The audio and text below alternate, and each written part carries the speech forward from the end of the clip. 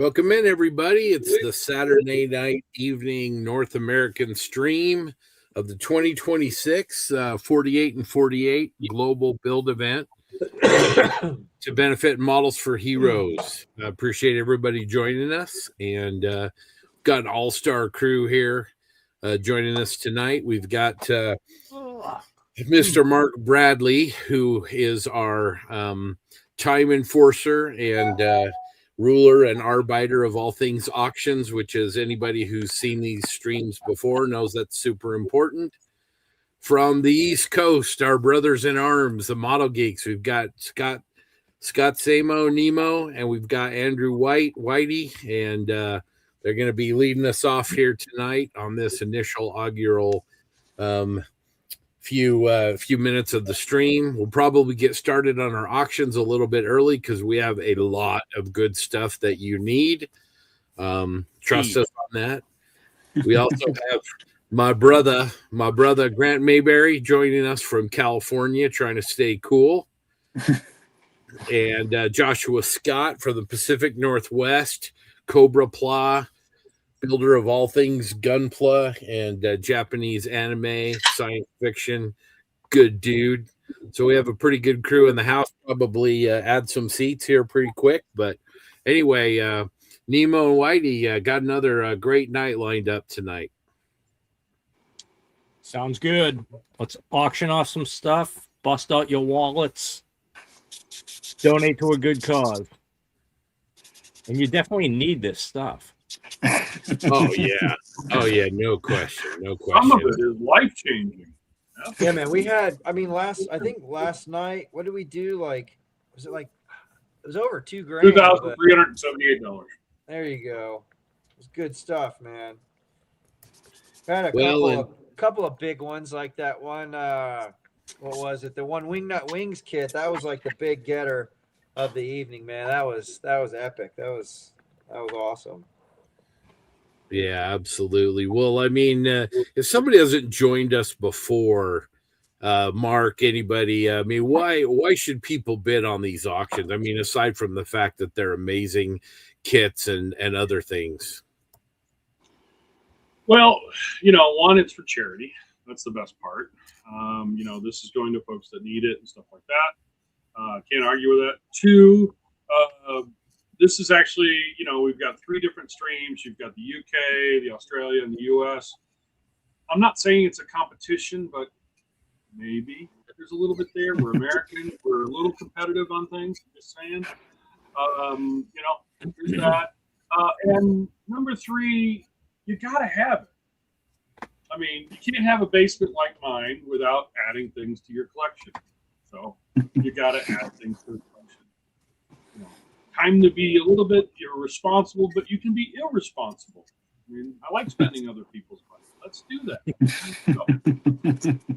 Absolutely. And what does Models for Heroes do, and why do we want to donate for them?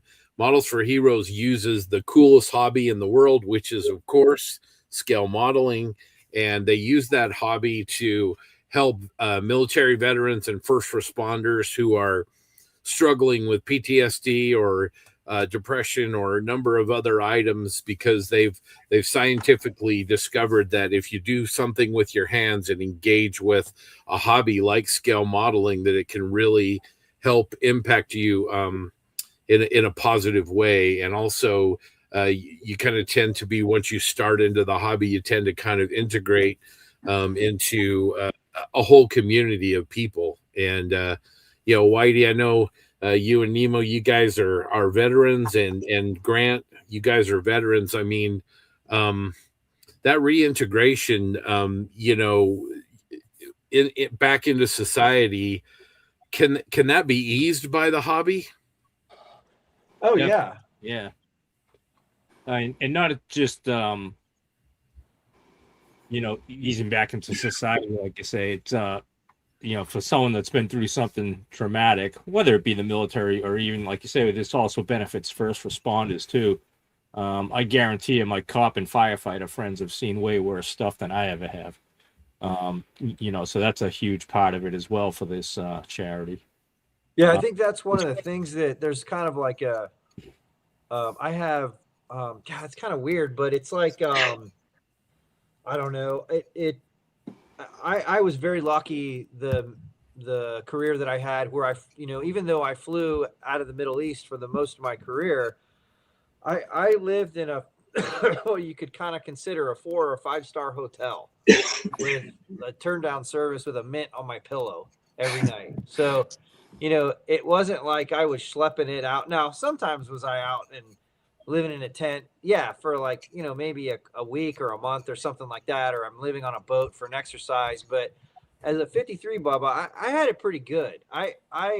Yeah, I flew all over the world, but I was very lucky. And so some of my friends that flew into Iraq and were stationed up in Iraq. And I mean, it was, it was very different. And they were getting mortared at their air bases, and the flying was just completely different than what I did. So I feel I'm just so fortunate that I never had to worry about being in harm's way.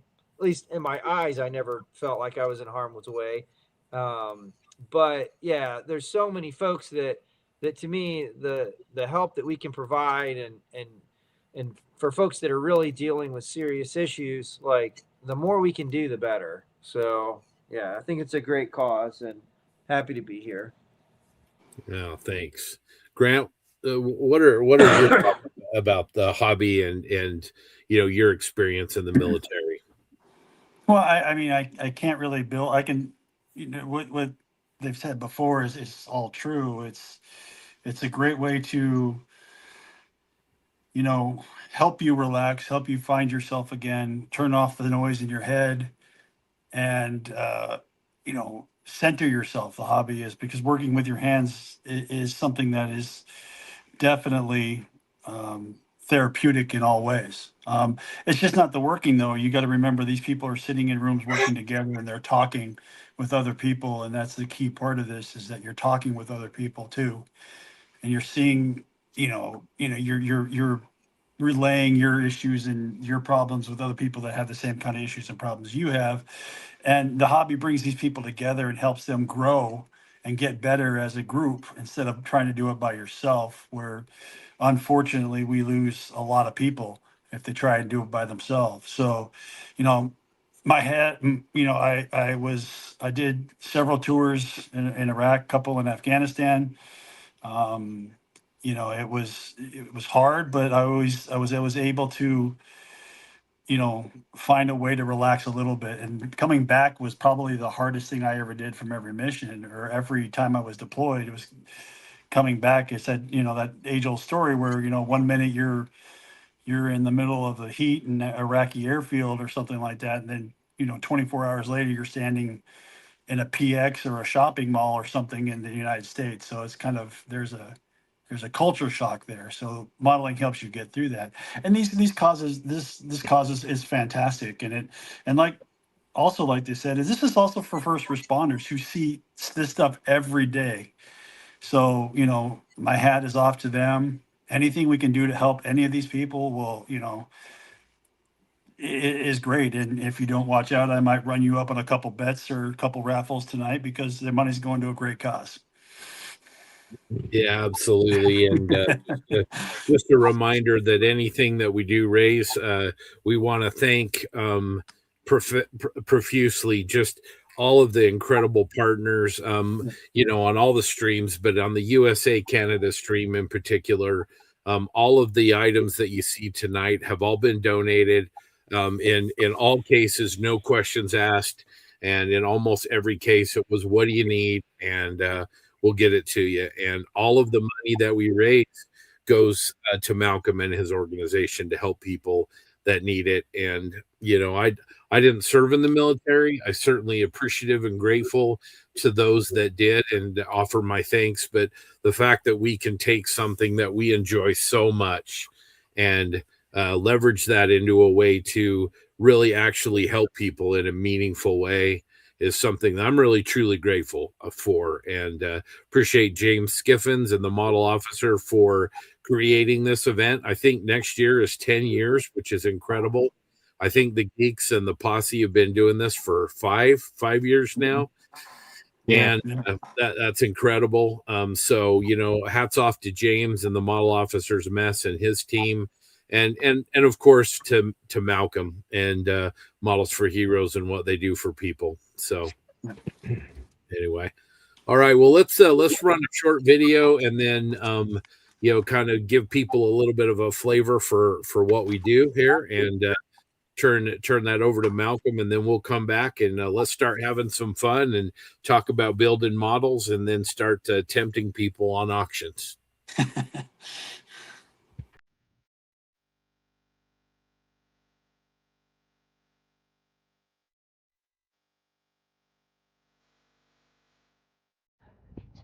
Hello, my name is Malcolm. I am the founder and chairman of Models for Heroes. We are here in the HQ in Newbury. Let's go take a look around. Here we are, inside where it all happens.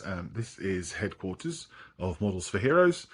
It's where we store our model kits. It's where we store all the tools and everything that gets donated.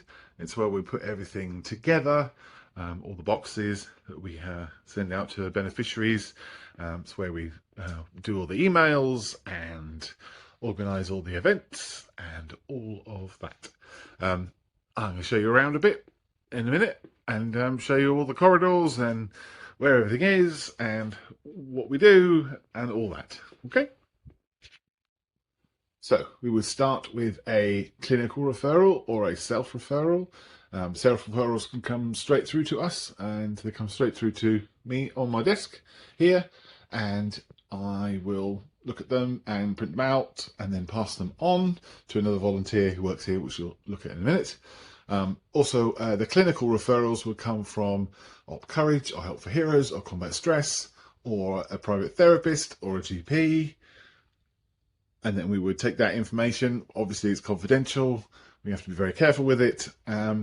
And it all stays in-house, if you like. And then that information gets passed on to this desk here, which is another volunteer, Chris, at the moment.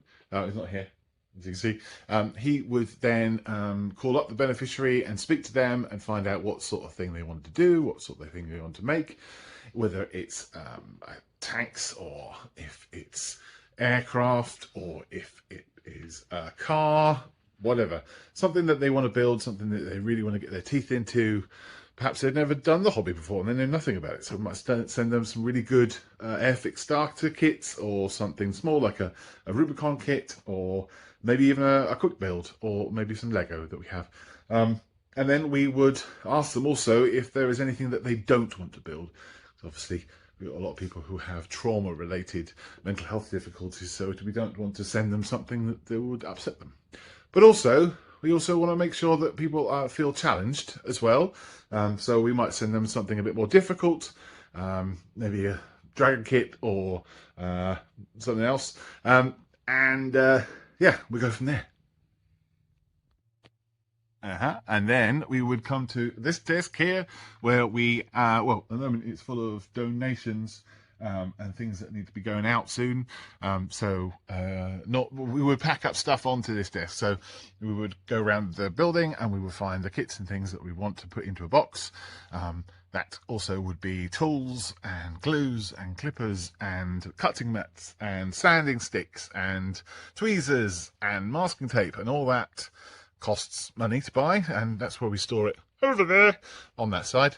And then we put a lovely box together and it would go on here, and then I would go from over there. I would then print out a lovely label and stick it on the top.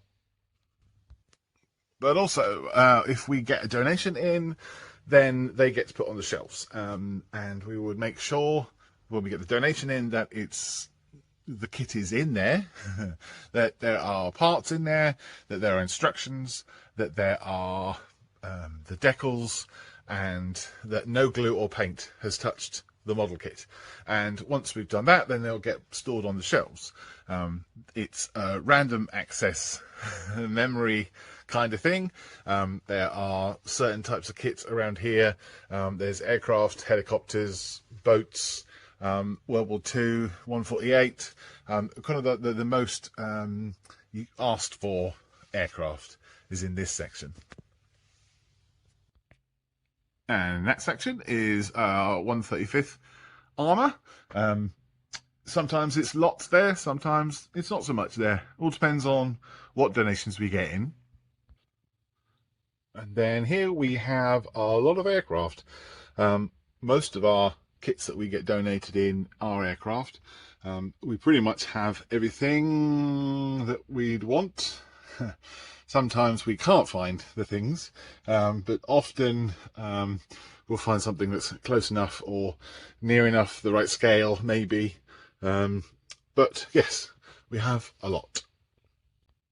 And we don't want to take any of that for granted. So everything we get in here is a donation from somebody, a hobbyist, someone like you who enjoys the hobby and wants to give back, wants to give something from the hobby to someone else, because you know how much it helps you building, focusing, distracting yourself, building something fun, having something tangible, giving you a purpose, all that kind of stuff. It's good for you. It's good. Well, it's good for you. Sometimes very frustrating, but we've got to understand that in the total terms, the hobby is good for us, and that's why we do it, and that's why Models for Heroes exists and has done for 9 years and has served thousands of our bravest. Good luck in your 48 and 48 this weekend. Please do take breaks, do look after yourself, make sure that you drink coffee, that you get up and stretch, that you drink loads of water as well, that you get involved on the Discord, and that you check the website, and that you go on the Facebook page and enjoy all the live streams, and just get involved in the auctions too, because they are awesome. Right, I'm going to go make a cup of tea with no milk because I forgot to bring some again. That's annoying. And I'll speak to you soon. Bye bye.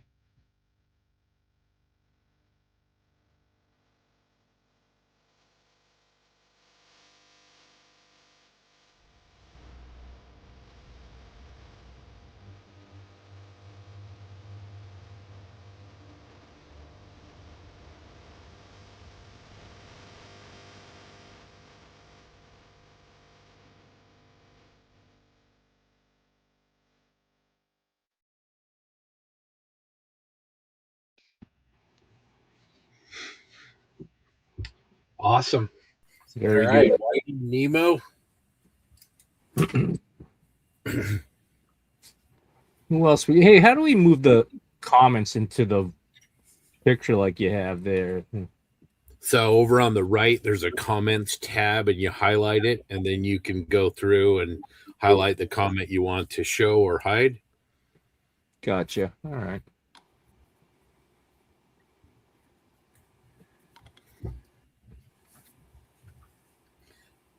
Well, how's everybody coming on their builds? Pretty good. Good. I got a bit done today. It was beautiful weather here, so we did a lot of. Well, my wife mostly did gardening.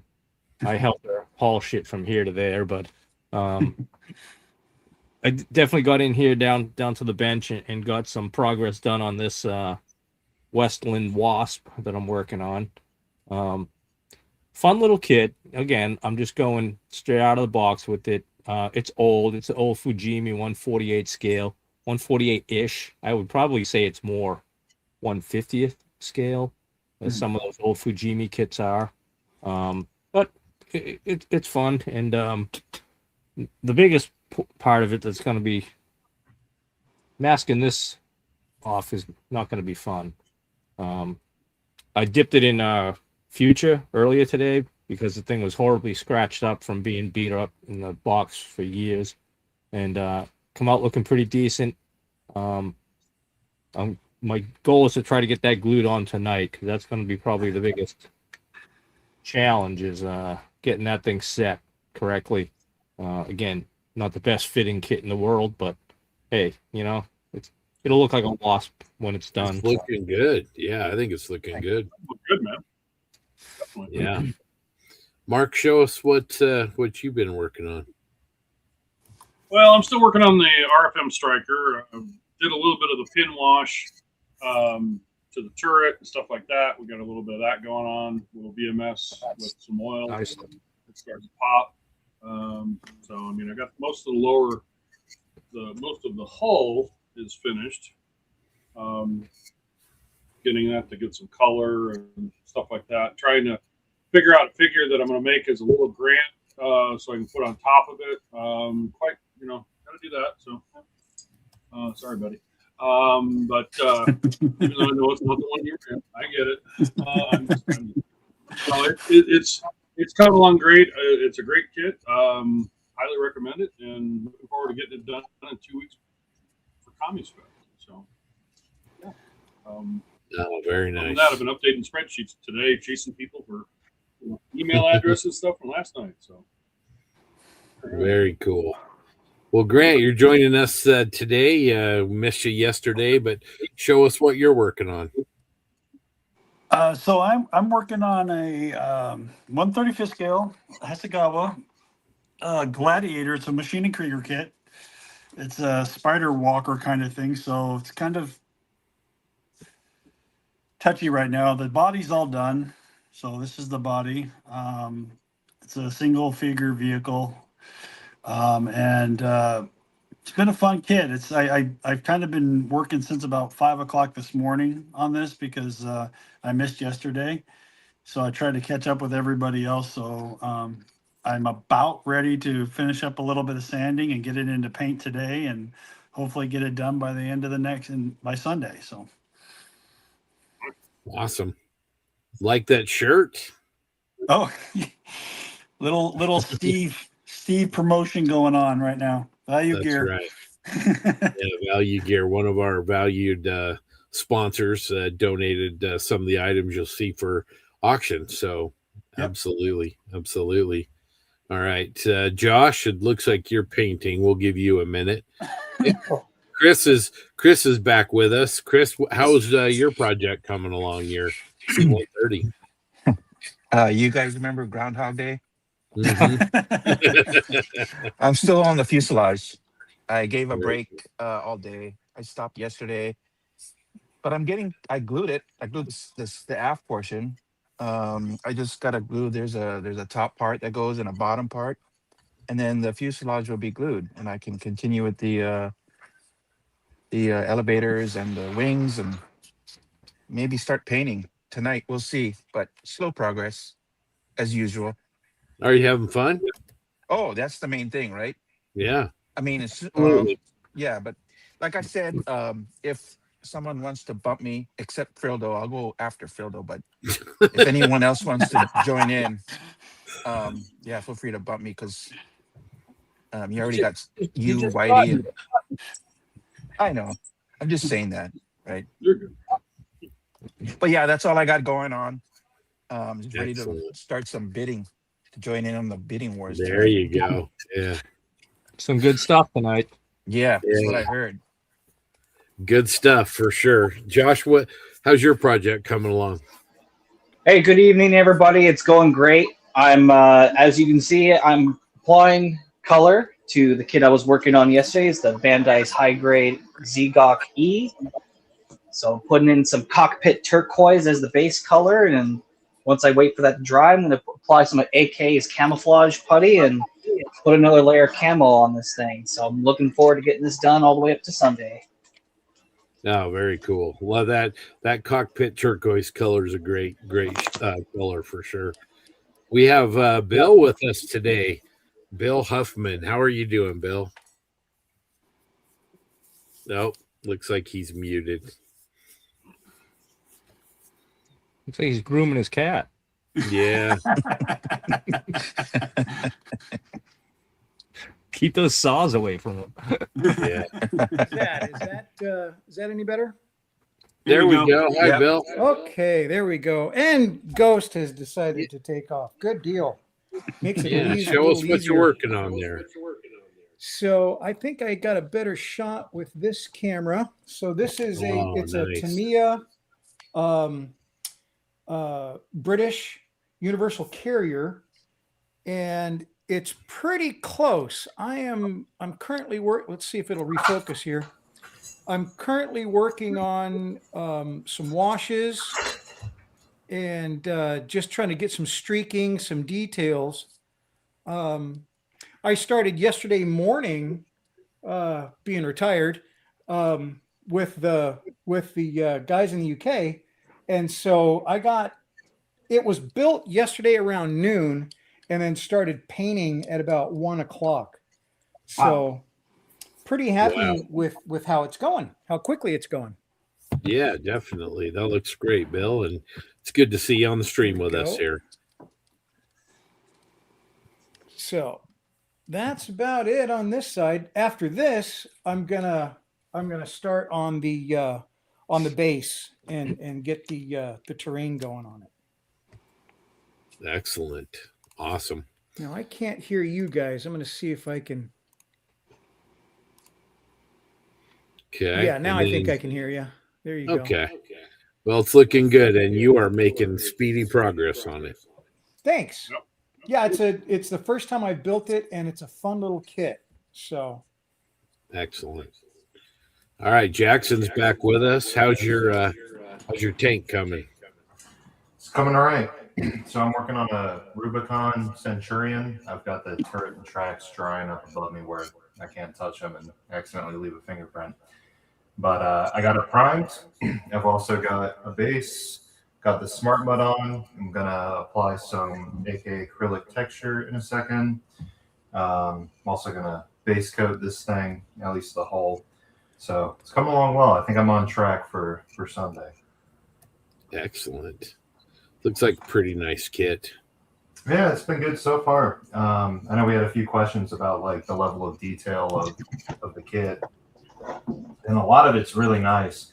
The only thing I ran into is there's like a turret basket on the rear that's made of metal bar and on the real thing, and it's a bit overscaled in the kit, so I just threw a green stuff tarp over it just to kind of hide it, and hopefully that paints up nice. And that's the only downside of the kit I've found so far. But I mean, it went together. I finished the build last night, so really quick build, only like 4 screws. Awesome.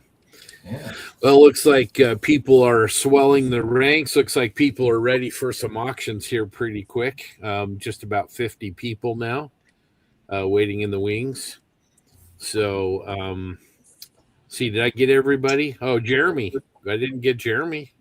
How you doing, here. Jeremy? I'm doing well. Thank you very much, Scott. What you working on this weekend? This weekend I'm doing a Zvezda 737. Just something quick and easy. Nothing too complicated. Tried to take it easy as much as I could this year. There you go. There you go. We'll have some fun, and you gonna do some damage in the auctions tonight? We shall see what comes my way. All right, let's I think we lost Neem. Oh, there he is. It looks like he's back. Hey, Scott, how's it going? Yeah, something's up. I'm in a different room. I don't have the same functions as I did yesterday, so I'm just gonna hang back and I can talk and everything. I'm sure can you see me and hear me and all that good stuff, but Yeah. it's all good. Yeah, that sounds you can tell us the buttons to push. We'll push buttons for you. So I think that's good. Well, everybody out there, throw in the chat what you're working on.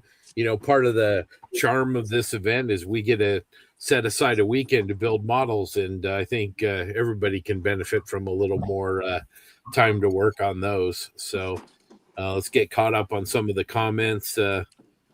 Rob at Red Beach One Studios, we appreciate your service. Marine Corps veteran there, and enjoys the Rob's been with us for a few years. We appreciate you participating.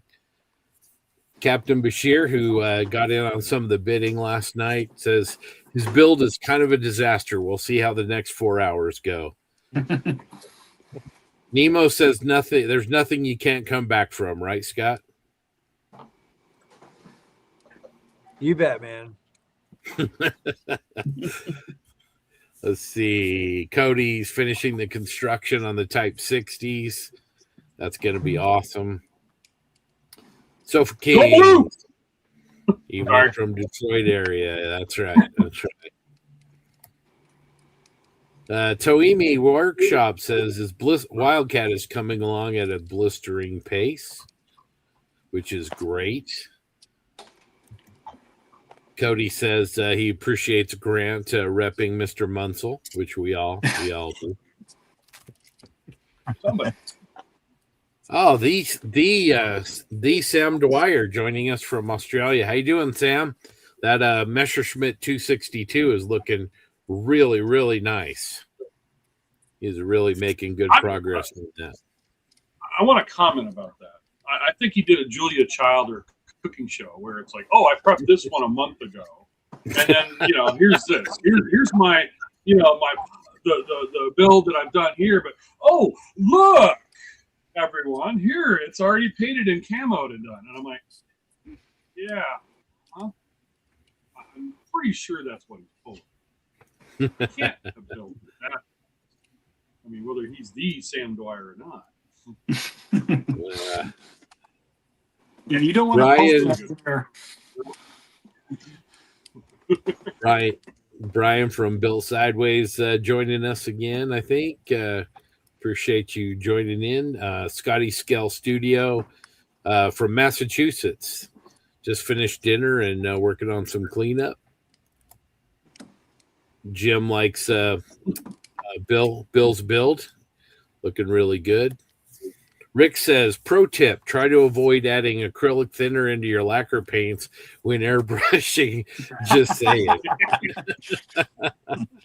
Always useful information from Rick. Sounds like he's got himself some negative modeling going on. Martin Holst, how you doing, Martin? Your Star Wars build is looking great. Yeah. Martin wants to know if Scott can talk. I think he's being a trooper, hanging in there with us. Yeah, I'm pretty much going to just remain in the back today. It's just next thing you know, I'm just going to be coughing like crazy. So you guys can bug Whitey. Voice of Bob says impressive lineup for this evening's modelings. We're all fan of the geeks, so we're doing pretty good here. But yeah, no, we've got a wide range. Chris and Jackson and Jeremy and Grant and Mark, along with the geeks. So yeah, we really and I really appreciate these guys' time too. This does take a lot of time, and not complaining, but these guys do appreciate a little bit of a hand for taking the time that it takes to put this event together. So really appreciate you guys, all of you. Yeah, Martin says he's doing an A-wing, just saying hi before. I'm going to assume that's shut-eye in a minute. And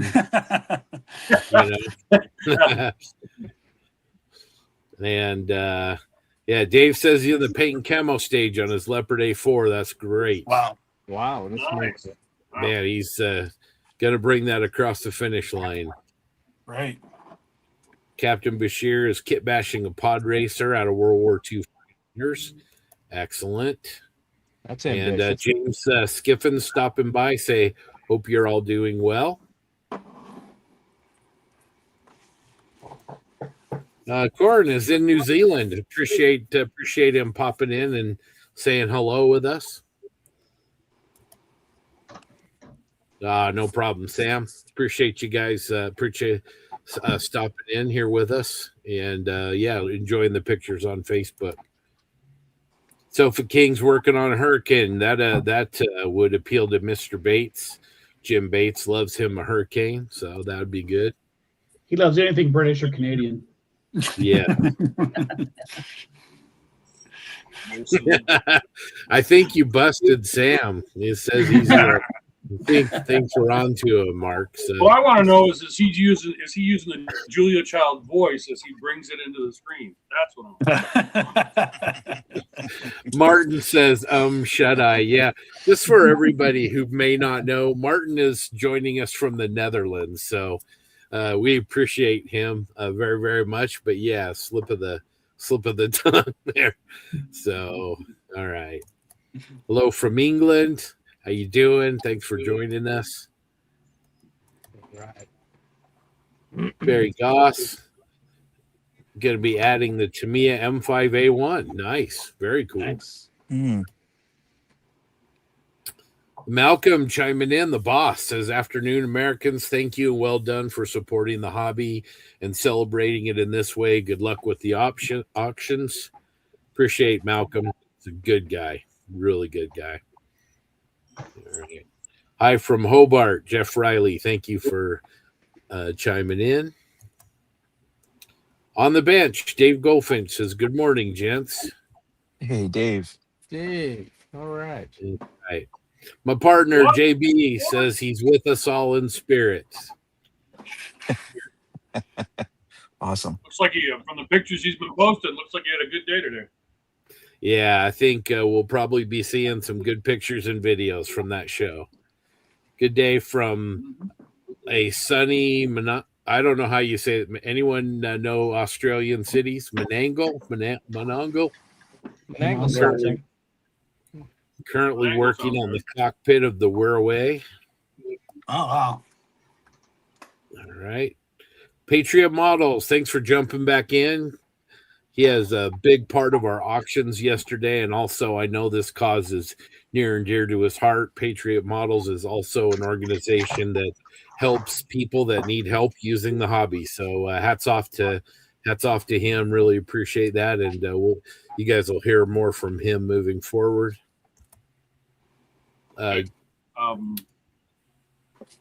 Patriot, send an email to the Plastic Posse. Do me a favor, Patriot. I wasn't able to connect with you today.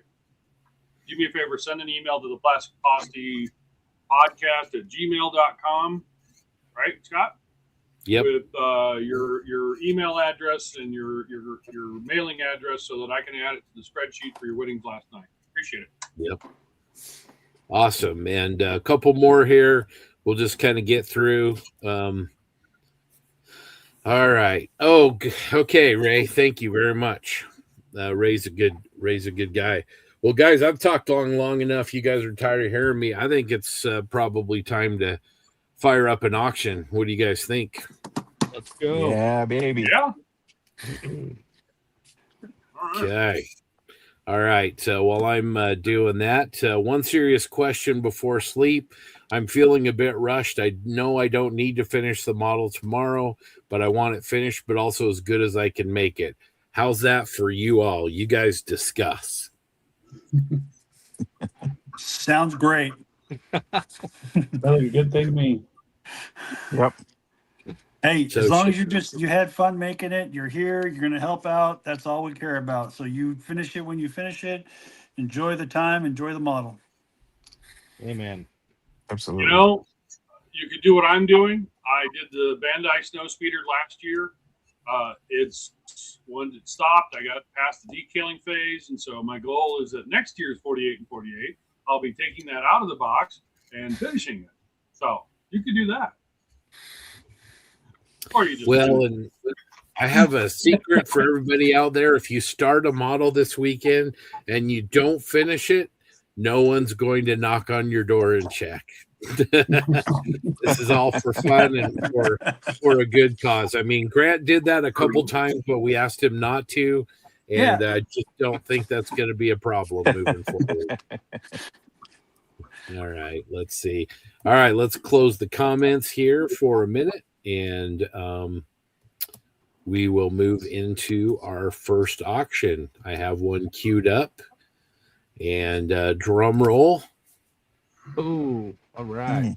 Okay, Sprueman Group, which is John Geigel's company, has donated a whole box of kits. Now, these are open, but they're complete and unstarted.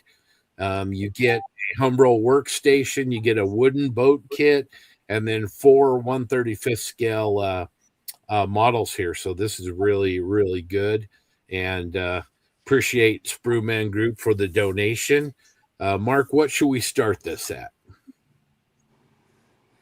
Let's, because of the quality, you know, the kits and stuff like that, let's start at $30, please. Okay. All right. Let's put this up before Martin goes to bed really quick. Let's put up, Malcolm shot in some advice for him. No rush or model your time. You do not have to finish it in the 48 hours. So enjoy. First, there we go. Very good. And, okay, we got Patriot models at 50, and that's a good bid. Okay. Jumping to 75. Okay. Bashir, Oh, here we go. Here we go. Look at that. We're already off and running. Great job. Remember, we got to beat the Brit. They did pretty good today. Come on. All right. So $75 to Captain Bashir. Really appreciate that. You get 4 or 5 kits and an art station. It's a really, really good value. I know that Dragon Panzer 38T is a great kit. 80. Patriot model's going to go back at 80. And the Sherman. Whoa. Sherman Mark III is also a really, really good kit. So who will give us $90? You get 5 kits and a Humbrol workstation, which is handy. We're under 4 minutes now. Actually, we're at 3 minutes and 45 seconds, and the high bid is $80. $80 to Patriot models. Boom, 90. All right, there we go. Very cool, very cool. I think Jackson sees some diamonds in the rough in there. I do. Awesome. Yeah, there's a couple of gems for sure. $90 on this lot from Sprewman Group. Coming up on 3 minutes. I see a Sherman and I can't keep away. Oh. Yeah, that Mark III probably, I think that's got some interesting parts for your Sherman library. Definitely does. All right, who's got $100 for the Sprewman Group? You get 5 kits and a Humbrol workstation.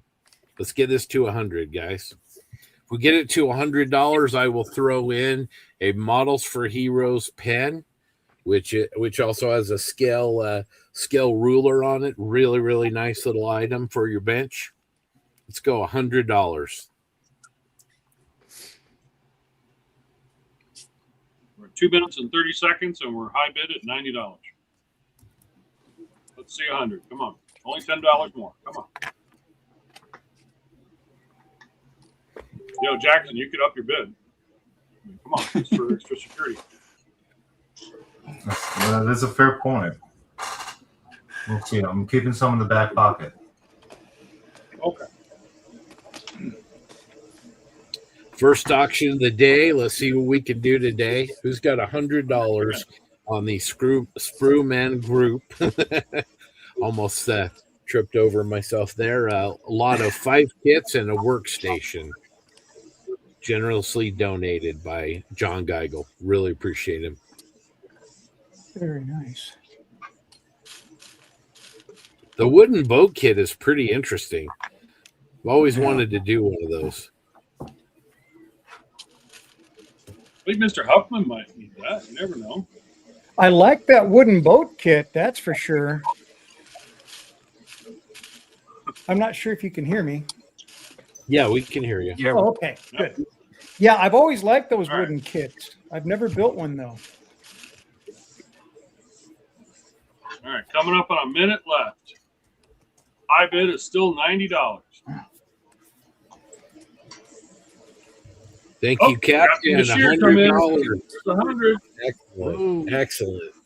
We'll throw some extra goodies in there for the winner on this one. Thank you very much. Nice. Good way to start tonight, guys.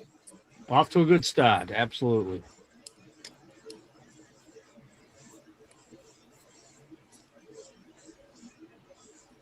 We're up on 30 seconds left. High bid is $100. Oh, still time to go to 110 then. Let's go. You're not wrong. All right, 105. Can I get 105? Okay.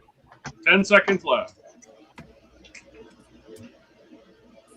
5, 4, 3, 2, 1. Sorry for PTSD on the timer. All right, awesome.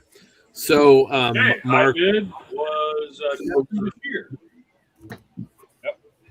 thank you, Captain. Mark, let's do this. I guess we were having a lot of trouble with some YouTube latency yesterday. When you say time, let's give it an extra 5 seconds. Is that doable? Yeah. Okay. Do a time plus 5, time plus overtime. Okay. All right, let's go. Let's go. Thank you very much, Captain. Really appreciate the win. We're going to roll through here. Mr. Bradley has donated this. Mark, you want to go ahead and talk about this one? Yeah, just a second. Typing in the name. Okay, got that one done. Okay, so this one here, this is going to, it is up. Okay. Well, so we've got the new Tamiya release of the Shimmenwagen with the wide wheels. It's a beautiful kit. I really like how they did the wheels on this one. They got the tires. Each of the individual tires are separate. They're cut up into different sections of the tread pattern that you glue the tread pattern, the outer part on. So that looks really good. Figures look really fantastic. They're really good, really awesome. Can't complain. Classic Tamiya. Also, the winner of this bid will hopefully like barbecue because we're going to basically give them, as part of the bundle, Jamie and I have the barbecue rubs. So from Spices, Sweets, and Meat, they're going to get that as part of the deal. So show us that again, Mark. Sorry. Okay. So we've got our 3 bottles. We give the large bottles, which normally we normally do a smaller bottle, but we did these here, the 3 larger bottles for that. Plus a couple of the other ones, little small pouches that we had for like the Mexican, like the savory rub and stuff like that, as well as our Blazing Fiesta rub. So you'll get the Tamiya kit plus our rub pack for your grilling, just in time for the summer. Okay. Oh man! All right, awesome. Now, is this for 2 of these kits or 1, Mark? It is just 1. The slide was we had 2 auctions doing the same thing. 1 today and 1 tomorrow. So the slide shows that it's 2 kits. It's not. We donated 2 kits. 1 for auction 1, auction 2. Okay, so it is a single kit, 1 kit with the rub, and we're throwing the rubs for a little added bonus. Okay, so 1 of the new Schwimmwagen new kit from Tamiya, the wide wheel version, and 3 rubs that go with that as well. And they're very tasty, I can confirm. That is correct. Very good. All right, where should we start? Well, I'm biased. So, I don't know. The Schwimmwagen itself, let's say, let's do 40. Okay.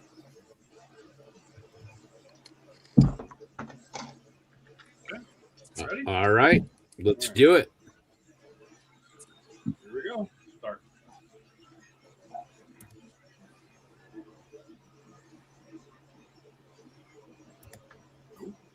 Boom. Already at 50. All right, we got $50 right off the bat. So somebody knows what we got.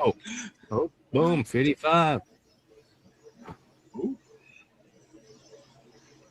This is a brand new kit. I don't think very many people even have this in stock. Really nice.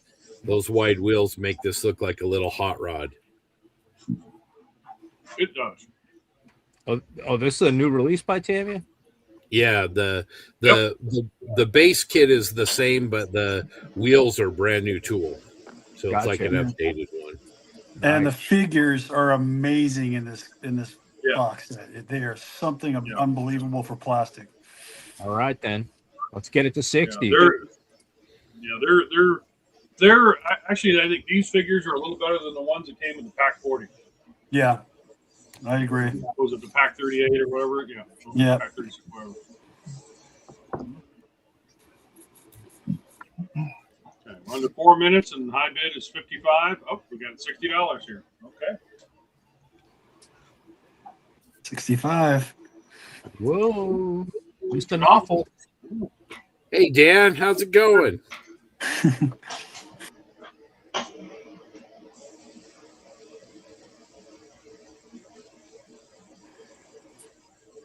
$65. Tell us about those rubs, Mark. How do those work? Pretty easy to use? They are. They're fantastic to use. Jamie did the blends herself. You've tasted them. So has Grant. Yep. You know, every time you come up to Commies Fest or different shows here or Rourke, you know, stuff like that. We got some folks that, you know, when we're at Rocky Mountain, they're good. So we got Big Bubby's rub. We're under 3 minutes and we're at $65. We got Big Bubby rub, which is named after our first dog, Adidas. It's a little bit peppery. It's great for your briskets and stuff like that, as well as got a little bit of a good flavor, really good flavor. Then you've got our Summertime, as in THYME. That's our good seafood and poultry mix that Jamie likes to do. It's got some really good flavors. And then we've got Smokin' Love, which is after our dog Tuffy. And that one is actually our competition rib rub. That one's actually got a little bit of sweet, a little bit of heat. We've actually won awards with a couple of awards with it when we were doing competitions on it, so it's a lot of fun. Then you've got 2 more pouches here. We're under 2 minutes at $65. You got 2 more little pouches. One's the Blazing Fiesta, which is our great on tacos and fajitas and stuff like that. And the other one is a savory roast, which is really, really good on beef tenderloin.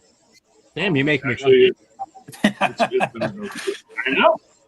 I just ate a steak dinner tonight too, and I'm already. Golly. Well, and you know what? And in Commies Fest in 2 weeks, if you decided to come out, Jamie's already told me that she's sending me down for. We're going to do a pulled pork. I'll be coming down with a crock pot for the party at JB's. We'll be doing pulled pork for that. So that's going to have the Smokin' Love on it. So, yeah. All right, we're at $70, and we got a minute 21 seconds, left. So, all right, so you get the rub. Get the kit with the new wheels and the new figures. Let's get this up to 75, guys. Who's got 75 for us?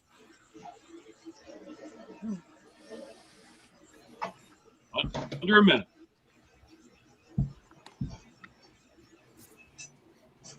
Let's go 75. Who's got 75?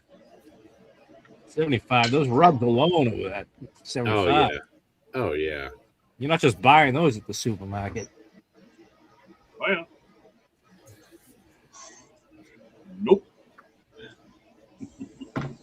We've got a pretty good following. Everybody's like, why? How did barbecue get to, get associated with modeling? Well, they come over to the house for the amps. And, all right, Dan, thank you. Dan's got 75. We got 75. There we go. Great right job. on, Dan. Thank you, Dan. You made them hungry.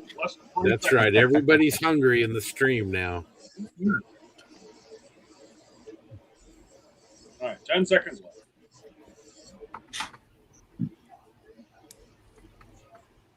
5. All right, here we go. And there's time. Okay, so 75 right. to Mr. Dan Noppel. All right. Thank you very much, Dan. Congratulations. Way to go, All Dan. right, let's keep rolling. All right, this is a 3D printed tailgate with the Chevrolet logo for the M1008 AK pickup truck in 1/35th scale. I have one of these myself. It's really, really nice. Matt did a great job rendering this. If you want, he can also substitute a GMC tailgate if you'd like, but I guess most people want the Chevrolet. It comes very well packaged and protected, and the 3D print is really beautifully engineered. It's a drop fit into your AK kit if you've got one of these 1/35th scale M1008 pickup truck kits. All right. Want to do starting bid at what, $25? Yeah, that sounds good. Let's start it at 25. You made James hungry too. Send rubs. They're talking barbecue rubs just for all of you there at home. So All right, we are underway. Who's going to give us $25 for the Duke Studio 3D printed truck tailgate with the Chevrolet logo? It's for the AK M10,000 or M1008 pickup truck. Really nice kits, by the way. Yep, they are. We had a great group build on that last year. That's certainly one way to make it stand out from the others on the table. Oh, for sure. Yeah, definitely.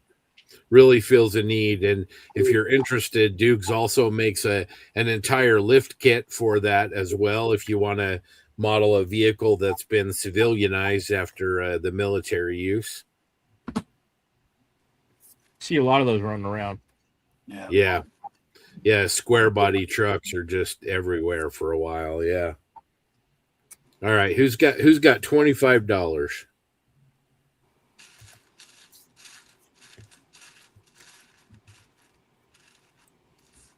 All right. Thank you, Jackson. Jackson's $25. Yeah. I almost ordered one the other day when I ordered tracks from Duke. So yeah, this is my chance to fix my mistakes.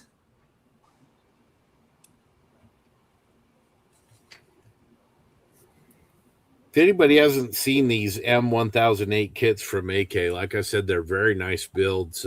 Several of us built them on the posse, and they're really, really nice. And they got a lot of potential for not just military versions, but civilian versions, hunting trucks.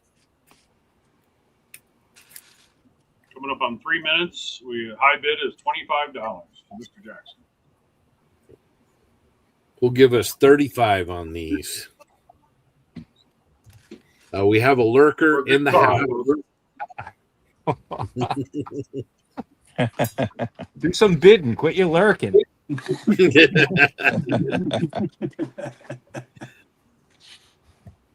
All right, Nick Wolf. Hey, how you doing, Nick? $30. $30 on the I was Duke. just drinking beer with him like 30 minutes ago. Backstabbing. All right, Darren Jackson. Who's got 35?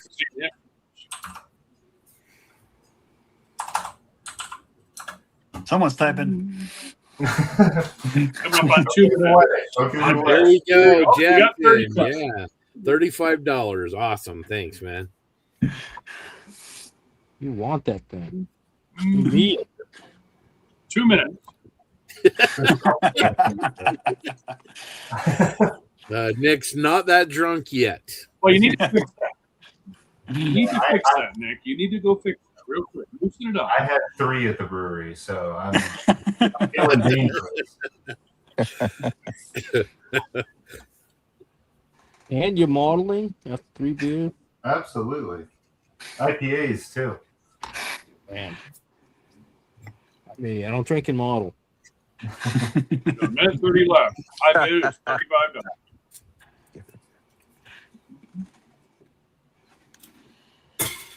I'm drinking some NAs tonight.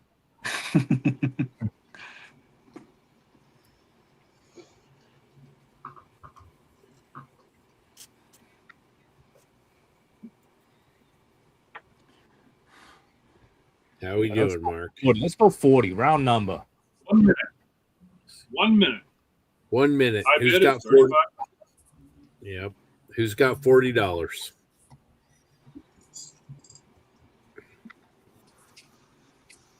Give Jackson another IPA.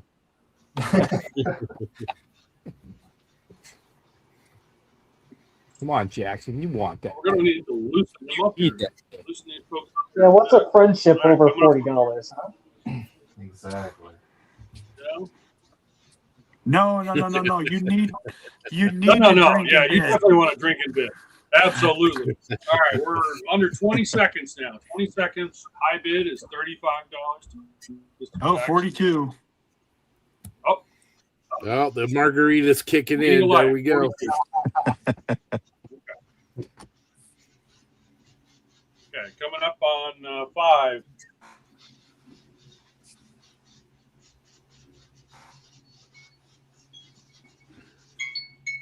And there is 10.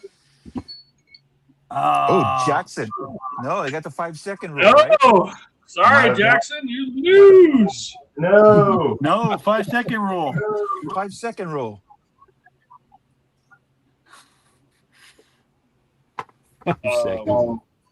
Do we have a final ruling? Is it Nick or is it Jackson? Well, we put the lag in. I put it in the chat, which accounted for the few seconds of lag. So once the timer hit, I hit time. All right, Okay. Nick has bowed to Jackson. Says he was in before time. All right. All right. Let's call it Jackson as the winner. Okay. Thank you, Nick. Thank you, Jackson. Hey, Scott, I'm going to bob off for a second and re-sign back in so that I can be under the StreamYard login. Okay, sounds good. I want this Tomcat, so you take your time. Stand by. Yeah, see you, Whitey. Lock the door, Scott. That's right. Disable the login. Andrew who? I don't know any Andrew. Yeah. You guys better cut that crap out because gotta let him back. All right, in. we have courtesy of our good friend Stan Spooner at the Model Box, a really, really nice combo. We're going to need from the winning bidder your t-shirt size. These t-shirts are excellent quality, heavy weave. They're going to last you forever. They're very comfortable. I have several of these myself. They're really nice. And the new F-14D Tomcat is one of Tamiya's newest tools. It's really, really nice and 1/72 scale. It's a great size, and this is a terrific package. So, aircraft guys, heads up. Let's. I think we got to start the bidding on this at least $50, guys. What do you think? Yeah, absolutely. Yeah. All right, let's do it. Okay. Clock is on. High bid. Wow. Current bid is $50. Current bid is $75. Okay. Sorry, Scott. There we go. Yeah. 95. Oh, wow. Wow. All right. Dave Goldfinch, 95. Oh, Yeah, wow. 100. Doug. Wow. Thank you, Doug. $100. Oh, Mr. Doug. Excellent. Oh, Doug snuck in the room. $100. Thank you. Great bids. This one's going to be hot, I think. Okay. All right. Dave wants this kit and this shirt.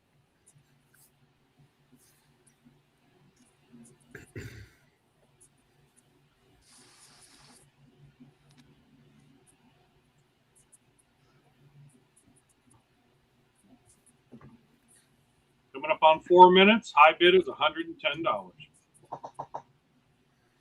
115. Or at 115, yeah.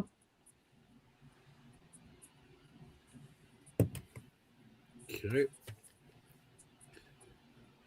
Appreciate the bids. Making the Podfather sweat on this one. 115 is the current bid for the F-14 Tomcat by Tamiya and the very, very nice shirt. Appreciate Stan Spooner at the Model Box generously donating these. For the 3 minutes, All right, 30 seconds. Who's got 125? We can do more than 115 on this. Who's got 125?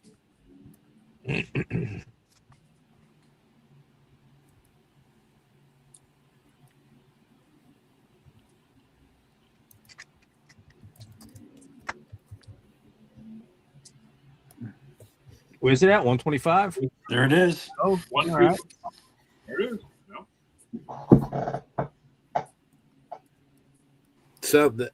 Somebody's not going to let me have it for that. This is too good a deal. Remember, these are nice T-shirts too. Don't forget the T-shirt. It's got a Sherman on it. 125 is the high bid on the Model Box combo. Again, a Tamiya F-14D and 172, along with a really, really nice T-shirt as well. And 2 minutes and 25 seconds.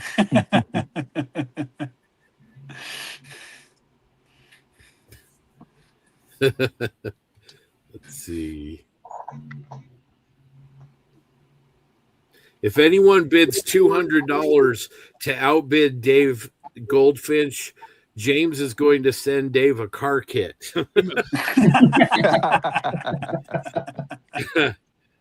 All right, come on, guys. Let's go 150. This is easily worth 150. That T-shirt is very comfortable.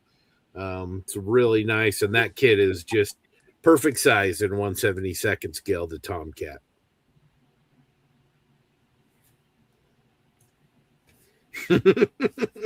Oh yeah.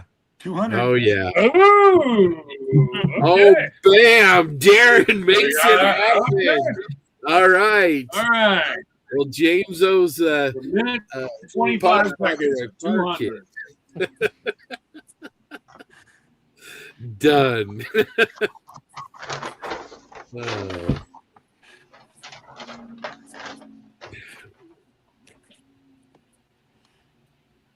I think that's a compliment. Okay. All right. Let's see. 1 minute left. High bid is $200 to Mr. Darren Cook. All right. We'll Do I hear 201? 201 will work. Somebody go do a Porsche? Come on. Same. All right. Let's see. High bid, $200, and a little bit of tears from Dave 30 Goldfish. seconds. 30 seconds, and we're $200. Plenty of time to boost it. Let's go.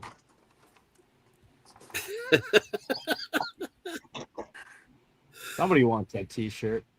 We need some last second snipers, man. Come on, guys. They're lining up on the hill. 5 seconds left.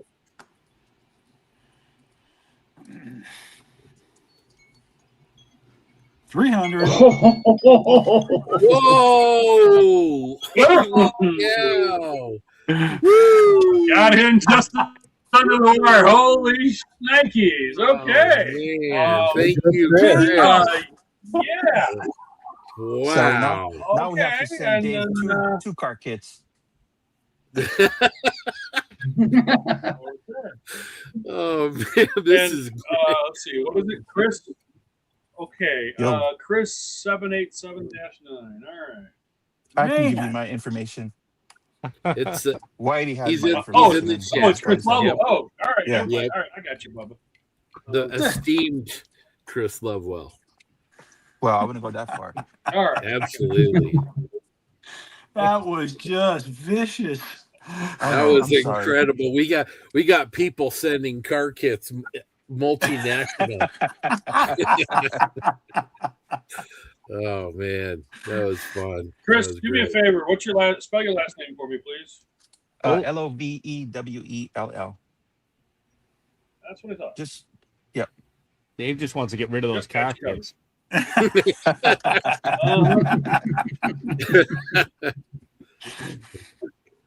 All right, awesome. We have the Tank Craft mat and glue base. You get a small mat of your choice, whichever one Brad has in stock. They have a couple new armor kits, the Matilda and the Churchill, which are really popular right now. We've got classics like the Thunderbolt, the Spitfire, the Mustang. Really, really great selection. And the glue base, this thing is milled out of aircraft aluminum. It's heavy. It's got a rubber pad underneath it. It's not going anywhere on your bench. Indispensable. If you don't have one, you need one of these. So, Especially if you want that mat to last a long time. yeah. Nothing Yeah. ruins from kicking and spilling Tamiya glue. Yep, absolutely. They're a pair.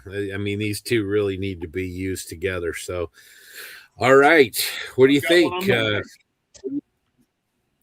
I'd say 50. I'm going 50. 50. Easy 50. At least. Thank Right. you, Darren.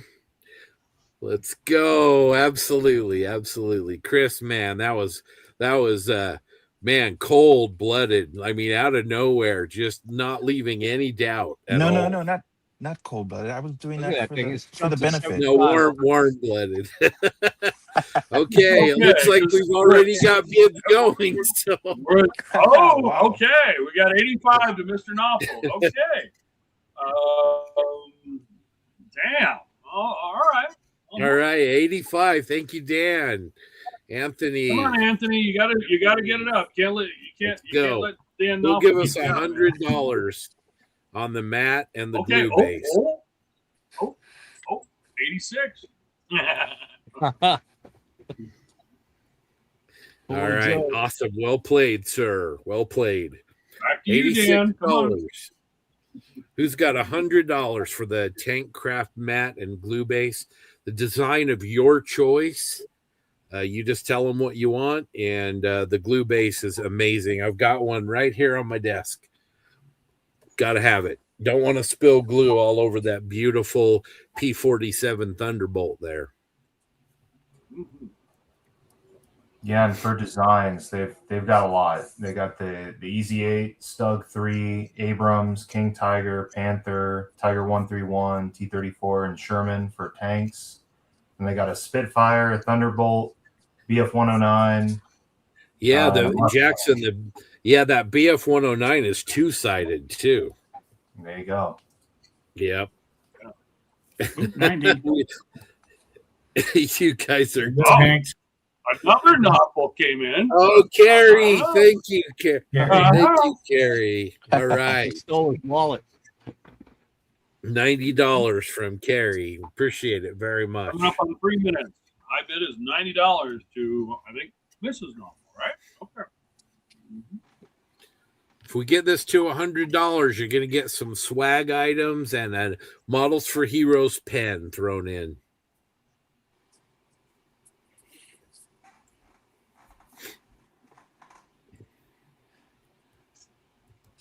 Absolutely. Absolutely. High bid is Carrie at $90. 101.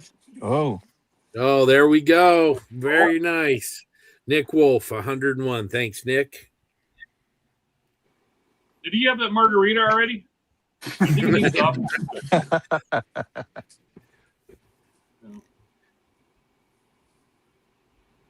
Come on, Nick. You can do it. That works. I mean, 101. That's awesome, Bubba. Coming up on 2 minutes. High bid to Nick Wolf is $101. Oh, nice. Well played, Carrie.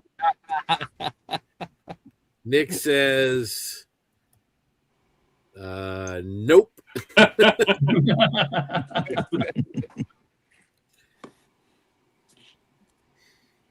on, man. Get the margarita mix. Loosen it up. Let's go. 111 on the Good tank stuff coming. craft net and glue base. This will Under 2 spritz up minutes of any 111. bench.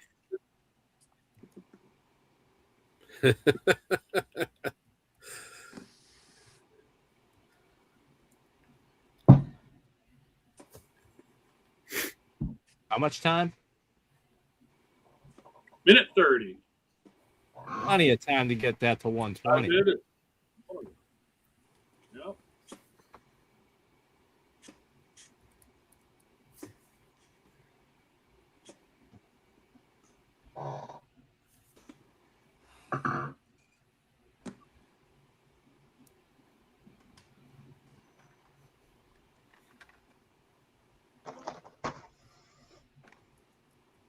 One minute left. High bid is 111. Do we have 120? Let's go 115 to keep the math good. Yeah. Out numbers, folks. What Whitey said. Yeah, thank you. I'm the one doing the spreadsheet. Appreciate that. Coming up on 30 seconds. 30 seconds left. We're at 111. Do we have 115? Come on, Nick. Come on. You can do it. Come on, Dan. You know, you can do it too. Maybe the same household, but you never know. Come on. Just think of the bragging rights at the household. Come on. You know, like what I do with my wife, Jamie. All right. Coming up on 5 seconds. 125. Nick, 200. Whoa! Chris is a savage. Holy cow! I didn't mean to do that. My hand slipped. his hands. Actually, Scott and Mark, that's just gonna go just straight to donation. You can go ahead and list this again either today or tomorrow.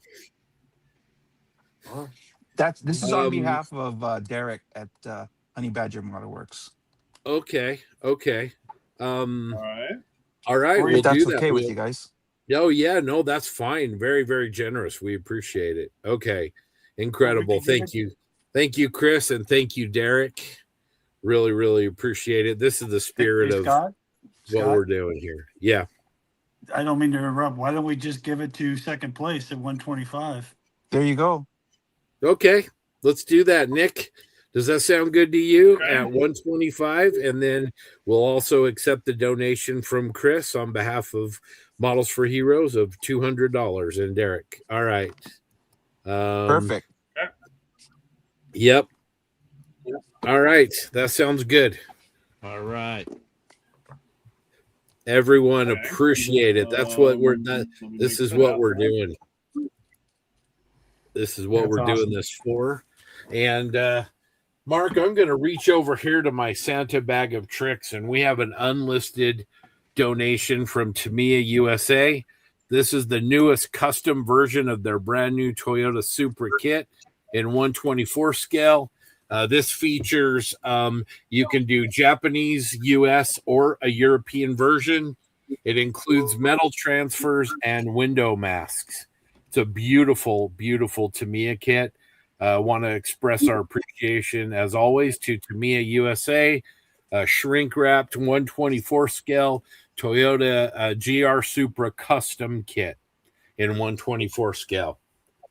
Let's start the bidding on this. I don't know. It's Nemo, Scott, Mark. What do you think? Where should we start? Nice kid. 50. I don't know. How about 50. 50 bucks? 50. That's what I was going to 50 say. bucks? All right, let's do it. Let's start at 50 bucks.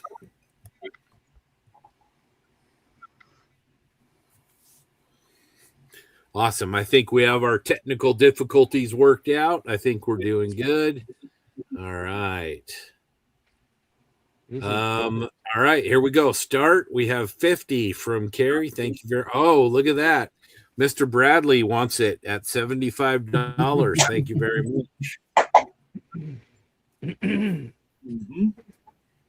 Excellent. $75 for the Toyota Tamiya, Toyota Supra, metal transfers with that. Actually, a great fit. Whitey and Nemo, I don't know if you build any of these new Tamiya car kits, but them putting window masks in their car kits, I think it's genius. Yeah, that is genius. That Aoshima kit that I built for the Musaru, it came with masks, and it was great. Because that was very frustrating trying to get that. So. Absolutely. So, Nick, are you saying 124? Oh, yep. All right. Okay. Nick wants the Toyota. 124 is our bid. Thank you, Nick. Beautiful car. While we're doing that,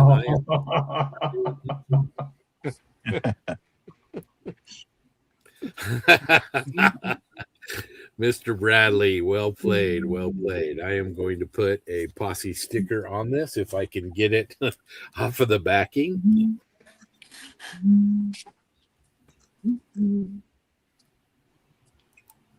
Oh, look at that. We'll claim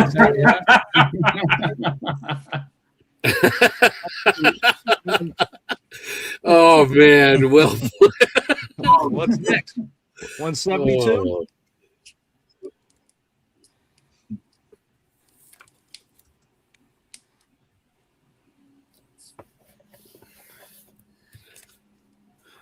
Okay. Let's see, 172 scale. Oh, look at that. Mark's in at 149. 149 for the 124 scale custom. Oh, 2 minutes and 30 seconds left. High bid to who? Oh, okay. Just saying. Okay. Oh man, that's what it's all about, man. What it's all about. You're Hey. Joe. Oh man, it's get a little warm in here. Get a little warm. Coming up on 2 minutes. 2 minutes. High bid is it's 149 to I don't know who that is. Okay.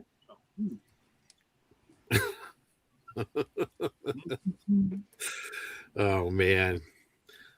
All for a good cause. All for a good cause. A little bit of banter never helps. Never hurts. Sorry. Never helps. Never helps. It does help. That's got to be one of the best comments ever. Right around a minute 30. Okay, high bid. Square it off at 150. Somebody. Let's go. That's right. That's a scale. I built their 240Z. It was a fantastic kit. When they released this one, I've been waiting for it to come back, get it back in stock here locally, and they haven't. So this is a good opportunity. It's a good kit. It's got all those options. I'm looking forward to it. Unless Mrs. Knopfel has something to say about it, but I don't see anything yet. Mm-hmm.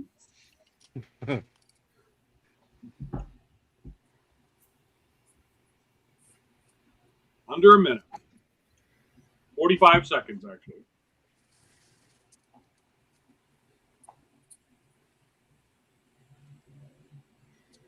Mark, are you sweating? I never sweat. I got enough baby powder on me. I'm good. Okay. So.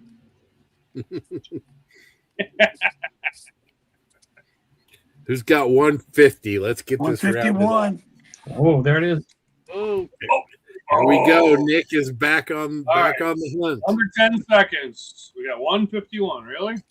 I don't know.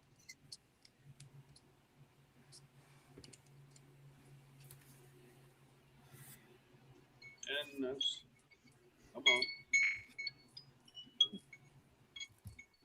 on. All right. Thank you very much, everybody. Thank you, Nick. Congratulations. Nick, bring the stamps. I'll mug it from you. That's okay. While Mark records that, I have just received a message from the boss. Malcolm says, with regards to the Models for Heroes pens I reference, the scale reference tool is a high-end precision instrument for referring to scale.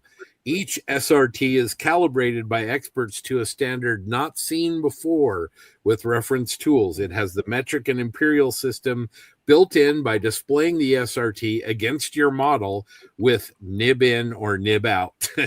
It has an emergency pen function only, and after 3 years, these can be recalibrated by returning them to your local Models for Heroes facility. Cool. I think we better give Nick one of those as well. So great job. Great job, everybody. Thank you, Carrie. Thank you, everybody that bid on that. Thank you, Mark. Let's see. Should we keep going or should we take a little break? You want to do some aircraft decals? What do you guys want to do? let's do some decals. Sure. Let's do some decals. Here we go. This is similar to the sheet we had yesterday, but this time it's 1/32 scale. 2. And keep in mind that Eduard 132 P51 Bravo is coming soon. Oh, that's right. And Scott, if I may, Absolutely. Why don't we throw in the winner's choice of either the navy blue, charcoal, or army green Model Geeks t-shirt. Ooh. Let me get that up on the screen. Sorry about that, Scott. Okay. Okay. Yeah, so if you guys see the beautiful Model Geeks attire. Yep, got the MGPC logo on it with, of course, the tail hook.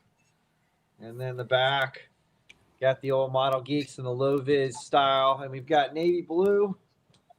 We got the charcoal as well. And of course, one of our newer colors. Oh, yeah. Yeah. We got the marine green. So there you go. So we'll throw one in the bin for the winner, because fur ball is freaking awesome. What sizes do you have? We have. I do have a question, Scott. What size do you have? Small through triple XL. Okay. All right. So we have now a bundle. We have the fur ball 1/32 scale P51B and D sheet of Mustangs, blue nose Mustangs, and the winner is also going to receive their choice of a very nice Model Geeks t-shirt as part of that bundle. So Nemo, Whitey, what should we start the bidding on this lot at? $2,000. No, I'm just kidding. I don't know. What do you think? How about 30? 30 sounds good. Yeah. Let's go 30. Okay. Okay. And we're starting. All right. Opening bid is 30. I mean, that's what this fur ball sheet's going to cost you by the time you get it home, right? 50. Just about. Oh, it's in a high quality t-shirt too, and boy. There we All go. Out $50. the door. 55. Oh. 50. Fine. I see how it's going to be. Sorry, All right. Carrie got in first. My bad. Yeah. Oh. There we go. Josh Thank Buck. you, Josh. $70 for the sheet and the t-shirt. Carrie's back. 75. She's gunning for that t-shirt. Oh man, Sofa look at kit, this. yeah. $80. Very good. Yes. Oh man, this is great, you guys. $85 for the decal sheet and the t-shirt. Man, we need to get more Model Geeks t-shirts, Scott. I got a whole car full of them. All right. Where are we sitting at? 95? 95. Okay. Let's go a hundo. Yeah. Hundo. Those t-shirts are very, very nice, and not everybody has them. HTF. Hard to find. That's right. HTF.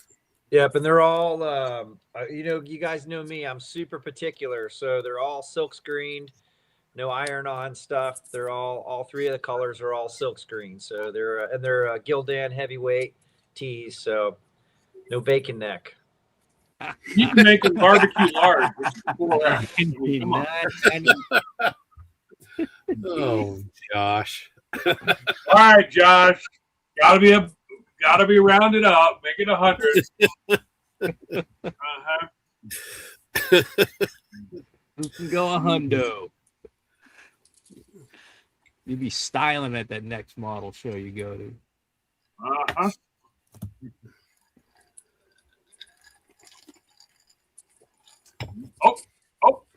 Unfortunately, Mr. Sofa King, it's Josh Buckscott. He got it to 100.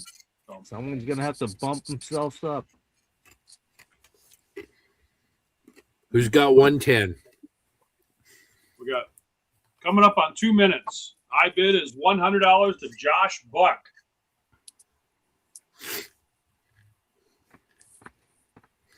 I have a feeling when those Edward kits hit the street, this sheet's going to be in high demand. Definitely. Yeah, they'll sell out for sure. Oh, we're at 110. 110. This is novel.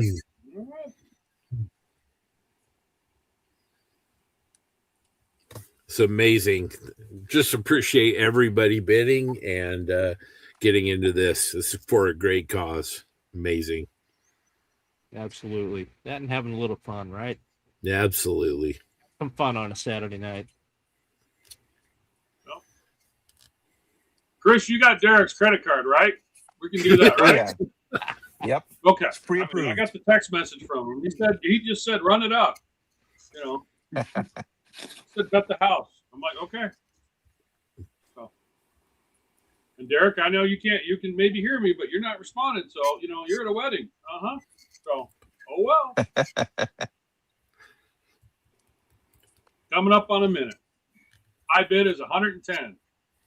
Mr. Moby, come on, Captain Moby, you can do it. Come on, Doug.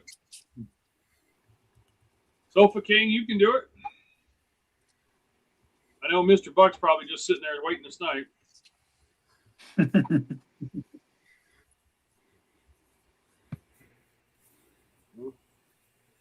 of like me, waiting for that last pizza, and I'm just going to snatch it from Jamie's hands. Okay.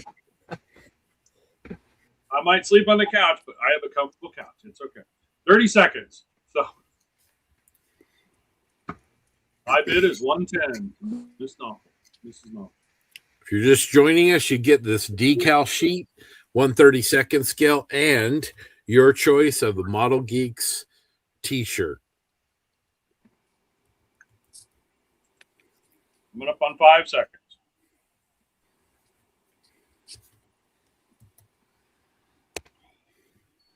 $115, $120.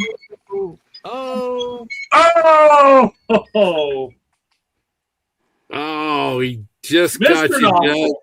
Doug. Yeah. Just got you. Oh, man. Thank you both. Yeah. Congratulations, Dan. Dan. Nautical got it. There's a minute. Unfortunately, Yeah. Thanks, man. That's awesome. Incredible. Cool. Incredible. We're going to need all right, t-shirt Dan, what's your t-shirt size?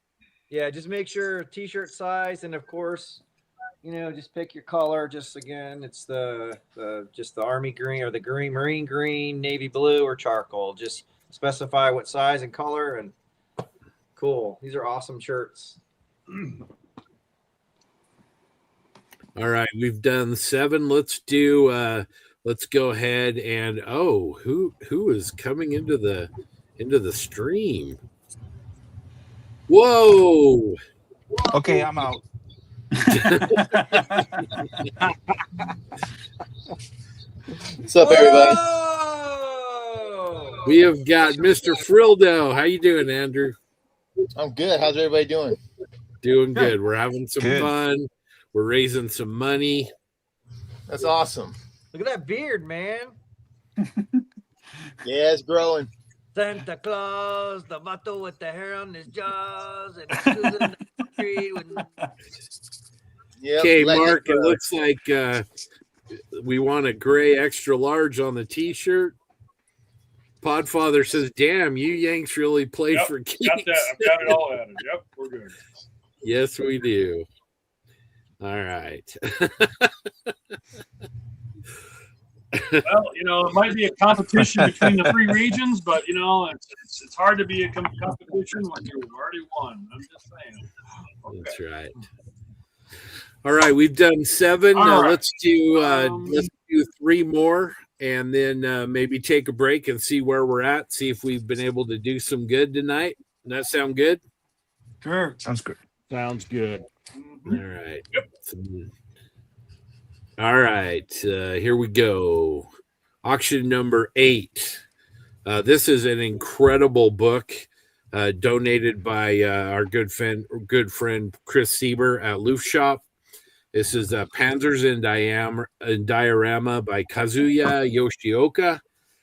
These Japanese books, the photography, the printing, the paper, everything is just incredible on these books, and really, really nice text. You're going to really like this.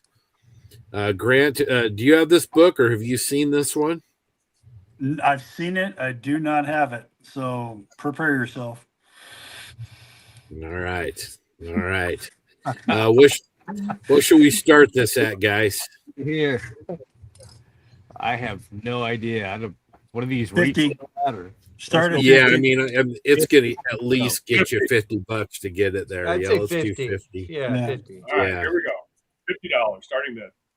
All Time right. is starting.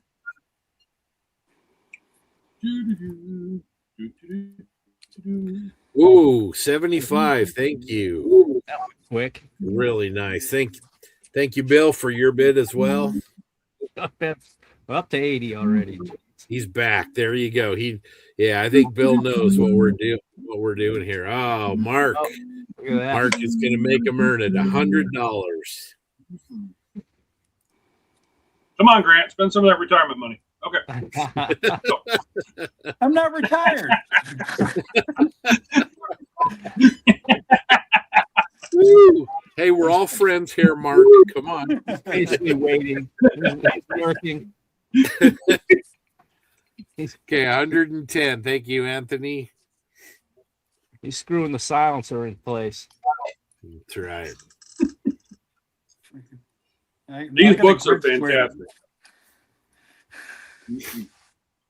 I've got the one from Erla's work, and I've also got the one from for doing Mr. Hobby Weathering, and these have just been fantastic. So this one actually looks really, really good.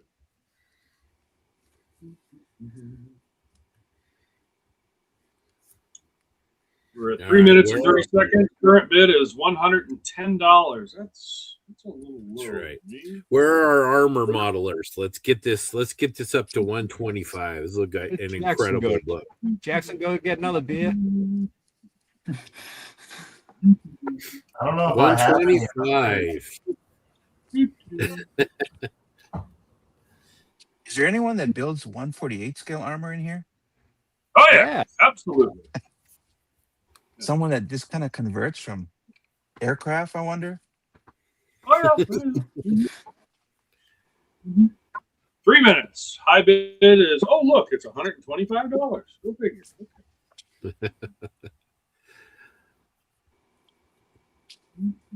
Come on, Whitey, you want it.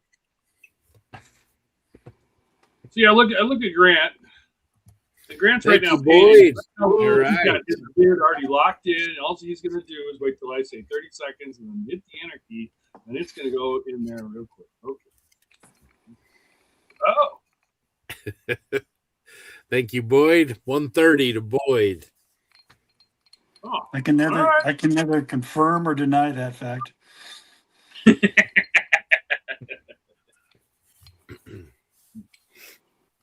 Uh-huh.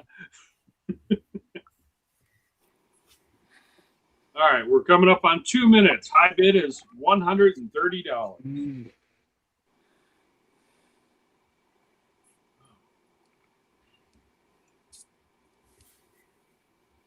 Hey, Robbie, if you're watching, this would be a good one for you. Robbie Knopf, you can do armor kits. It helped improve. You know? Armor kits are better at taking you damage from a TV falling on them. Just saying. Not as fragile. Fragile. Right. You know he's going to give me crap for that later. Too soon? Minute 30. One bid is at $130 to Boyd. It's an armor book. Got to go 135 scale. Come on. You're not wrong. Got 60 people watching at home wondering what they're going to type. 1 minute. One minute left. 5. Current bid is $130, $130. What's your favorite scale?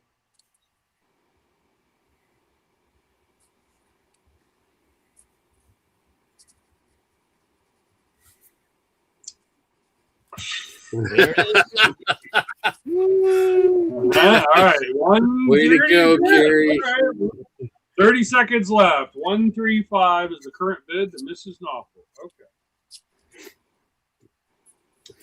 Now we just got to worry if Dan's going to come in and try and trump his wife. That means, another week on the couch. Got it. Hope this couch is comfortable. Armor comes in 148 too. Come on. That's 10 seconds left. That's the fun stuff. 5 seconds.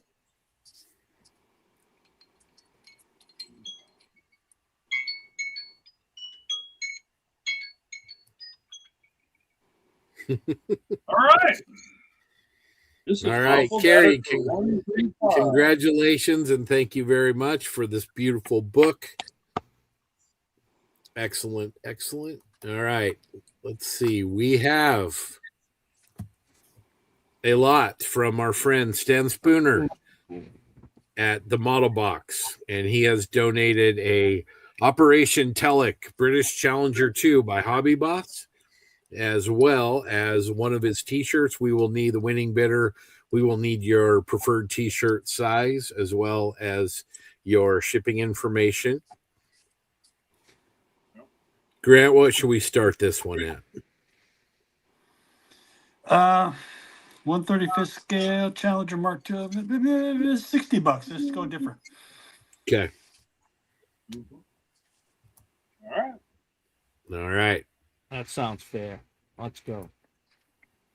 Here we go. $60 is the bid. Who'll give us $60? I think Derek Post can give us 100, right, Chris? Yeah, go for it. All right, Patriot Models, thank you. Got us started at $60.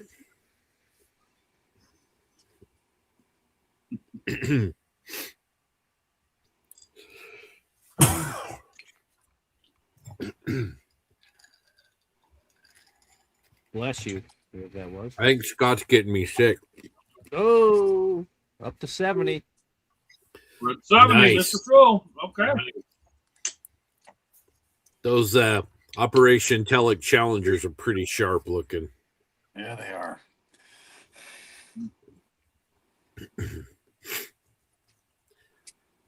Challenger 2, I think, is still the record holder for the longest kill shot, if I'm not mistaken. Wow, really? Yeah. How far are we talking? You know, I don't remember the number, but I think it was in the Gulf War, and I think it was pretty crazy. Coming up on 3 minutes and 30 seconds. Bid is currently $70. Who'll give us 100? Yeah, you get the kit and the shirt. All right, 72. Thank you, Nick.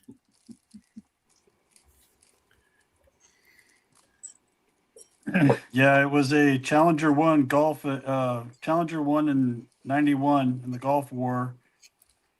Distance was approximately 4,700 to 5,100 meters. So Wow. 2.9, Wow. 2.9 to 3.2 miles. Whoa. Wow. Well, look at that bid. 4,000. Yeah. Under 3 minutes. Current bid is $72 to Mr. Nick Wolf. Yeah, let's get this up to a round number. Who's got 80? Somebody give us 80. I mean, that shirt is a nice shirt, similar to the Geek shirts, you know, very well made, heavy weave, very comfortable. Thank you, Frill. Oh, got Mr. 10 Frildo on is it. at $80. There you go. 2 minutes, 30 seconds left.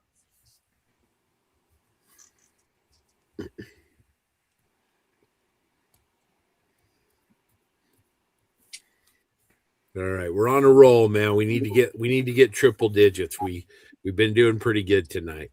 Who's got $100 for the Challenger 2 Operation Telic, and also the T-shirt of your preference size? 2 minutes.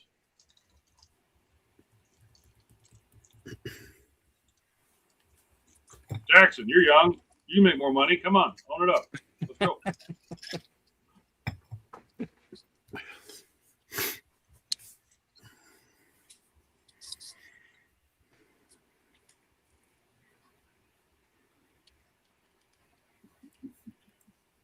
Appreciate the donation by the Model Box. The 3 lots he donated. Very. Sorry, Scott. Go ahead. No, it's all right. Just appreciate our sponsors. Sharp looking t-shirt. Easily $100 t-shirt. I have one of these myself. It's very nice. Is it supple? Yes, I would say so. Man, we're going for the 1 minute. NC-17 rating. Sitting at 80. Let's go 85. You heard it first here, people. It's supple. That's right.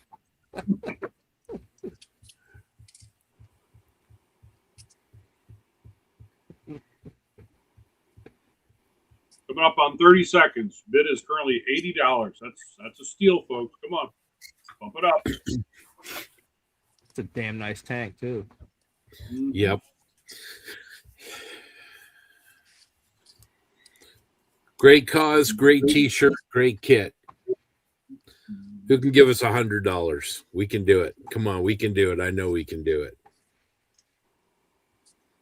10 seconds.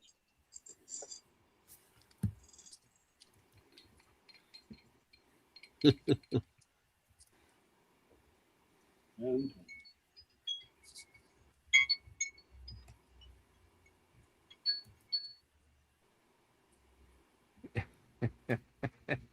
all right. All right. Congratulations, Frill. Thank you for the bid. Woo! And a supple shirt. All right.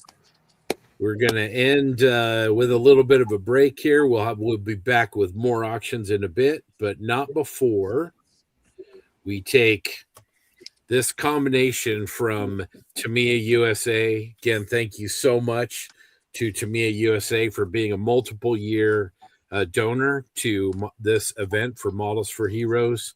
You get 2 of their newest kits. You get the Hotchkiss H39 and you get the M36 US tank destroyer, which I believe was called the Jackson.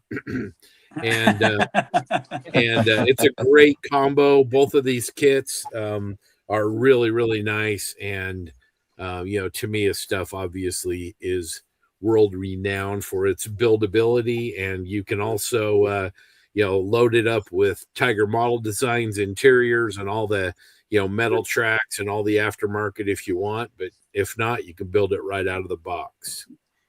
So 2 Great World War II tanks here in this bundle from Tamiya USA. I'm going to say we start the bidding on this, what, $70 guys? Yeah. For two 135th scale tanks. Brand new ones, too, all right? Those are recent releases. What'd you say, $75? Yep, let's do it. Rigged. All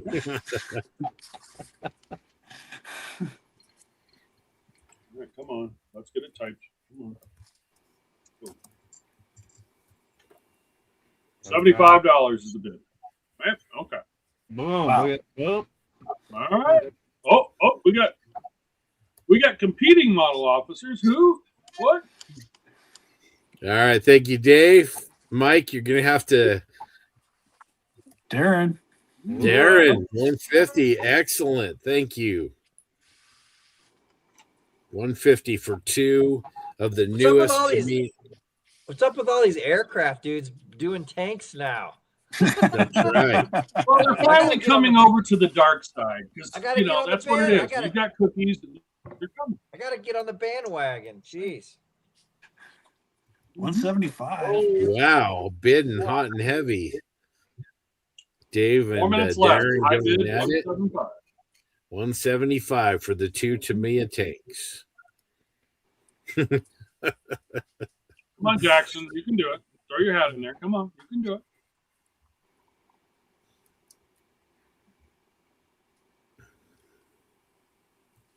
$180. Boom. Yeah. There we go. Thank you, Mike. Darren likes the M36.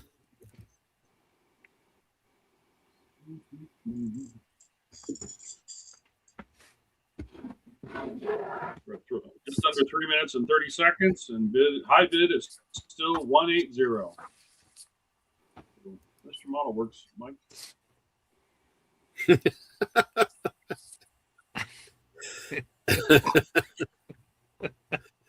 Oh man.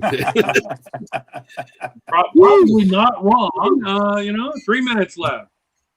Current bid is 180. How about we get 200 for these? Come on, these are great kits. Yeah, Great cars. absolutely. For Models for Heroes, get a 2-tank bundle. Really appreciate Tamiya USA trying to help Malcolm out, and it's a great deal, great cause.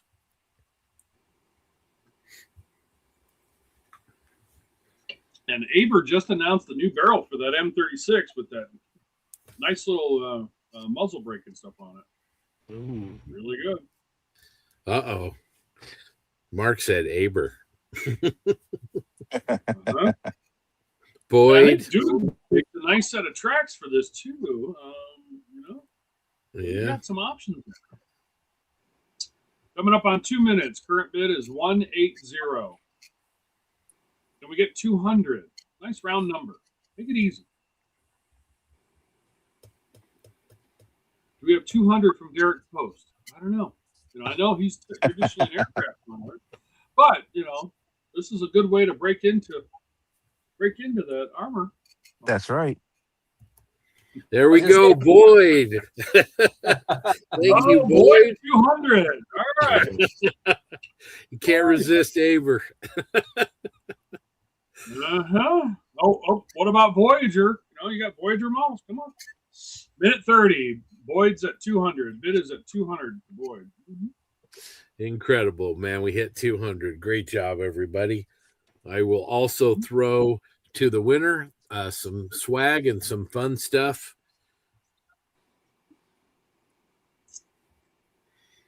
$200. Currently at 200. 1 minute left. 1 minute. Bid is currently to Boyd at 200.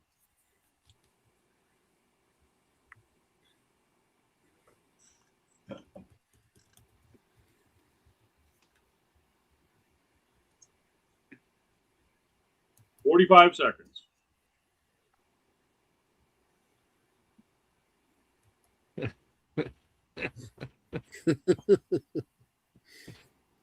As you should be.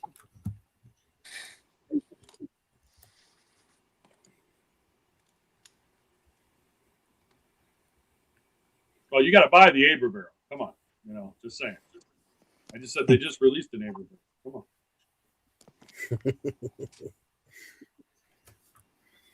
All right. Coming up on 10 seconds.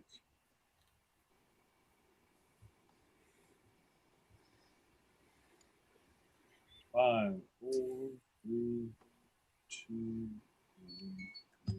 1.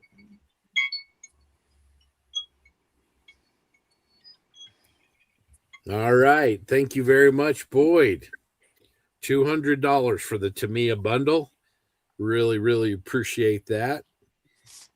And Spike the football, man. You deserve it. Good job. Good job. All right. We're going to take a break from the auctions, and let's see how many we still have left here tonight. We are by no means done. Looks like we've got another 9 or 10 lots to go. So keep your fingers exercised and stretched out as we take a little bit of a break from the auctions. Let's see. Anybody got kind of a running total for the night? Let me do the math. Okay. Yeah, we'll get one at the end of it. And we'll come back to the total. Let's see here. So I want to get some music for Mark to dance to.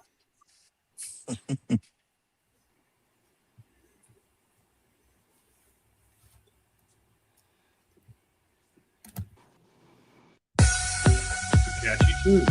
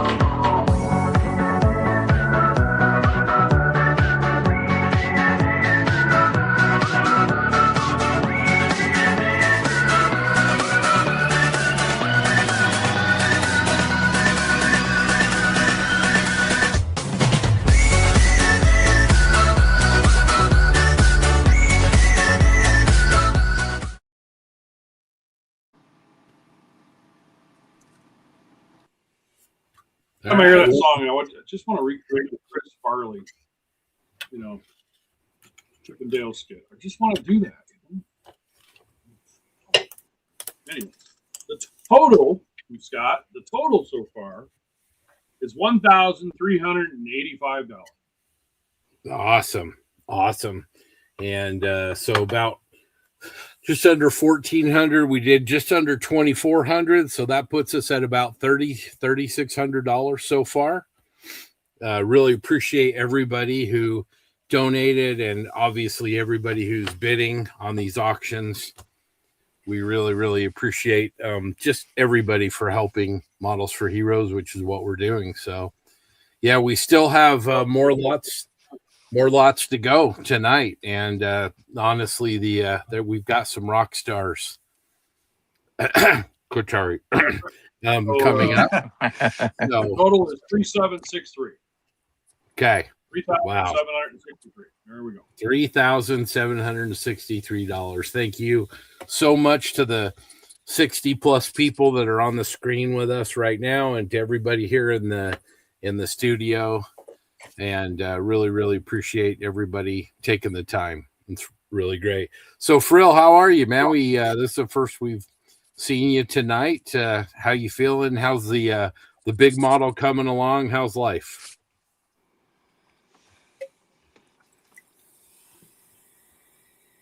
I think you're muted.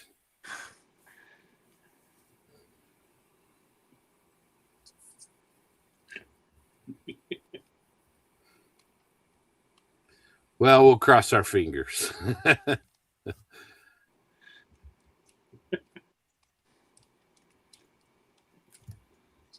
How you doing, Theron? Good to see you. Hopefully everybody's having fun building their models at home.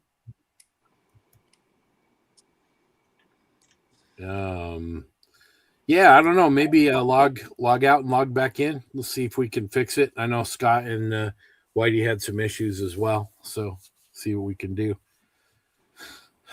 Awesome. Well, yeah, let's maybe see how everybody's doing on their builds, Mark, and I think Nemo will be back shortly, and Whitey getting a break in. How about now? Can you guys hear me? There we go. Yay! Yay! Well, this is the laptop I do my podcasting and stuff on, so it's set up to go through the my mic. And it's Privateer is just about done. It's right there. Ah, look at that thing! Nice. Wow! If I had $1 for every time you said that. Oh! Wow! Woo! Yeah, so it's getting there. Anybody got some salve to put on that burn? We got Christian throwing a little shade at Frill too. See that, like, if anybody's ever met Frill in person, they got to do this while they're online, because Frill is a large man, dude. Yeah, and he has an intimidating handshake. So if you're gonna throw shade at the man, you got to do it remotely. I'm telling you. I'm still paying doctor bills for that handshake. I've been practicing not being so firm in my handshake. My dad always told me, always give a firm handshake. Hey, there you go. Gotta have a firm handshake. That doesn't mean inflict injury. Hey, can't help it. People are soft.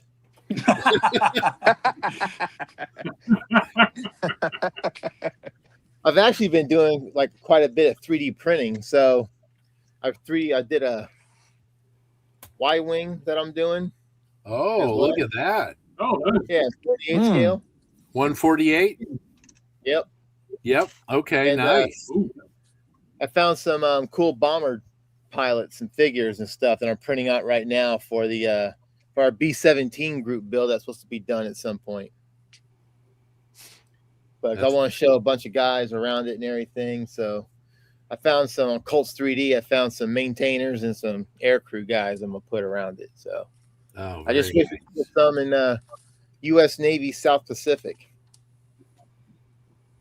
Very cool. Yeah. Got Captain Bashir says that's a sick Y-wing. Yeah, I think the 48 scale is a really nice size for that ship.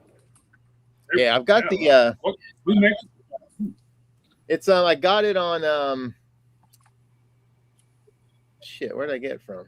But the actual, I scaled it down from 32nd scale, so the STLs and everything are in 32nd scale. Yeah. And so I was like, it's my first print really I'm doing, so I didn't want to like do a 32nd scale one. So I've got that, and I got this one from CG Trader. So this one's like 170 scale. So I've been looking it up with the one from the whatchamacallit, the fine molds one. Yeah. Mm-hmm. Yeah, so I'm doing a 72 scale one and a 48. Yeah. Awesome. I might have to do that 48. That looks really good, man. That looks fantastic. Yeah, I like this file too because the cockpit is its own and it just drops right in. Yeah. Yeah. Oh, look at that. Yeah. Oh, yeah, it fits right in there. Nice Is that an Elaine Rivard or is that? You know what? Yes, it is. Okay. Thank you. That's right. Yep, that's where I got it from. Yep. All right. So teaser, we have an Elaine Rivard lot for auction later today and tomorrow, and these aren't STL files; these are actual 3D printed kits. And you all are going to want to stay around for that, and it's pretty awesome stuff. One of the best sci-fi STL designers there are around. So yeah, very cool. Well, Frill, it's awesome to see you doing some sci-fi. That's great. Well, I've always kind of done the Star Wars thing. I got like my favorite all time is a shuttle Tidarian, that and the Snow Speeder. Oh yeah. And so I found a good 3D model that I downloaded from Game Body, I think it is the name of that website. They do a bunch of sci-fi stuff, and he had a shuttle Tidarian on that, or the Imperial Shuttles it's called. So yeah, I downloaded that. So I'm getting everything figured out because I just picked up. Well, a couple of months ago, I got a Photon M3 Plus. Okay. Yeah. 6K. So messing around with that, getting it dialed in. I just finally figured out like getting it dialed in because I'd have more like prints kept failing on me and stuff. They wouldn't stick to the supports. Yeah. And I was like, what the crap, what am I doing? And I was bored at work and I was doing a search and I saw it and it was like, oh yeah, the exposure time.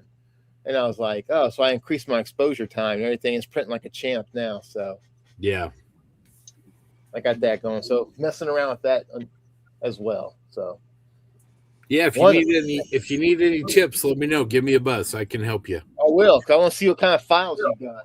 So. Yeah, absolutely. Says that does Elaine Rivard do a Serenity? I don't think so. Hopefully I'm not wrong, but I think not yet.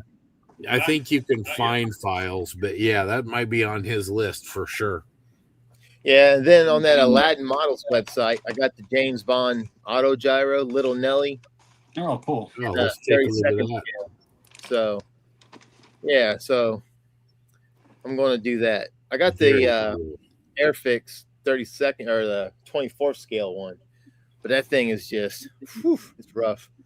And the way, I don't know if you guys ever buy anything from that Aladdin Models website, but you tell them your printer, your parameters, your slicer settings, and then they slice the file for you, and you can't change it. You can just print them off. And I was telling them, like, man, we need some detailed parts, replacement parts for the 24 scale one. And so I'm hoping that they was something they could upscale the 24 scale. And yeah, that shuttle Tidarium, I got that one model because the Erdl kit, the cockpit is too narrow. Yeah. And so I got it mainly so I could make, print different, aftermarket parts to fix things. So yeah, that was why I really got it. And so I can do the whole thing. So like, I'll just do the whole thing. So I want to have it lit up and everything, And a while back, one of our first episodes, there's a guy who emailed us in, and I'd mentioned about trying to find the lighting kit for it, and he whipped one together and sent it off to me. So I have a lighting kit for it as well. So. Oh, very nice. The Tidarium was. I would love to see Bandai take a shot at that in like 1/144th or something. I know they don't generally do bigger ones, but yeah, that's also a favorite of mine. I really like that one. Yeah, And then, yeah, Josh Buck, yeah, MPC Tidarium. I've got one of those in the stash. Built one of those as a kid. It had some definite challenges, but yeah, in our technology we have today, it's great to be able to get a lot of subjects we haven't had before. So, yep. All right. Well, it's about 22. What do you guys think, Whitey, Mark, Grant? Should we do some more auctions, or should we give it a few more minutes? Let's give it a few more minutes. Because we've got. No?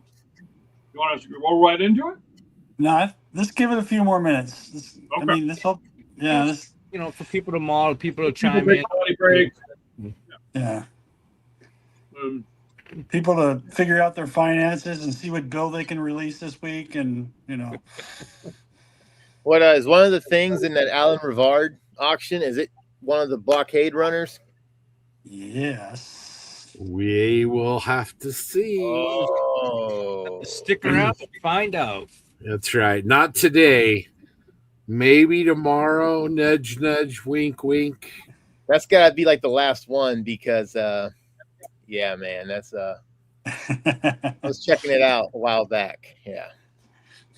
Yep. Sci-fi fans, we've got your back. We've got some great stuff, but we'll just say the auction tonight that we have is Bradley Hobbies does do payday loan. What's that? I said Bradley Hobbies does do payday loans. We gotta see. We're a full service revenue generation here for charity. We have our own loan sharks. You know, if you need financing, we can probably line something up for you. Yeah. You know, that's all right. I don't need to eat for a couple days. It's all good. That's right. That's right. Well, let's kind of roll around here and see what everybody's kind of working on. Whitey, how's that helicopter coming along? Let me bring you up on the screen here. Well, it's still sitting where it was when we started the show because you've been distracted. Yeah. So, but yeah. So here we are. And I did get the my work this afternoon that I didn't cover earlier was I did get the rotor head and engine together, and so my plan is to get that thing in place probably after we secure it tonight, and I'll hang out for a little bit afterward and do a little bit, get some stuff glued that I could need to set overnight, so yeah, either the canopy or that aft section there. So let's see. We'll go. What kit is that? It's an old Fujimi kit, a Westland Wasp. This is one of those ones I've told you, like it'll pop up on eBay and be like, oh yeah, crazy prices, like ridiculous money, and I mean it's hunkish. It's not a good kit, but I like, this is one of those kits I bought because of the box art for sure. Because look at that thing. I mean, it just looks cool with look at the torps underneath here and the funky landing gear. Those are cool. It's a helo, man. Helos are cool. Helos are cool. They're they're kind of like the tanks of aviation modeling, I guess, or aircraft modeling. Ray Davis says your chopper's looking good, Whitey. It's a helo. A helo, not a chopper. Army guys say chopper. Marine Corps, Navy, it's a helo. Coast Guard. Awesome. All right. So, let's see. Chris, how's the 130 coming along? It's coming. I got the front canopy glued. I got the nose glued partially. I'm just about to put on some elevators and some cargo doors. Like I said, it's the detail on the inside is done fairly well, but I didn't paint it up. I just slapped it together because I'm going to have the ramps closed up. But I don't know about painting today, but I should have assembly complete today for sure. Awesome. Yeah. That's nice kit. Yeah, it looks really cool. All right, let's see. Jackson. You keep talking about everybody else. How you doing? Oh, well, I'll show you. It's kind of not real crazy cool yet, but I have the entire drivetrain for my case tractor, World War II tractor in 1/35th scale is all done. So ready to start on the farmer's cab and the sheet metal that goes over the engine and everything. But the drivetrain's all completely put together. This is the Thunder models. This is the Airfix boxing. But it's honestly, it's a lovely little kit. I'm really having a good time with it and enjoying putting it together. So apparently the military had like 15,000 of these guys in World War II. So bought a few of them. Anyway, that's really cool. There you go. All right. So Nick, what time's the auction? We'll get that a little bit later. We'll look that up for you and everything. Give you an answer on that. Anyway, Grant and Whitey, if you guys will take over for a minute. Scott, if you'll mute up, I need to talk to you on kind of an urgent thing really quick. I'll call your cell.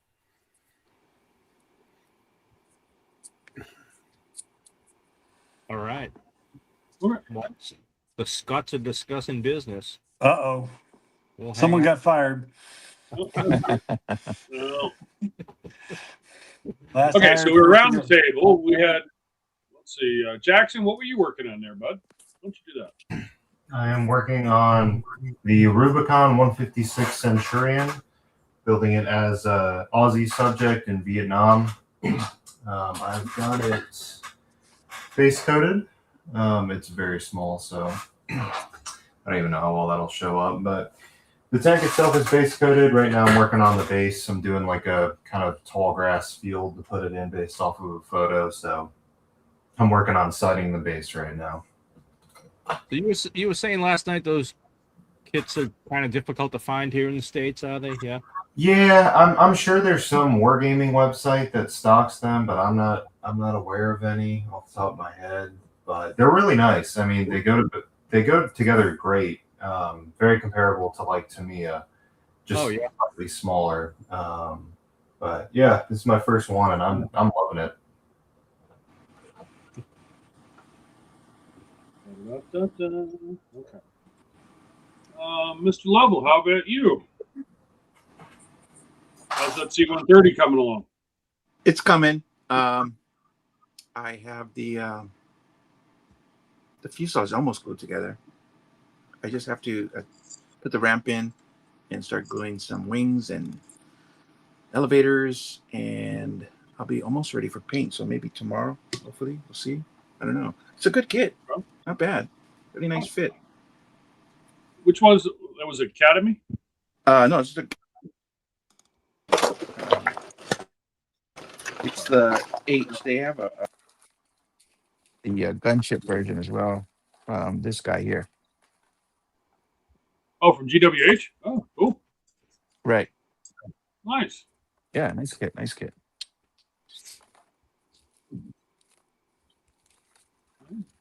How about you, Mr. Grant? How are you doing? I'm good. I finished up the Machine Krieger kit. I'm just waiting to paint it later on tonight.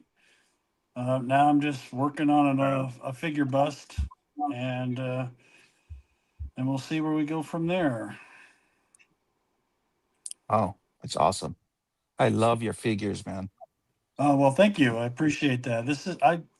Tell you the truth, I've been away from figures for about 4 months, and I'm kind of getting back into it now. But it's just something that'll keep me busy for a while. So it's been fun.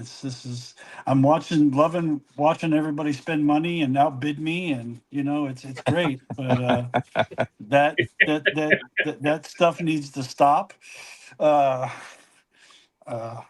So we will take care of that hopefully in the last 9 or 10 here.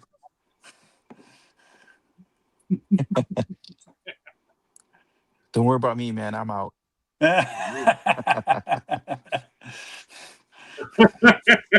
I can't speak for Derek, though. Yeah.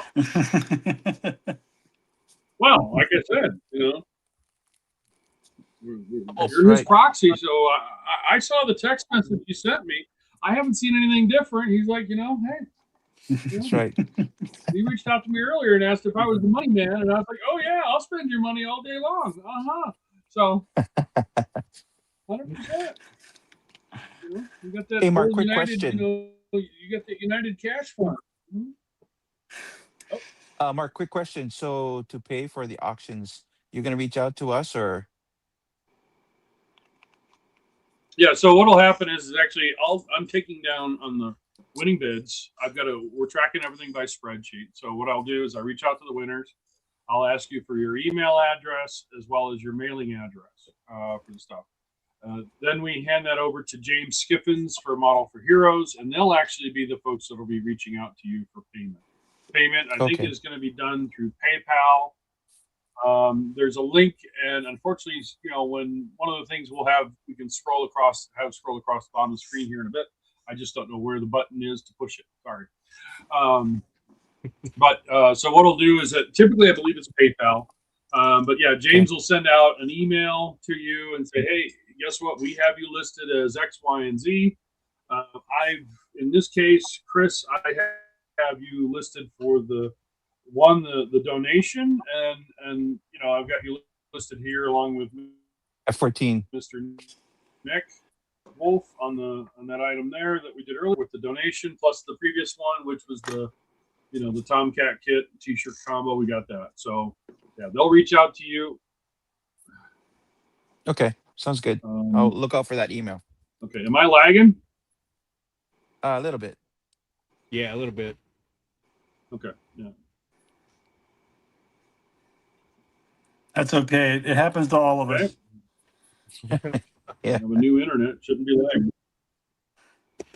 Yeah, I take a bill for it. You think it wouldn't happen, but okay. I guess I need to Oh, that's comedy.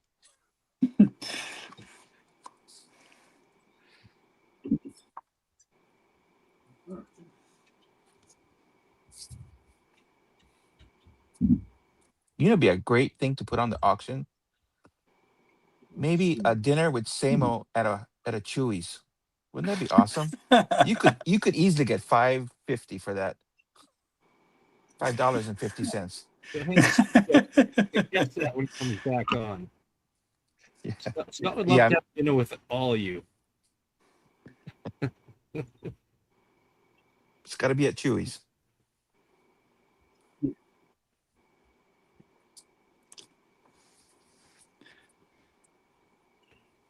Well, we do have some good auctions coming up. I mean, because we still got a few in the mix tonight.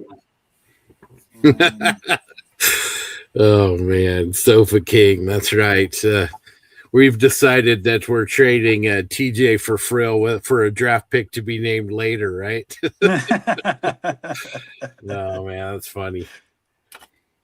No, we're just having a few technical problems. Nothing big. Just had people that we had to kind of log in and log out and had audio issues. So, stuff happens. But it's all good. All right.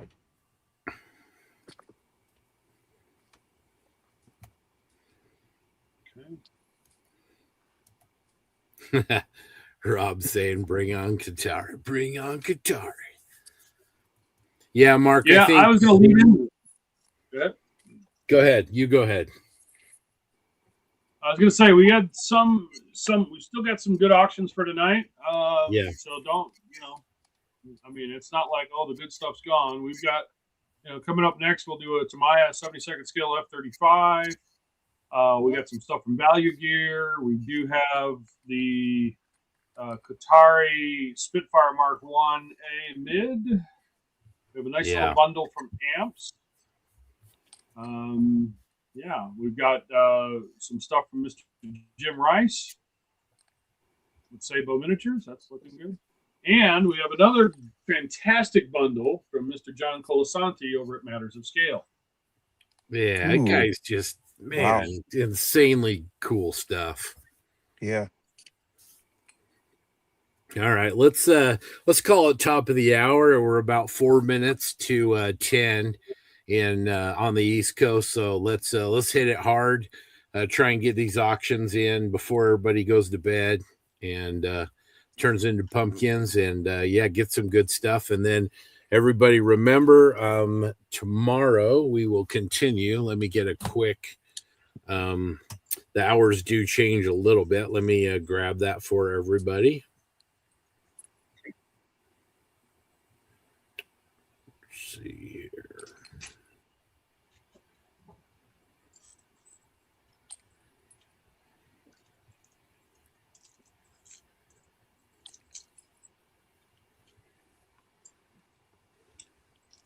Oh, Mr. Black Hat Scale Models, yeah. He says, greetings to the U.S. team. How are the bids going? Doing Hey, good. Stuart. You can use your Aussie dollar.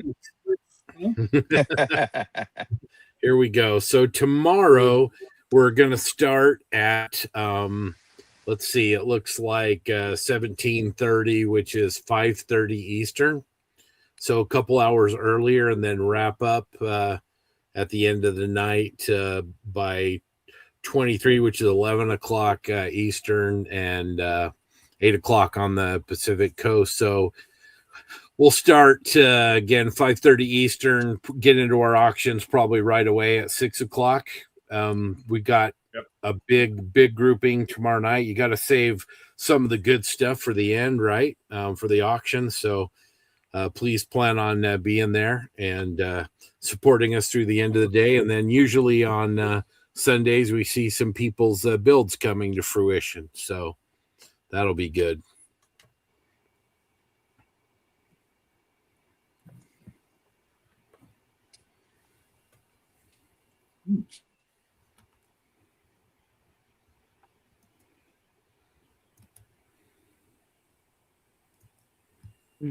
Yeah, nice picture, Josh. Mr. Josh Orr, who I'm doing the buddy build with, just sent me a nice photo of where he's at with the striker. Nice. Looks pretty good. I got to play catch up. Mm-hmm. Let's zoom into Grant here. Grant, how's your project coming along? The machine figure is done. I'm going to paint that later on tonight. At least get the base coats on it. I don't think I'm going to be able to finish it in time, but in the process, I'm right now just working on a figure bust. So that's kind of keeping me busy for a while before I paint the other one. Yeah. Well, remember, Malcolm said to have a good time. Yes, sir. All right. Let's kick it off. All right. Scott, would you do me a favor? Would you please run the ticker tape at the bottom for the PayPal, how people can pay? Yeah, you bet. Came up while you had stepped away. We were talking about it, and I couldn't find the button to push. For payments. Okay. That is correct. But Mark, we still have to wait for the email, right? That is correct. Yes, people Okay. will reach out. So I'll be capturing like just to recap. I'll be for most people like Chris. I'll be reaching out to you probably through Facebook Messenger, since we kind of know each other. You'll probably see a friend request from me or whatever if we're not already. Okay. And then I'll be reaching out, asking for your email address as well as your mailing address for that, so that I'll add it to the spreadsheet that we're using for tracking the auction winners. And then we provide that information over to James Skiffins over for the Model 48, the 48 and 48 org. James's team will actually be emailing out to people with the stuff for PayPal. We're doing payments and stuff like that. So they'll be reaching out to you. I'm just, the eye candy and data entry person. So. Okay, I just Mark, I just sent you a friend request. I had to drop Frildo, but that's okay. that's no loss for me. Yeah, I can understand that. That's no big deal. Yeah. Oh, man. I'm gonna go to hard handshake at Nationals. It's all good. Hopefully it's just a handshake, but you never know. Oh, you'll find him at the gay bar. So. It's all good. Okay. Oh man. All right. All right. Let's kick it off. What do we have here? Shut the front door. Oh man. Not the F-35A, not the F-35B, the new 172nd scale F-35C. Navy guys, tell me about this aircraft. Why is it awesome, and why is Tamiya's kit the best? First of all, it's awesome because it says Navy on the side. And secondly, it's a kit that comes with the option to fold the wings, as any naval aircraft model should be built and posed as. But yeah, awesome kit too. The thing just from what I'm hearing, I haven't built that particular one yet, but it goes together, really nicely, of course. Again, I don't have this kit, so I'm not sure if it has the weapons bay. I know the 72 scale A model did not have the weapons bay option, but this one might. I don't know. If anyone knows better, chime in. But at any rate, beautiful kit. And there's some really cool photos out there right now of these things operating, and you're seeing some of the really cool paint effects that these finishes have on them, with this like bronze brown sort of sheen to them. So you can really go to town on some creativity on the painting with it too. Cool. Hey, Whitey. Sorry, Scotty. No, hey, go ahead, Scott. How do you feel about, since this is this is the Charlie, how do you feel about throwing in another T-shirt? And Absolutely. how about it's got a tail hook, so does the T-shirt. Let's go. Got some geek swag with a tail hook. Yeah, man. All right. Let's do it. All right, show us those shirts again. All right. So 3 choices of colors. Got your marine green. Got the logo there. Here's the back. Then you got the navy blue, kind of the classic Geeks color, with the Model Geeks logo on the back. We went low vis with these. Very cool. Yeah. Love it. And then we've got a charcoal as well. Here's the back. And if you notice, the one of the reasons why we chose the colors, that's kind of the TPS, the tactical paint scheme. So all those FS numbers, we tried to get them as close as we could to the logo. Man, and then of course, incredible. got the new logo sticker. These are awesome stickers. These stickers were more than the damn T-shirts because they're weatherproof, they're waterproof. I've had one on my car for probably over a year now. It looks like I just stuck it on there. And then of course, got the classic Model Geeks sticker. So trying to get some swag so we can bump up the bids, man. Very nice, man. That's okay. So you are not just bidding on a 172nd scale F-35 Charlie, but you are bidding on your choice of T-shirt. So we'll need your T-shirt size as well as your information and some really cool swag. We appreciate Nemo's generosity and the Geeks' generosity to get that done. No, Whitey, that does not come with the weapons bay. All right, thanks for that. That makes the build that much easier, to be quite honest with you. I built that 48 one, and most of my time was spent doing the weapons bays. All right, so the new Tamiya 72nd scale F-35C and the Geek stuff. What are we going to start this at, gentlemen? Shit. That's 75. What do you say? He said 75. 75. All right, let's do it. Go with 75. Sure.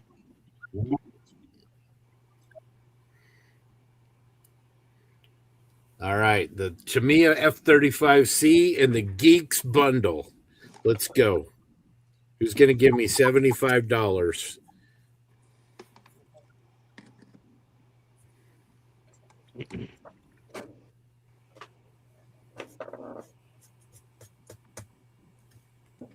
Okay, thank you, Sofa King, $80. Mark, thank you very much. Anthony just got you.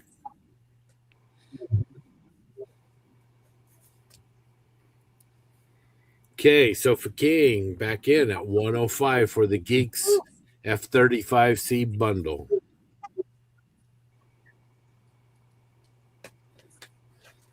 The geek swag is the bee's knees. Bob, we got you just a little bit under there. Need to get the bid up just a little bit, my friend. Thanks for joining us.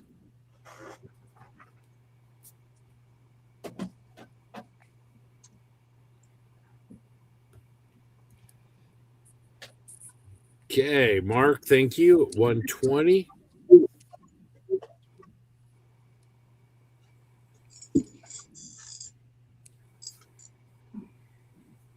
We're at 3 minutes and 30 seconds left. There we go. Thank you, Bob.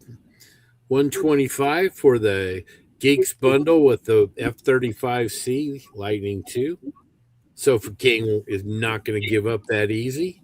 I think he likes that olive T-shirt there, Scott. Those are pretty sharp. I don't know, that TPS one's pretty amazing. Yeah, we went back and forth with, just trying. We had a lighter gray color. That one didn't do as well as the navy and the charcoal, but then we were like, the marine color just tended to. Lots of people were asking for something like this, and we really dig them. So, and again, they're quality shirts. They're Gildan, the ultra cotton, the heavy duty cotton, with the reinforced neck. So again, you don't have to worry about bacon neck too much.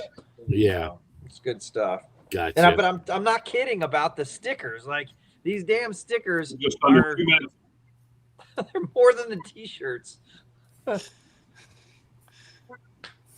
right, we got the Geek swag, we got the T-shirt, we got the Tamiya 35 Charlie. Well, Bob, we're going to be at Nats. If you only want a shirt, then we will be Coming there. up on the 2 minute, 2 minutes left. High bid is 130, 130.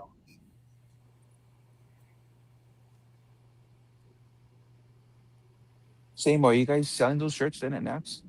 Yeah, man. Awesome. Did we get it to 140?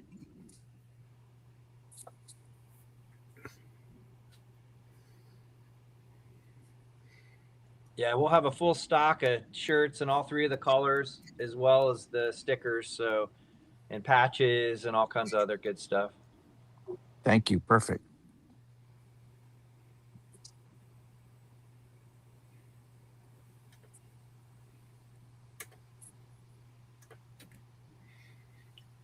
Coming up on a minute. High bid is 130. 60 seconds for the Tamiya and Model Geeks bundle. Get Geek swag, you get a T-shirt, we'll need your size, and you get this awesome F-35C kit.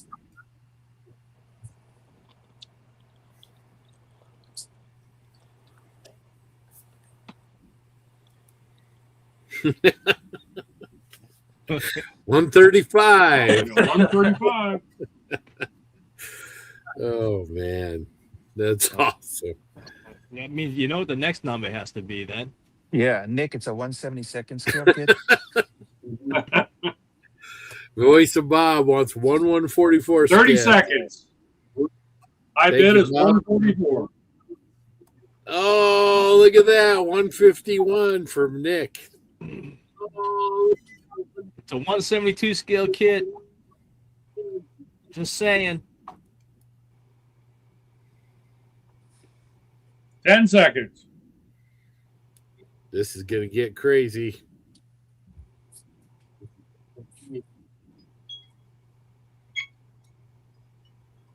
All right.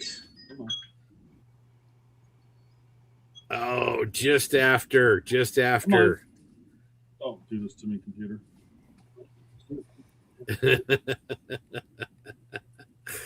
All right. So the winner is Nick. Thanks, Nick. We'll need a t-shirt color and size for the geeks, as well as your other information, Nick. Thank you very much. Great job. All right. Up next, we have from our good friend Steve Munsell again, like last night. We have 4 packages pictured. We actually have 5 sets of resin details and all in 1/48 scale. Oh shit! There goes Whitey.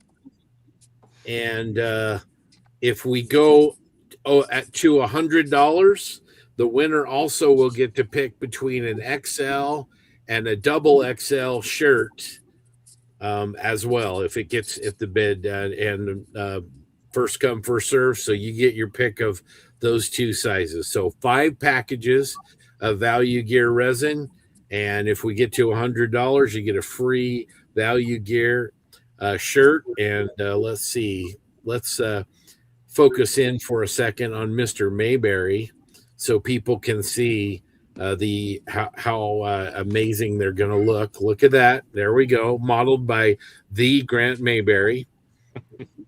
There we go. Wow. So you're going to get a free either XL or double XL with your bid on this auction of $100 or more.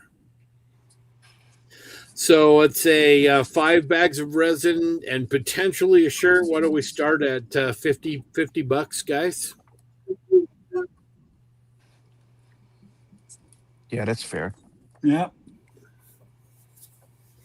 We want to thank Steve Munsell. That works for me, Scott.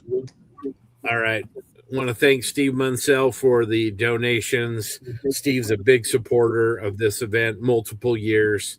Hats off. He's one of the greatest guys in this hobby. Very generous. So thank you, Steve, as always. Really appreciate it. All of our suppliers and partners on this just make this all happen. So, all right, let's do this. 5 packages of 1/48 scale Value Gear resin details.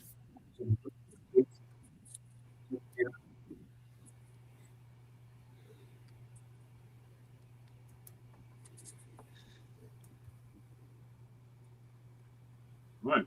Starting bid is $50. You'll give us $50.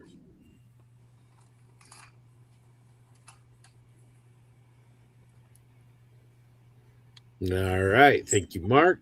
Got $50. That was me. Oh, sorry. That's not me. Sorry. Whitey, thank you.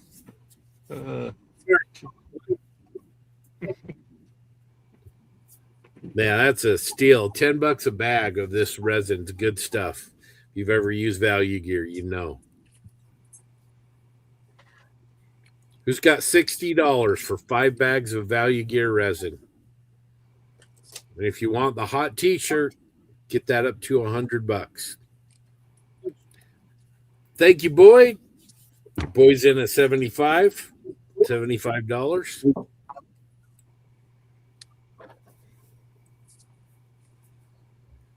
Boyd, I hear you look pretty good in gray. So, and just for the t-shirts, we got Steve sent over the sizes. We've got the double XL and the triple XL left. No, we've got the XL. Large that went to somebody last night. The triple XL went last night. I'll get with you offline. Mm-hmm.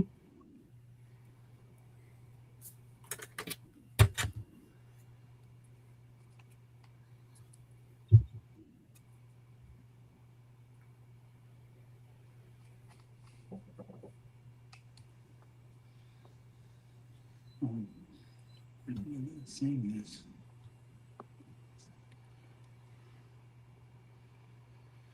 Okay, $75 for 5 bags of Value Gear resin. Let's get to 100. We want to get the shirt.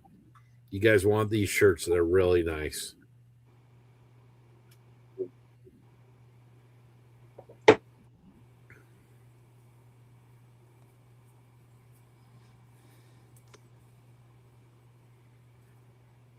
148 scale. You can use this on your dioramas, your aircraft, your armor. All right. Thank you, Josh. $80.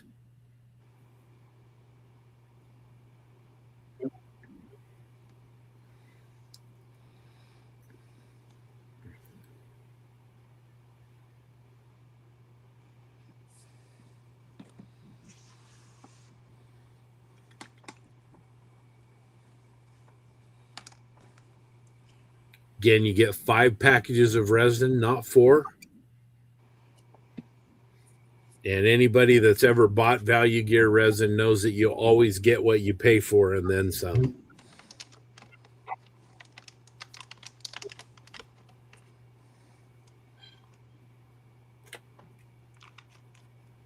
Get in there, Whitey. Don't let it get away. Come on, Whitey. You need this stuff. You're going to be kicking yourself in the ass if you let it go. You're like, damn, I should have did that. Damn. Come on, man. Don't be peer pressuring me, you. You're good for it.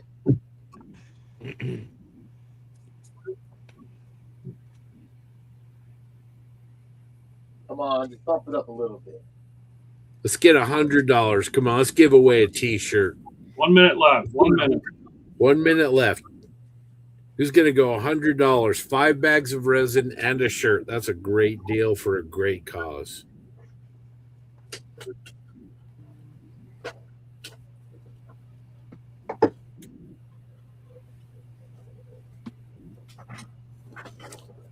Oh, we got Josh Orr at $80. Josh is in there for 80.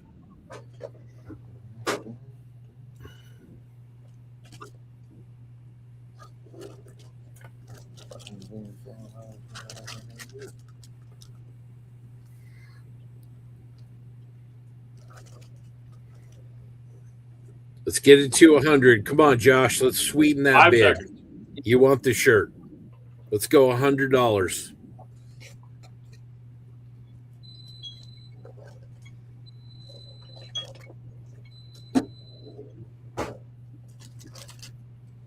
All right. Time. Looks like, Josh, you are the winner at $80 for 5 bags of 148 scale Value Gear resin. Congratulations. Thank you for your bid. All right. Whitey, tell me about this sheet. Right, Harry's, man. I mean, I believe this sheet has all the latest markings these guys are sporting. Yep. Late into the war. And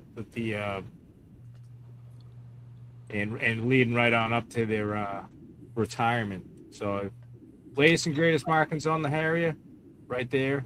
AVAB, Harrier 2 Plus. I have it under good authority that they're going away here in like 2 months. Oh, do you? That's right. I do. Just saying. You're not going to see more Harriers flying. Really like some of the tails on these, man. They are sharp. Yeah, pretty colorful for modern day stuff. Old Jeff Martin, he likes color with his decal. So, but then at the same time, you got to get plenty of line jets too. So. Yeah. Oh, here's another little tidbit about the Harrier retirement ceremony. They guess who's going to be there in person? Frildo? No, I'd go, but Arnold Schwarzenegger is going to be there. Oh, very cool. Because, you know, he's a Hollywood AVAB pilot from the movie. So, Jamie Lee Curtis going to be there?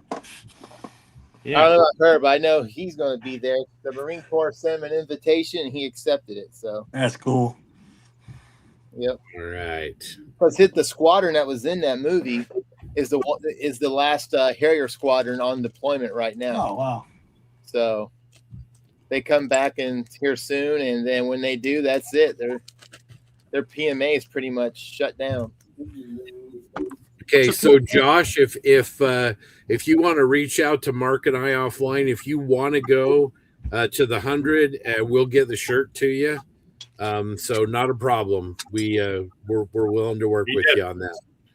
Okay, awesome, great. Yeah, I'll bump it to 100 on the spreadsheet here, Scott. That way he's got it. He reached out to Joshua, reached out to me for $100 and bumped it from $80. Thanks, Josh. Yeah, thank you. Thanks, Josh, man. I appreciate that.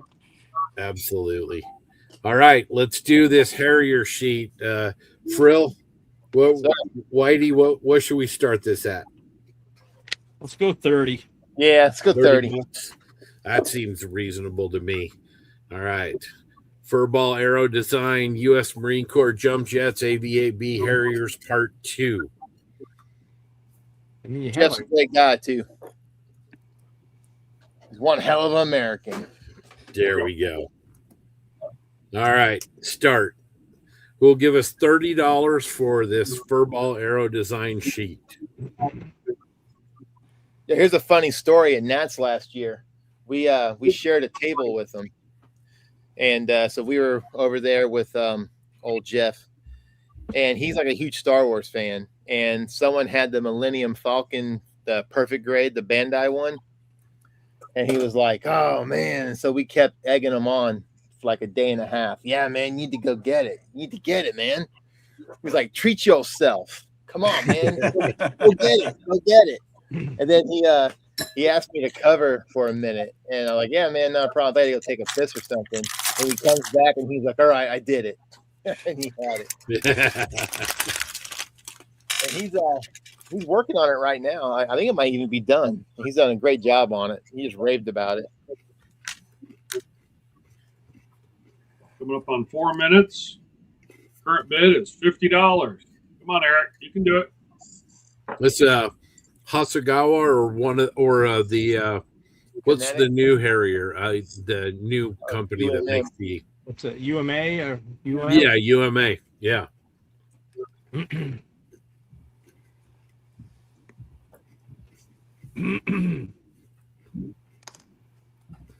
Yeah, they'll fit both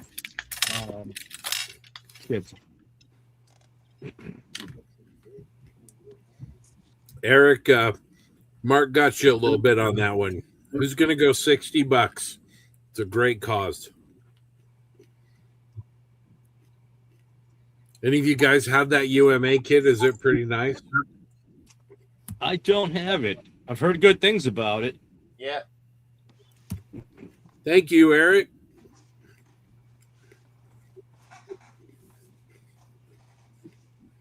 $60 to Eric Kane, who is also a donor, as you guys will see. God damn it.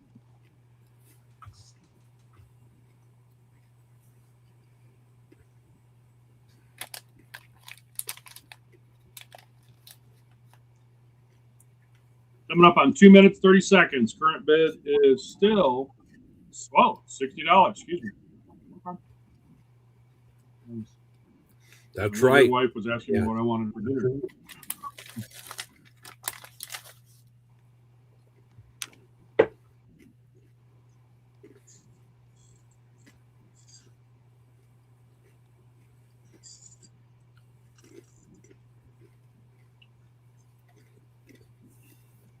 We're at 2 minutes.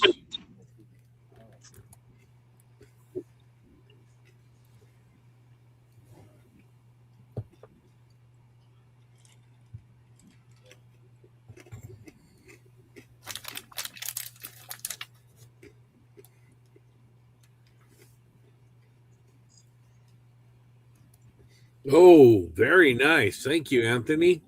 Ooh, Minute 30 seconds. Oh. $70. Great cause.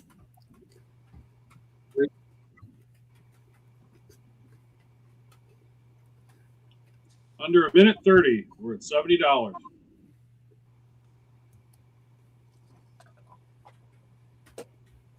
Thanks, Robbie.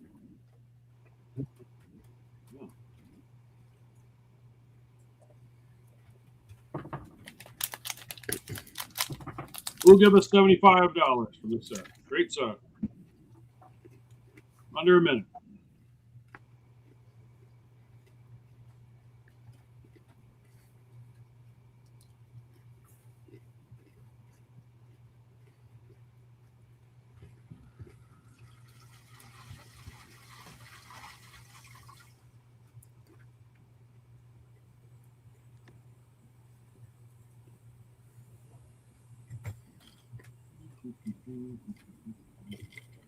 $30 seconds. Come on. We get anybody got 75? I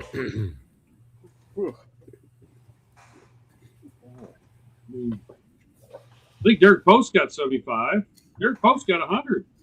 We do that. Under 10 seconds, gentlemen. Under 10 seconds. Under 5.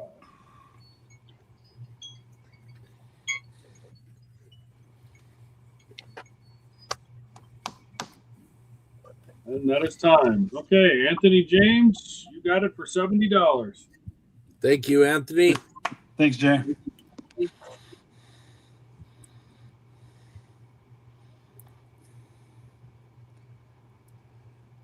All right.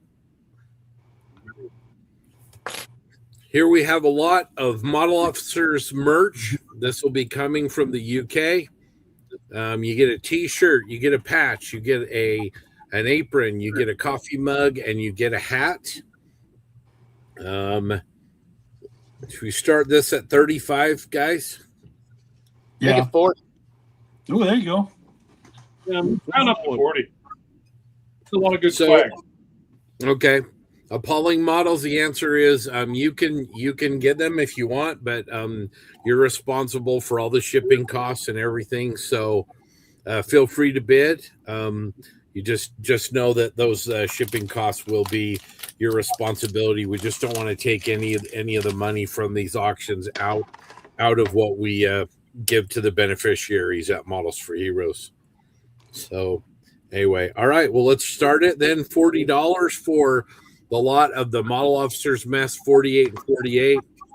And let's go. We'll need sizes from the winning bidders as well. Who's going to go $40?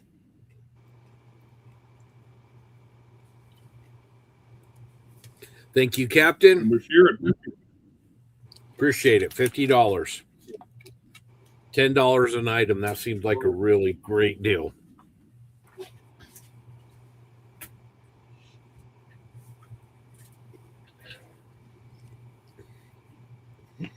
Thank you, Bill. Nick? $62 is the current bid.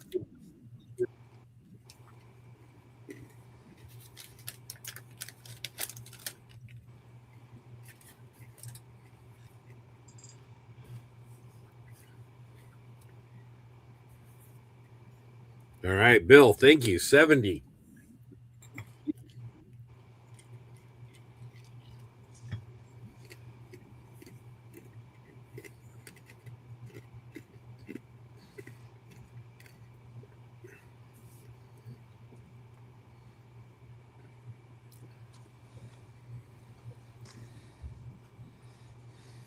Up to 70 people watching us online. Appreciate everybody being with us. We kind of come into the home stretch for the auctions tonight. We have some rock stars left, so stay with us. Whitey's yawning a little bit, but he's still good, still powering through. Long day. We're at 3 minutes on the bid. Current bid is $70.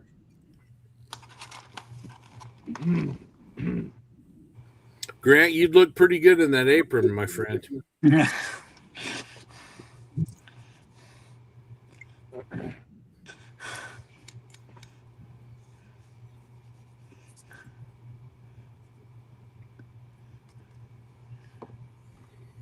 You know, an apron's got to be pretty handy for fighting the carpet monster, you know? Yeah. Clip it right to your desk. You're all good. I mean, I kind of have the protector anyways. I just lean up against it, and it acts like a dam. So, I mean, it's just, more like the Hoover Dam, but that's okay. But, yeah.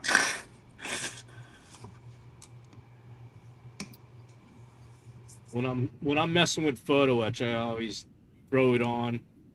Yeah. I'll clip Yeah, it I was gonna say. the edge, and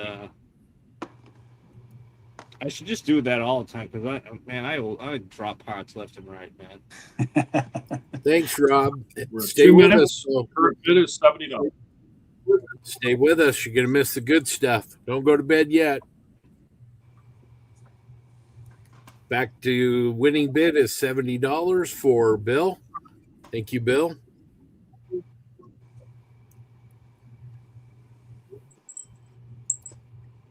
There we go. Thank you. Patriot Models, $71. Minute 30. I bid $71.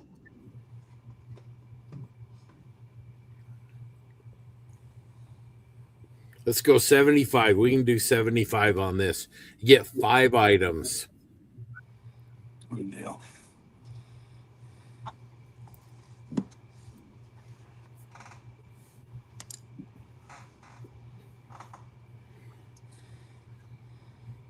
One minute left.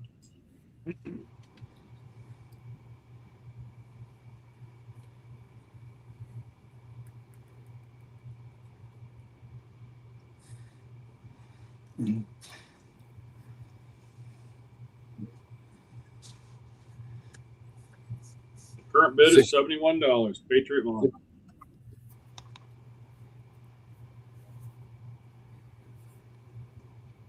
Five 30 seconds left. Very nice.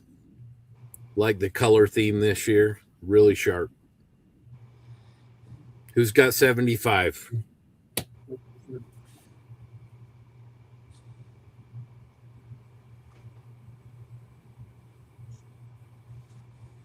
Ten seconds.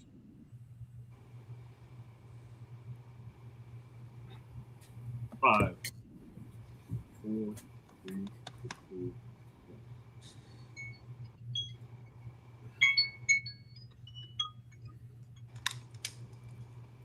Okay. Thank you, Patriot Models. Appreciate it. All right, Mark, while you're doing that, I'm going to go off menu here. We're going to get crazy. Uh-oh. Oh, geez. We're going to get crazy. Is everybody ready? Scott's about to take a shirt off. That's No. No, I'm not gonna scare away people. We're gonna go crazy in a good way. This is our next item. Oh, shut the front door. We've got generously donated by Mr. Jim Bates, who is the official attorney of the Plastic Posse podcast and a great human being. He has donated a 1/32 scale Qatari Spitfire Mark 1A mid. This is a beautiful kit. The Mark 1A is one of my favorites. Really, really love these Battle of Britain Spitfires. So this is a Qatari kit, and it's located here in the U.S. So, you save a little bit on shipping as opposed to, if you could even get these anymore. These are out of production as I understand it. So let's see. Where do we start on this one? 100. Yeah, at least Honda. 100. At least Yeah. $100. Yeah. Easy. Yeah, I think we have to. All right, let's do it. The Qatari Spitfire Mark 1A mid and 1/32 scale. Let's go.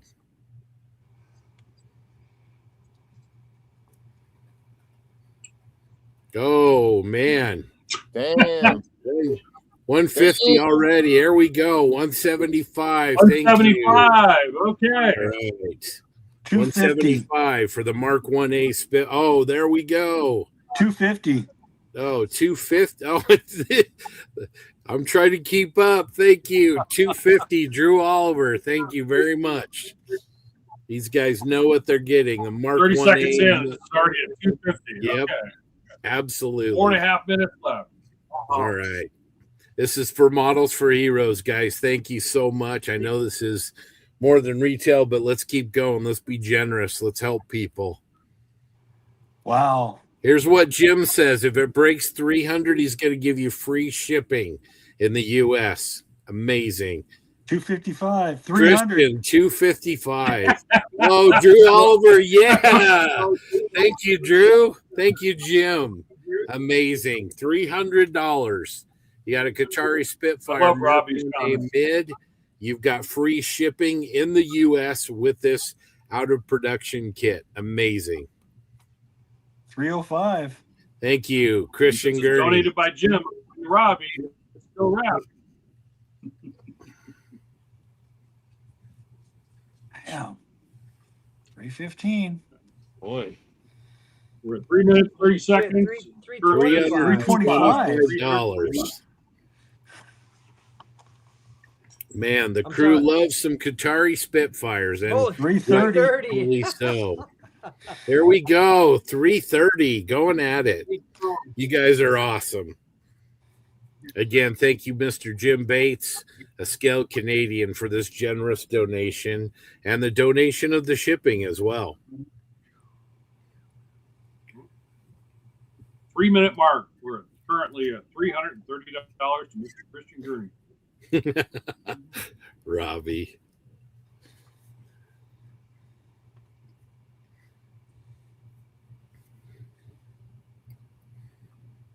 $330.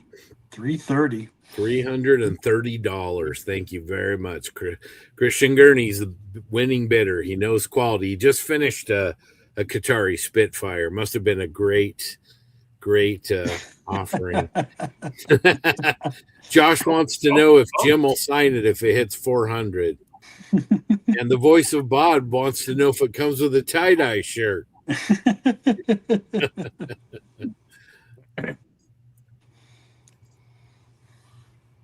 Coming up on 2 minute mark. Current bid is 330. Can we get to 400? I don't know.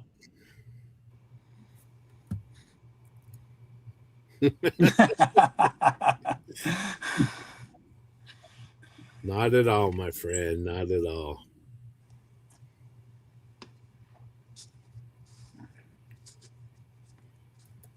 $335. Thank you, Drew. 35. Do we have 350? 350. Easy.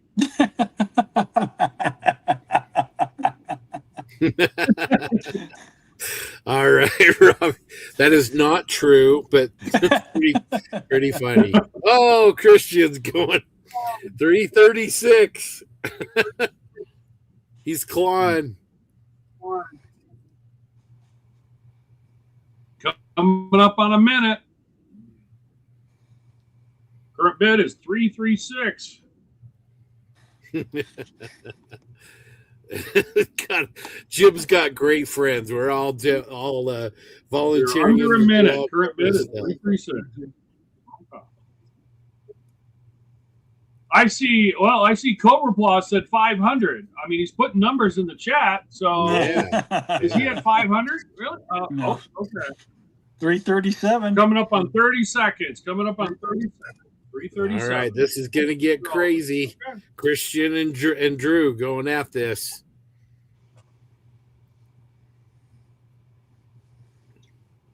No violence, gentlemen. 20 seconds. 20 seconds.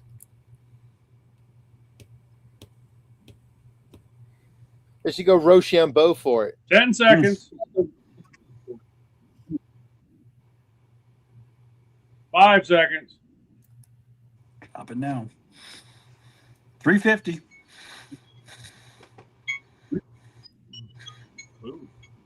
Oh, Christian, he just got you. Just got you. Oh, damn. Oh, man, the winner is Drew Oliver, 36. Thank you very much. Thank you, Jim. Oh, man. Jim's not a cheap date. Oh, man. This is hilarious. All right, let's go. Before we get too crazy, let's get semi crazy. So we told you yesterday about John Colasante and his incredible bundles. And we've got another one here for you today. We have got let me get this comment off of here. Matters of Scale Bundle 2. We have 2 148 scale seats for the Martin B26 Marauder. Beautiful. We have Matters of Scale 148 scale Edward FM2 Wildcat 3D printed engine. And we also have the 148 scale R2800 engine for the Tamiya P47D Razorback. Last bundle, we hit the mini art kit. This bundle, we're going Tamiya. So Tamiya Razorback, Edward FM2, and 2 beautiful seats for the Martin B26. Hey, Josh, don't make us cut you off. All right, let's start $50. Yeah. What do you guys think? Yeah. All 50 right, sounds good. Let's do it. Bundle number 2, Matters of Scale. Let's go.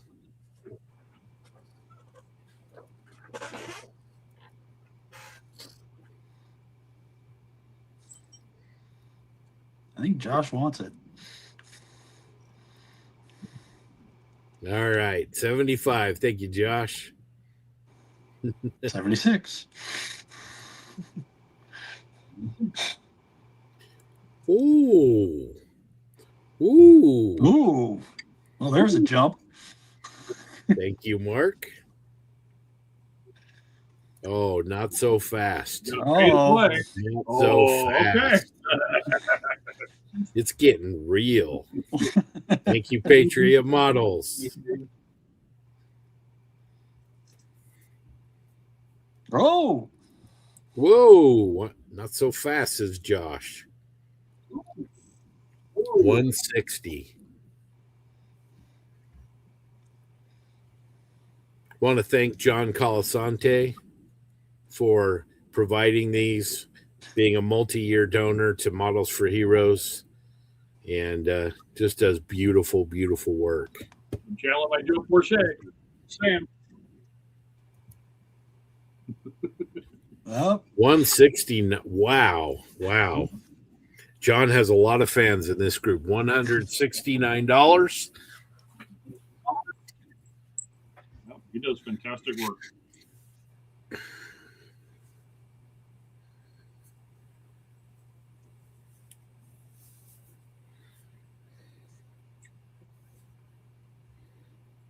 Scott, after this auction, we need to do Micro World game.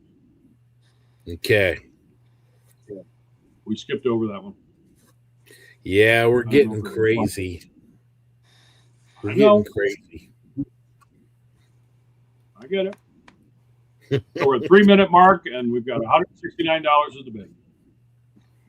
Can we get 175? I mean, this is.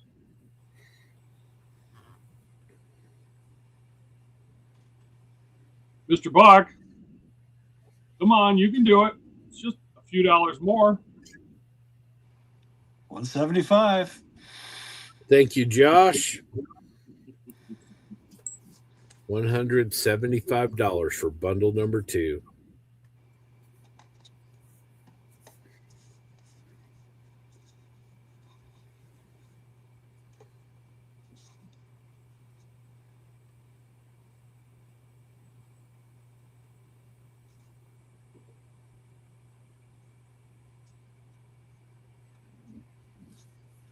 Coming up on the 2-minute mark. Current bid is 175. Mr. Josh Buck.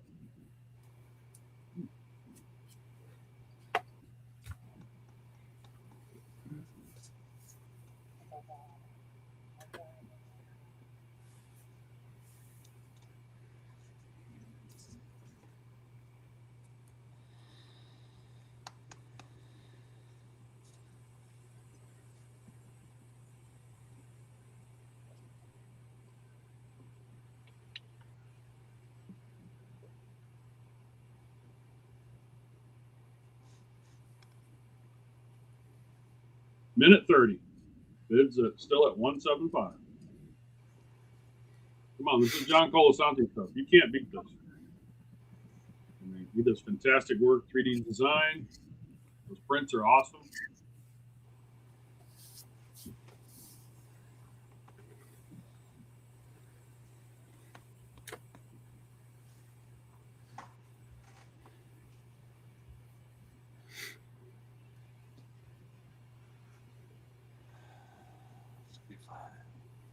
Less than a minute. Current bid's 175.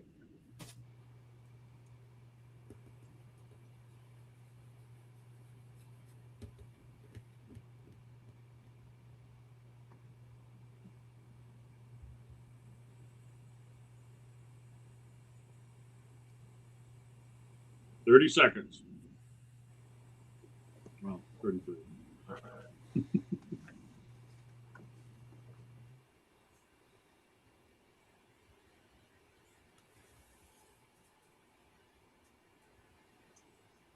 Remember, this is for a good cause. Can we get 200? Anyone? Anyone?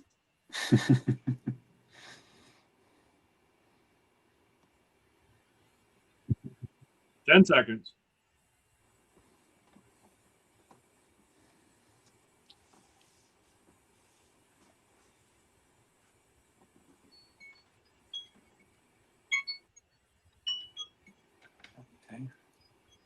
Congratulations, Josh. Right, winner is Mr. Josh Block.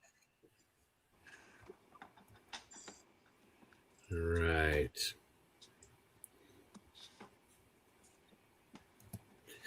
Let's keep cranking. We still got some incredible stuff to auction off tonight. We're closing in on the end, but we still have work to do. So this is from Angel and Micro World Games, and this is for you 148 scale armor builders. You get a super package of German tricolor vehicles. You get a Jagd Tiger. You get a Tiger 1 early production Eastern Front. You get a Panther Ausführung D, and you get the German King Tiger with the Porsche turret. 4 kits. Tamiya 148 scale. Man, that's a gift that keeps on giving. That's right, man. That's right. All right. Where are we starting, boys? Was how much? How about $60 to start? Okay. Let's do it. Let's go. Let's go.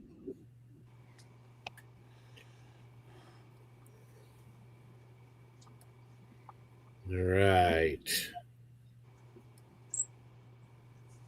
There we go. $80. Thank you very much. $100. Come on, Whitey. Spit on that stuff. When I saw that pop up, I'm like, it's all German stuff, man. Yeah. Like, come on. You can paint it in TPS. There's nothing wrong with that. I was gonna say, well, he hates 109s too. He doesn't like the German stuff. And everybody builds 109. That's right, because they're awesome. Boring. Absolutely. That's just because you don't know how to do camo. Now you ever get the chance to get up close to one, do it. But model wise, it's just that modeling freaks you out. It's easy. Splatter that crap on there. It's just there's nothing unique about them. I mean, I don't know. 130. Sofa King. And yes, Carrie, this is a triple P drink pack. John would be right in his element. Yeah, I'm surprised he's not bidding on it, you know. You. Who's standing?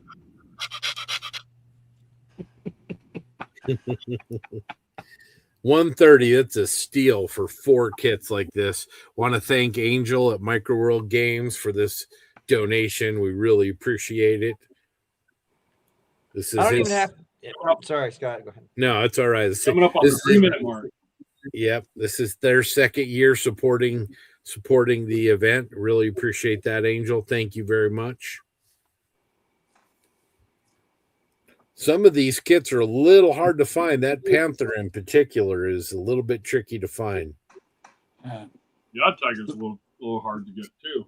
Yeah. Same with the Porsche, the King Tiger with the Porsche turret. All right. Let's get 150. Who's got 150 for this? This is for a great cause. 2.5 minutes left.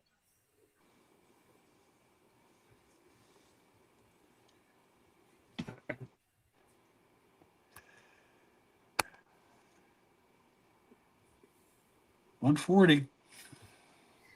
All right. Getting closer. 150. Oh, geez. There you go. Thank you, Carrie. 2-minute warning. For the Ducal Camel. Oh man. She heard someone say that one day. That's awesome. So great. Thank you, Carrie. 1.5 minutes left. Current bid is 150. 150. Come on, Dan. We know you got it. You can do it. You can be. Don't let your wife win. You can do it. 160. Oh, we got Sofa King there. All right.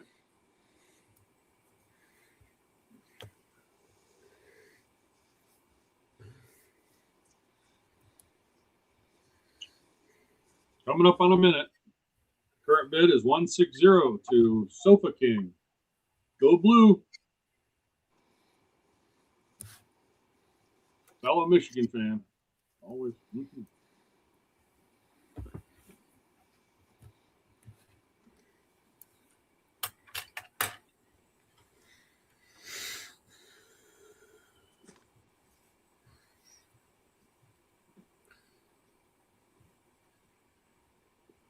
We're up on 30 seconds. Can we get 175?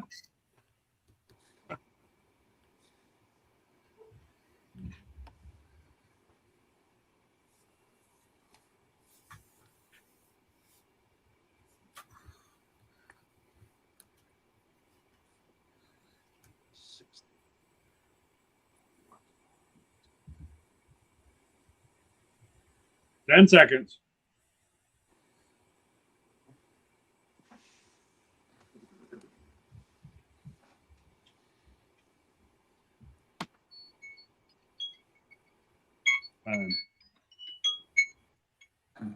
Congratulations, Sofa King. Thank you very much. All right. All right. Let's see here.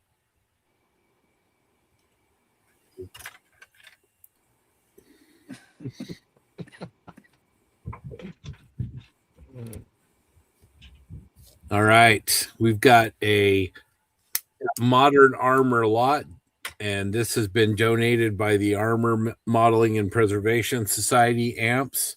We've got an Iron Dome in 1/35th scale by Trumpeter.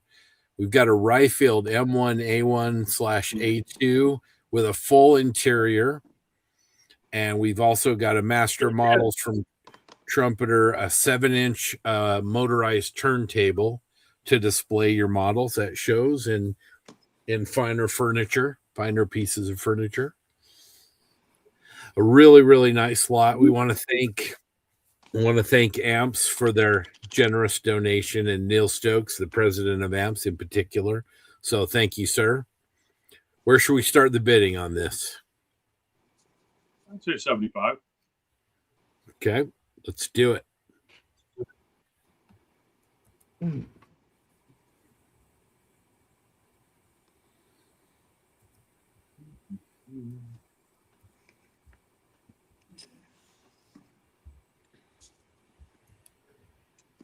Thank you, Bill. Appreciate that.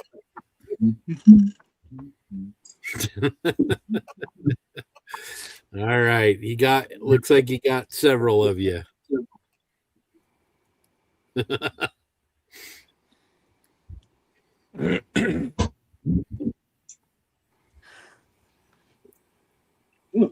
All right. I see how that game's going to be played. All right. Okay.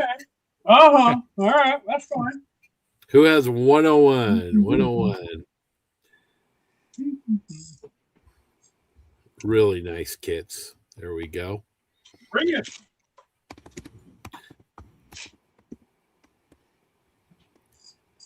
He got you. Yep. Oh, all right. There we go. Thank you. Thank you, Mike. 150 is our bid.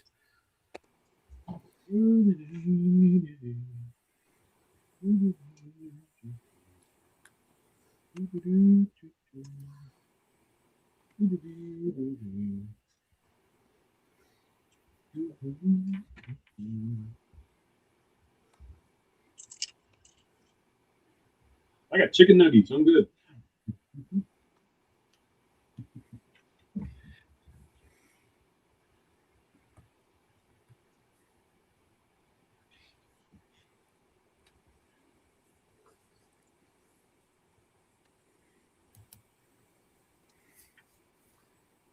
$176 is the current bid.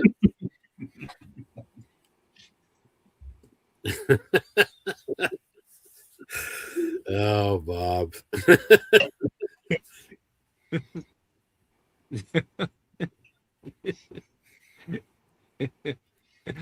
Just under 3 minutes left. Current bid is 176. Oh, okay. Go crazy with the cheese, Chris.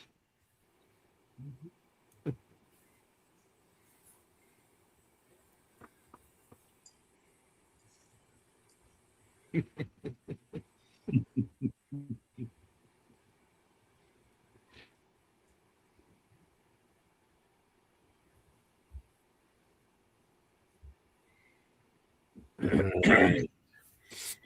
Nemo or somebody, let's run a subtotal. We got a couple more, but let's see what we're doing, and if we're crazy enough, we're gonna go really crazy to end up tonight. I certainly have been tracking the math. We're gonna go Whitey watching the Boston Bruins crazy. That's why I was up away from my seat. I was catching the last 5 minutes. They just beat Detroit, so it was great. There you go.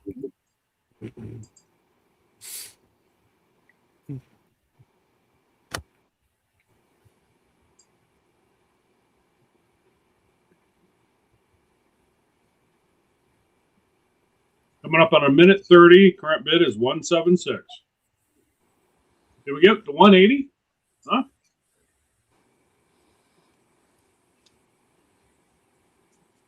Go Habs, go. Golly, come on, Jim, give it up.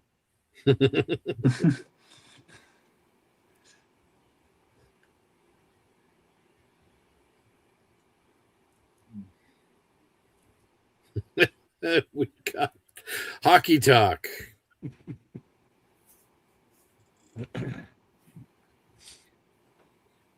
Go Mammoth. There we go. Mm-hmm. It's Mammoth. You say the name right, Scott, or you don't say it at all. You come into my house. Personally, I think it should be the Mammoths, but I really wish they went with the Yeti. Yeah, well, they're Yeti. going to, but Yeti sued them. The cup 30 seconds. makers. 30 seconds. Current bid is 176. That's like the Jacksonville Jaguars. When they first came out, their logo was a leaping jaguar, but Jaguar Motor Car sued them, and they had to change the logo. Then they went to that Jaguar head. Wow. Wow. Think of all that cross-promotion ability. Yeah, I know. I'm glad because that old Jaguar logo is stupid.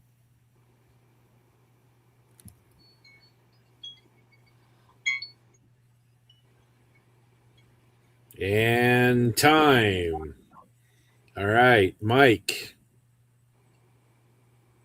176. Congratulations.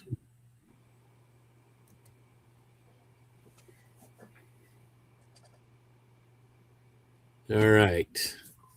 How crazy we going to get, gentlemen? Crazy with the cheese whiz. Yep. Let's get crazy. We're gonna leave the sci-fi to the last one. It's incredible. You guys are gonna love that. But we're gonna go with second to the last. we're going to go with this auction right here. We've got generously, that's a hard word to say this late at night, donated by Jim Rice and Sabo Miniatures. I thought you were trying to pronounce the guy's name like General what? Generously.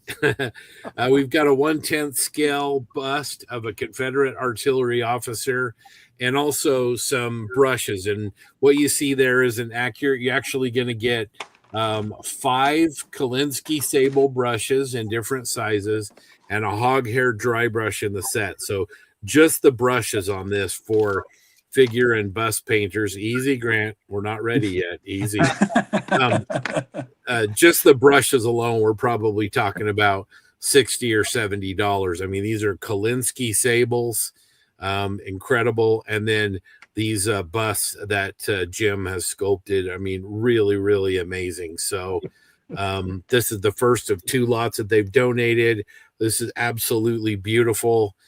Top quality stuff. Jim is very talented. So I don't know. Where do you think we should start on this, Grant? Let's start at 70. Okay, let's do it. $70 is the opening bid for a 1/10 scale bust of a Confederate artillery officer and a 6 brush set, 5 Kolinsky sables, and a hog hair dry brush set. Let's go. You know, I bought that 5 brush set from Sabbath Miniatures. Yeah. You know, and I've yet to use them because I'm like, I don't want to mess them up. They're gorgeous. Yeah. Thank you, Captain. 110. There we go. Let's go. Oh, Anthony, he's serious about it. 150. Thank you, Anthony.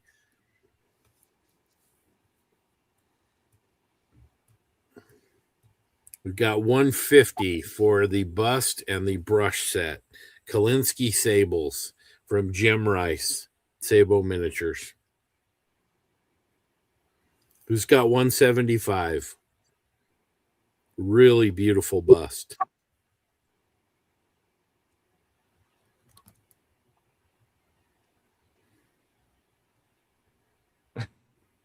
That was a wicked softball, but I'm not going to say anything. No, I left it alone. It's a family show, so Frildo just didn't say a word.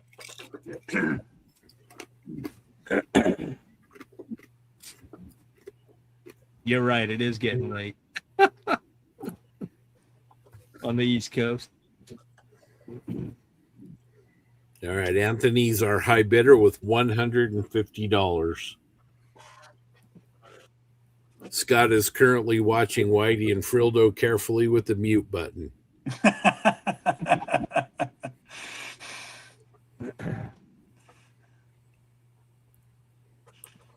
It's like Whitey at San Marcos telling Frildo, "You can't say that."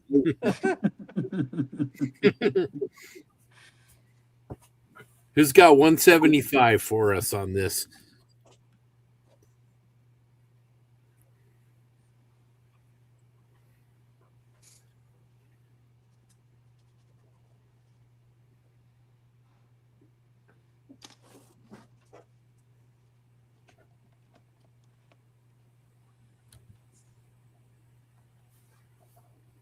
That is a nice looking figure. Really is. 2.5 minutes left. Oh, thank you, Anthony. Anthony really wants this. That's awesome. 175.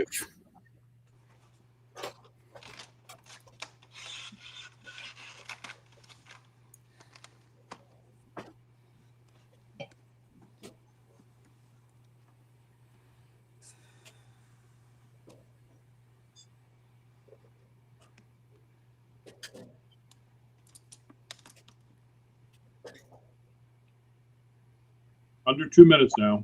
Current bid is 175. I see you, East Coasters. We're getting there. We're almost done.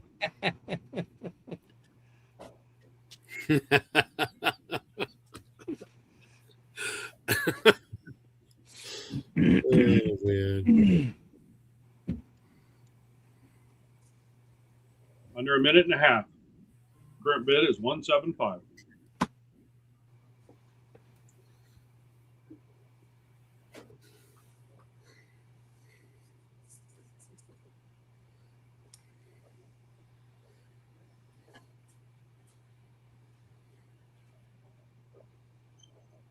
One minute left. Can we get to 200?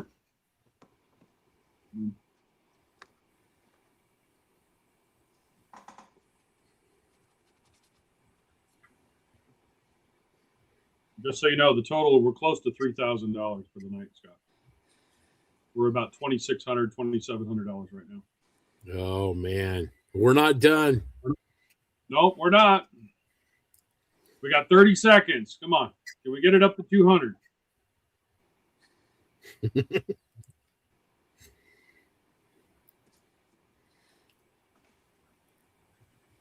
$20 seconds.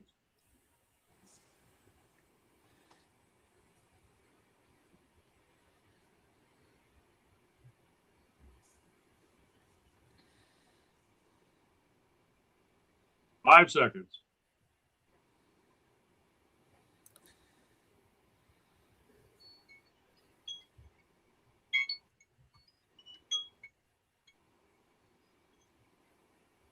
All right. Chip cookies are done. Congratulations, Anthony. Thank you for your generous bid and your win. You're welcome. Is that you? Yep. Grant going on the down low. All I'm right. like, I recognize that picture. I don't know who the hell that is, though. What the heck? All right. Let me find this here. My pictures are So should I just put you down, Mr. Mayberry? Is that who that is? That's it. All right. That makes it easier for grabbing the money. Okay. All right. I promised the science fiction guys an auction that they would want. This is generously provided by Elaine Rivard. A 1/24 scale Colonial Viper. I have this printed out. It is 18 inches long. It is the most accurate. I consider myself a Viper guy, guys. This is the most accurate Viper you can get. It's a beautiful kit. And this is, again, not the STL file. This is a 3D printed kit, 18 inches long on the Viper.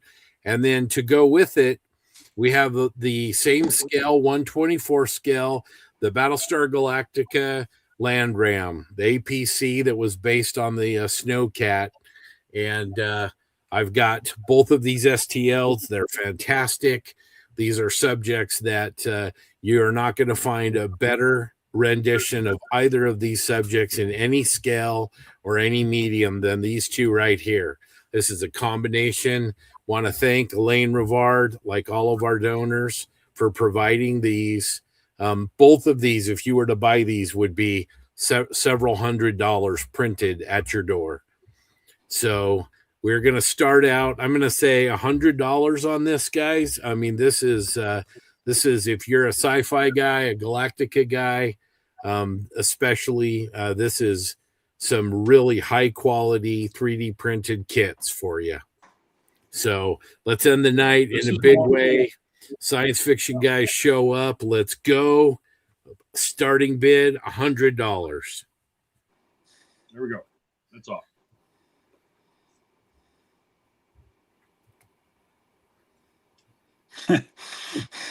There we go. There we go. Thank you, Patriot Models. Nick, he got you. $200. Let's get three. Can we get $300? This is two separate kits. All the printing is done. There we go. Thank you, Stuart. $250. Can we get three?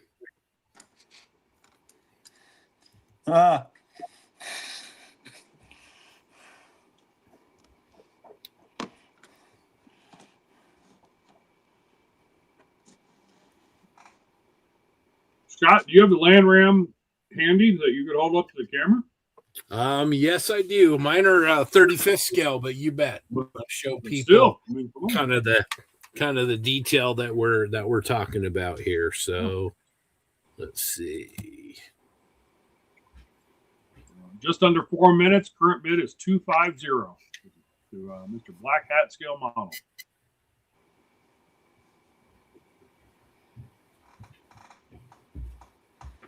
Many buttons. Sorry, guys.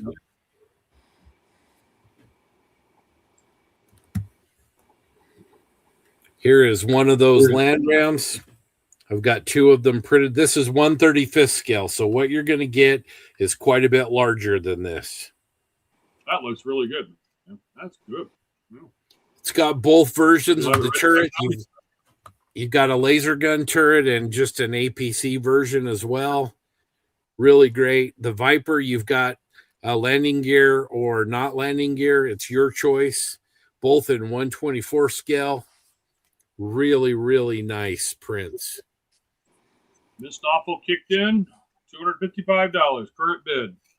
Just under 3 minutes left. Okay. 255. Let's go 300, guys. Now, Derek Post likes sci-fi. Let's do that. Come on, Chris. There we go. 256. Let's go 300. 300 for 2 1/24 scale 3D printed kits. That's a steal.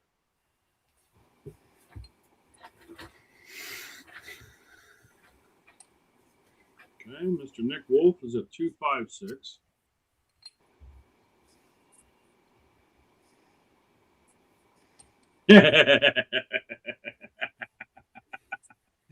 Snipers are getting ready. 2 minute warning. 2 minute warning.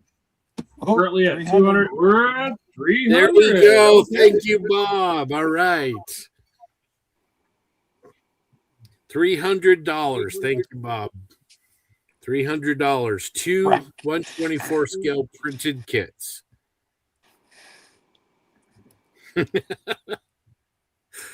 Exactly.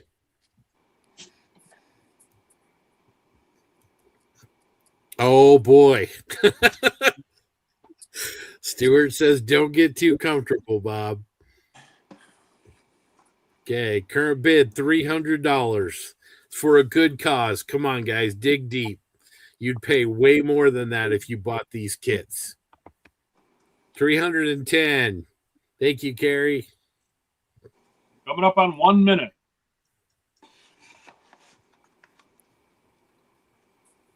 Let's go 350.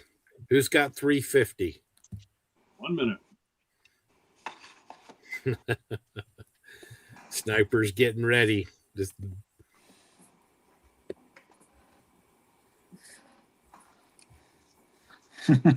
45 seconds. 45 seconds.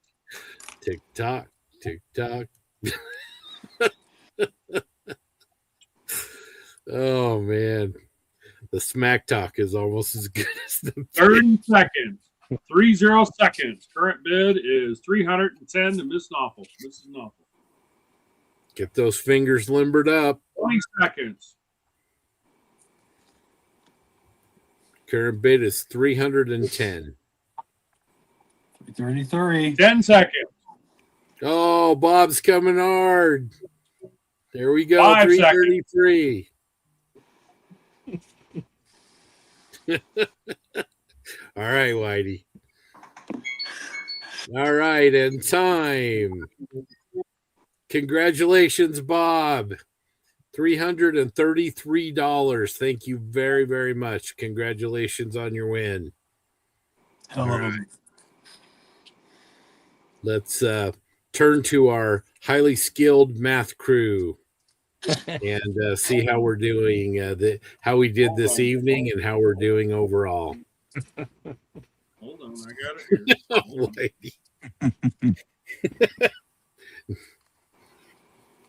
here. Okay, so with today's total, today we did 3,146 after that last auction. All right, all right. Wow. Now, So with yesterday's total, which was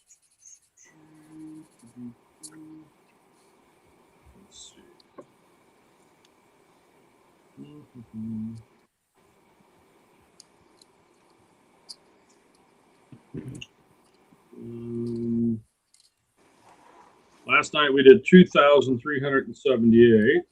So we're at 2,378. So that gives us our total. Oh, come on.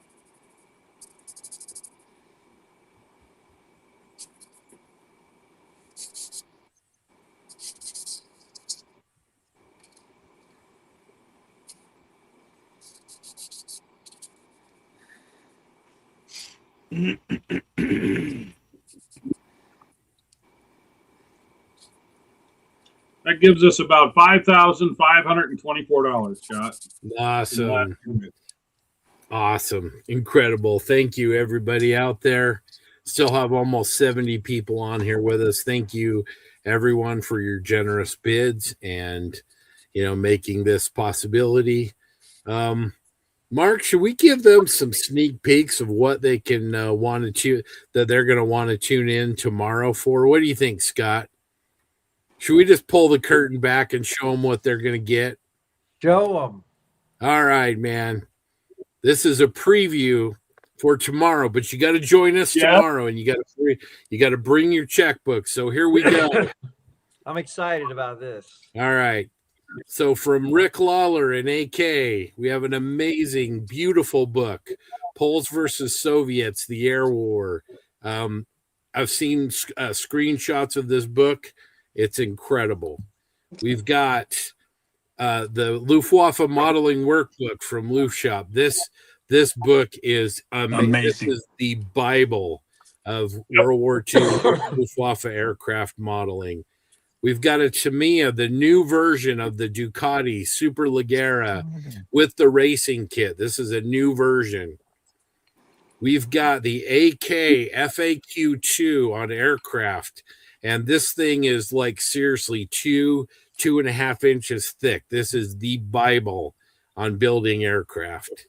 We have got this is actually 1/35th scale, and this isn't 4 bags. This isn't 5 bags. This is 13 bags of 1/35th scale resin from Steve Munsell. You heard me right. A baker's dozen, 13 packages of resin. We've got a 1/16 scale Das Werk 250/1 half track. We're bringing out the big guns tomorrow, folks. We've got another beautiful Jim Rice bust, a World War II Ranger, and another brush set, Kalinsky Sables. Incredible. We have a 1/32nd scale Das Werk Messerschmitt P1101 with the one-man army masks, which are no longer being imported in the U.S. because of shipping. That's a bundle. It's incredible. Thank you, Grant. We have the big lot from Amps. We've got an iHeart kit, M3A1. We got a Universal Carrier Mark I with crew by Rich. We've got 2 Great Wall Hobby BMW motorcycles and a TACOM Mark IV Mel tank. That's one bundle, guys.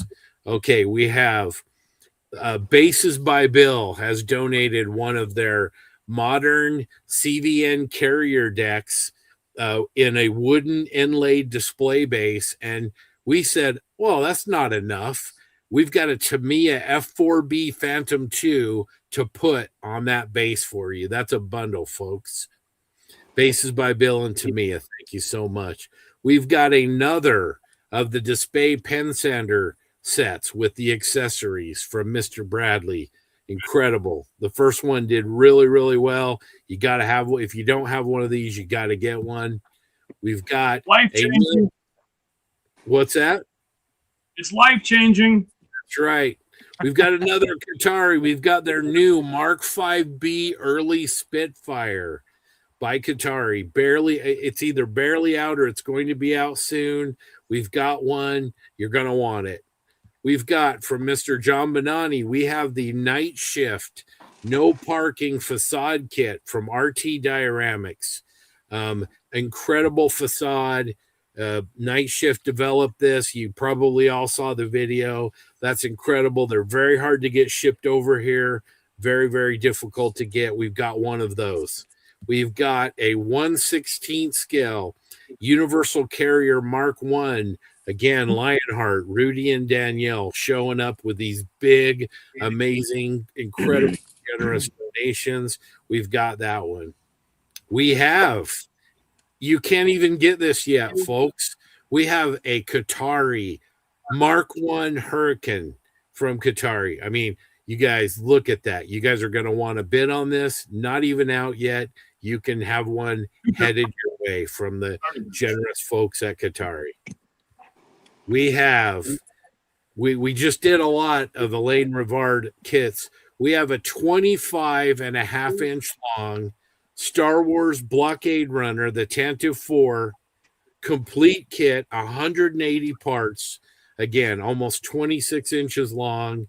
These go for hundreds of dollars. They're absolutely works of art. Beautiful. We've got that. And we have a 1/72nd scale provided by Eric Kane and Updraft Model Works, a complete 3D printed 1/72nd scale Have Blue aircraft.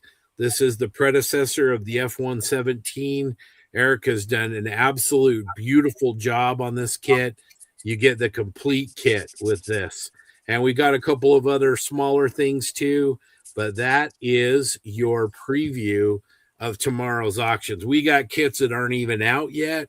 We got kits that have barely, I mean, that Universal Carrier from Rudy, that thing hit the street, what, Scott, a week, 2 weeks ago, maybe? I mean, incredible stuff. So join us tomorrow. Join in these auctions. Donate. Help Models for Heroes. Please give as much as you can. Want to thank everybody that has made Friday and Saturday night so far amazing success. Mark, tell us again the running total for the 2 sessions here with the U.S. leg. Sure. Yesterday was 2,378. That was for Friday. Tonight, we did 3,146. The current total for both days is $5,524. Incredible. Incredible. Want to thank everybody for their generous donations. Again, if you don't want to win an auction or go up against other people, you can make a donation at the Models for Heroes website or through us. Just let us know. That's what we're here for, to help people and to use the hobby to do good. So thank you, everybody. We'll be back again tomorrow with those items we just showed. And yeah, I don't know, Scott, it's looking pretty amazing. Oh yeah, man. I can't wait. I know a couple of folks are asking about some of the Qatari kits, like the Hurricane that's not currently here. I'll talk to Mark Robson over at Qatari. You shouldn't have to pay like crazy shipping or anything like that. So don't worry about shipping. If for some reason it's crazy, I'll pick it up. Don't worry. I don't want people stressing about shipping. Let's get some great bids in on some of these kits. And don't stress the New Zealand part. I can work with Mark. We'll figure it out. So don't worry about it. And then somebody else had asked what color T-shirts we had. And so I just wanted, again, just to show we've got the marine green, and then we've got navy blue, and we have charcoal. So again, just let us know what color, what size you need, and we'll get the shirts sent out to you. Awesome. And stickers. We'll also have, gotta have the sticker.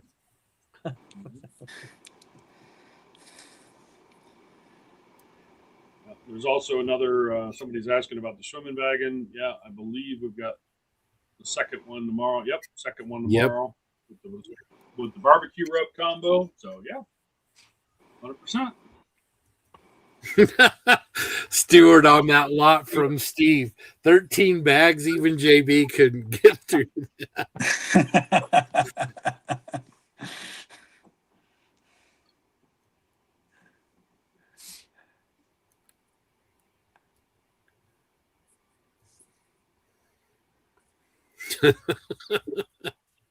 All right. Yeah, absolutely, Boyd. Good stuff tomorrow.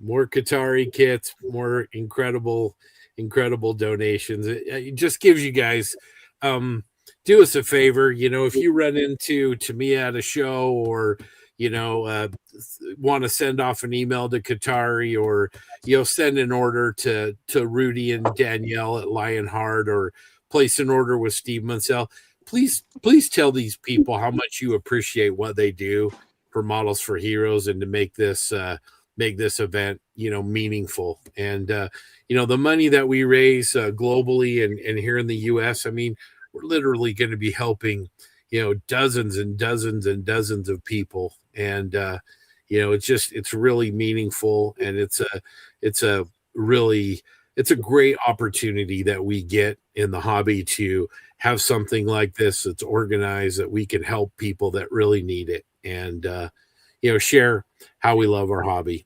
So anyway, just appreciate everything. Let's go through the rest of these. Let's see. Stuart says 1004. Hell yeah. Eric says 148. We may have the wrong scale on that. Have blue. Eric is the author of that. We will clarify if that kit is actually 148 scale. So we will do that. Scott's already addressed this.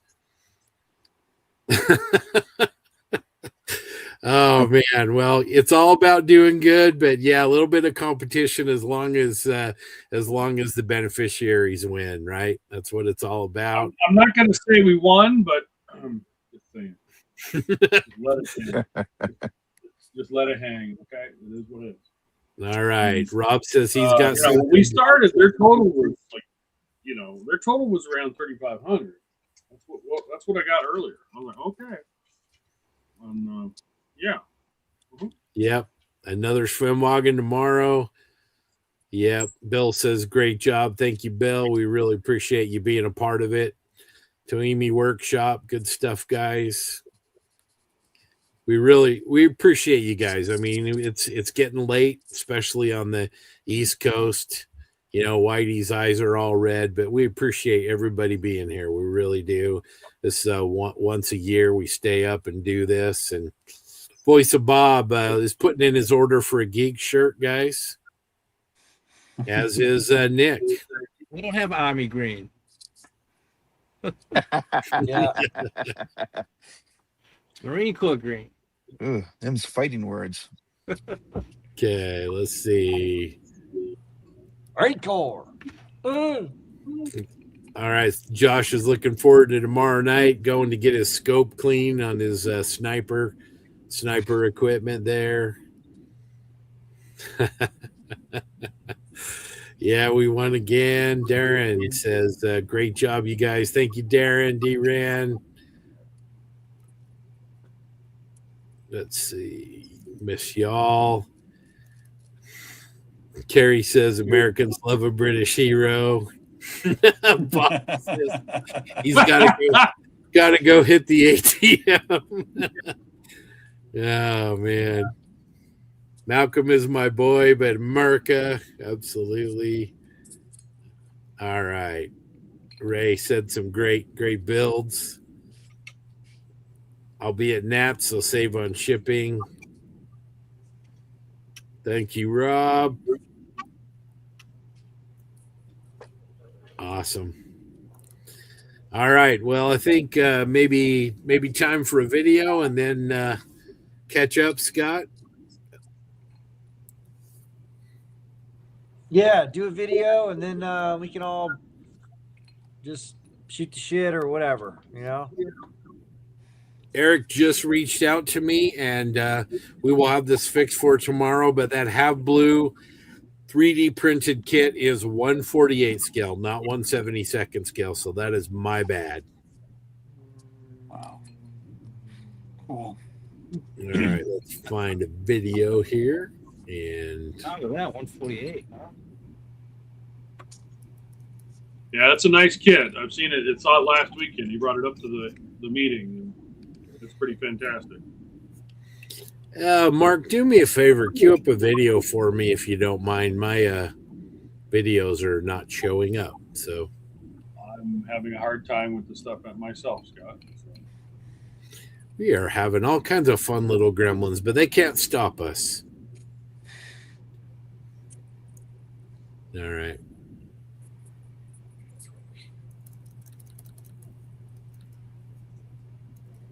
Let's see if we can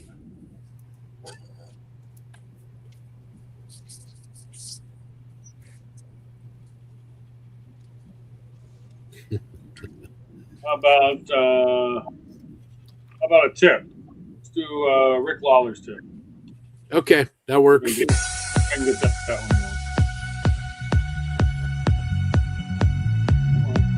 going. Play it.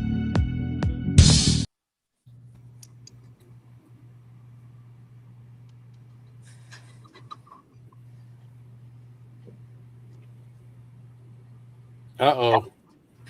That was quick. Well, the music was good for a second. How about Let's try this again. Hold on.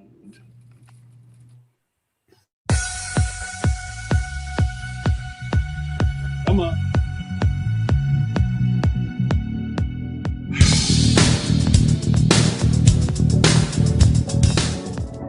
Good day, everyone. Today we're going to be making a small diorama base using 8mm carving foam. Now this is an ideal medium for which to carve all sorts of different types of textures, whether that be stones or bricks, or in this case we're going to be making a cobblestone street. I'll be applying this foam over the top of a small circular base, and the first thing to do is to cut the foam to a more appropriate size. As you can see, cutting is done very easily using my X-Acto knife. And because the foam is easy to use, adding different decorations or elements to your scene can be done very easily. In this case, I'll be adding some trolley tracks or train tracks down the middle of my street. The tracks themselves made from styrene, and then I'll just cut appropriate widths and lengths of the foam and add around it to build up the street level. Now with everything laid and glued in place, just flip this over and I can use the base as a template to cut out the general shape of my base.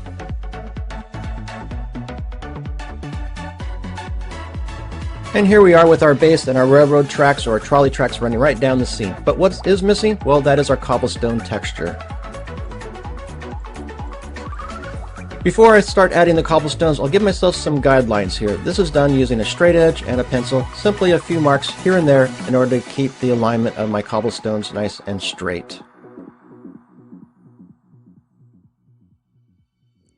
And now to add our cobblestone texture. And for this, well, I'm going to make my own special tool. Those old paintbrushes that you have, they're ready to be thrown away. Don't do it quite yet, because what we can do is we can pull off the edge, pull off the tip of it, and now using our pliers, we can bend this to any shape that we'd like. In this case, I'll maybe make it into more of a square or rectangle shape using the pliers.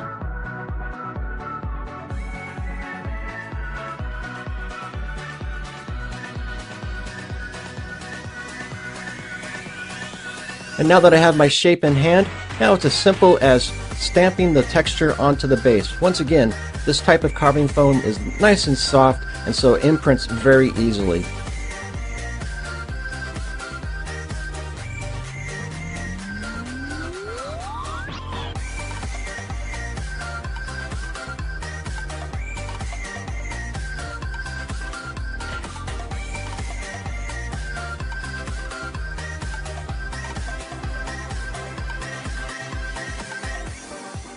And one final step, and this could be totally optional, but I'm just going to take a sharp tip, run it around the edge of each of the bricks just to give them a little bit of individuality and separation.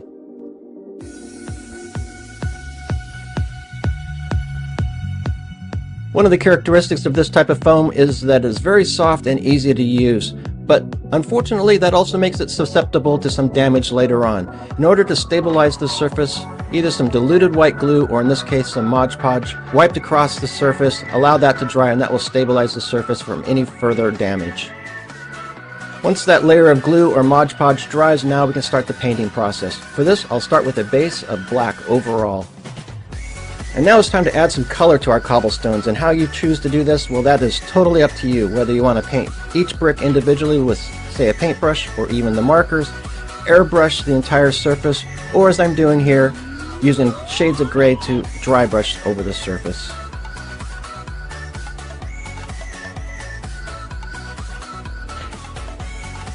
Now that those cobblestones have their color, well, now it's time to add some richness and weathering to the finish. And for this, I'll be using enamel products. First off, a wash overall. I'll be using dark brown wash for this. Again, you can change the color depending on the type of scene that you wish to portray.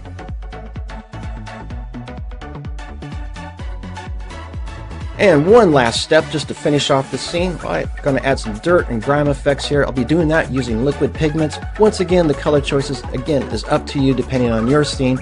I have a light brown and a dark brown color just to add some dirt and grittiness to my scene. And with that, we've completed our scene. Now it's just time to add the vehicle and some figures on here. As you can see, this was a very simple and easy process to do. It takes no time at all. Until the next time, everybody, happy modeling.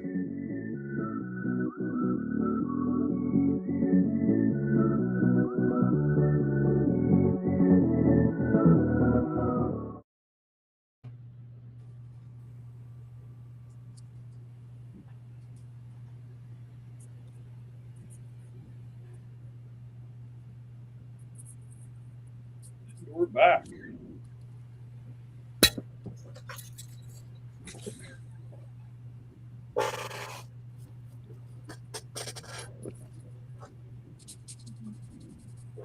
So I did a little recalculations because I had to readjust the spreadsheet, and I forgot about the Toyota Supra and the needed to adjust for the one from Sunday and stuff like that. So our new total for the 2 days. So today our auctions ended up being, instead of 3,146, it's actually 3,297, and our grand total for the last 2 days is $5,675. That is awesome. Yeah. Plus, you got Frildo's bid tomorrow for the runner, the Alan Rivard runner. Oh yeah, man, that thing is it's pretty nice. I've been following it on Facebook, and yeah, it is beautiful. It's the first ship you see in Star Wars. It is. What do you say that was? 24 inches? 26 inches, 25 and a half inches. Yeah. Wow.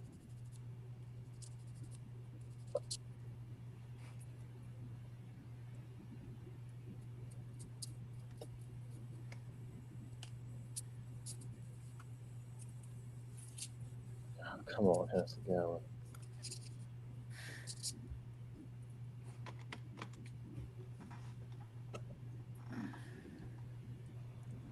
Hey, Mark, I guess when Scott comes back, you want to check on how everyone's doing in here? Yeah. Because I really want to see what Samo's doing. He keeps inspiring me. He's the reason I bought that Atari K4. Thanks a lot, Samo. So you're saying Scott Samo's your hero? Like Yes. Ferris Bueller? Oh, please. Well, I wouldn't go that far, but yeah. Yeah, that Qatari 109. It's just unreal. It's such a great kit, and I'm such a slow builder, but I was able to, from start to finish. I mean, it was less than 2 months for me to be able to finish it. yeah, that was amazing. Yeah, the cockpit, 3 hours of it's just excuse me. it's just a fantastic kit.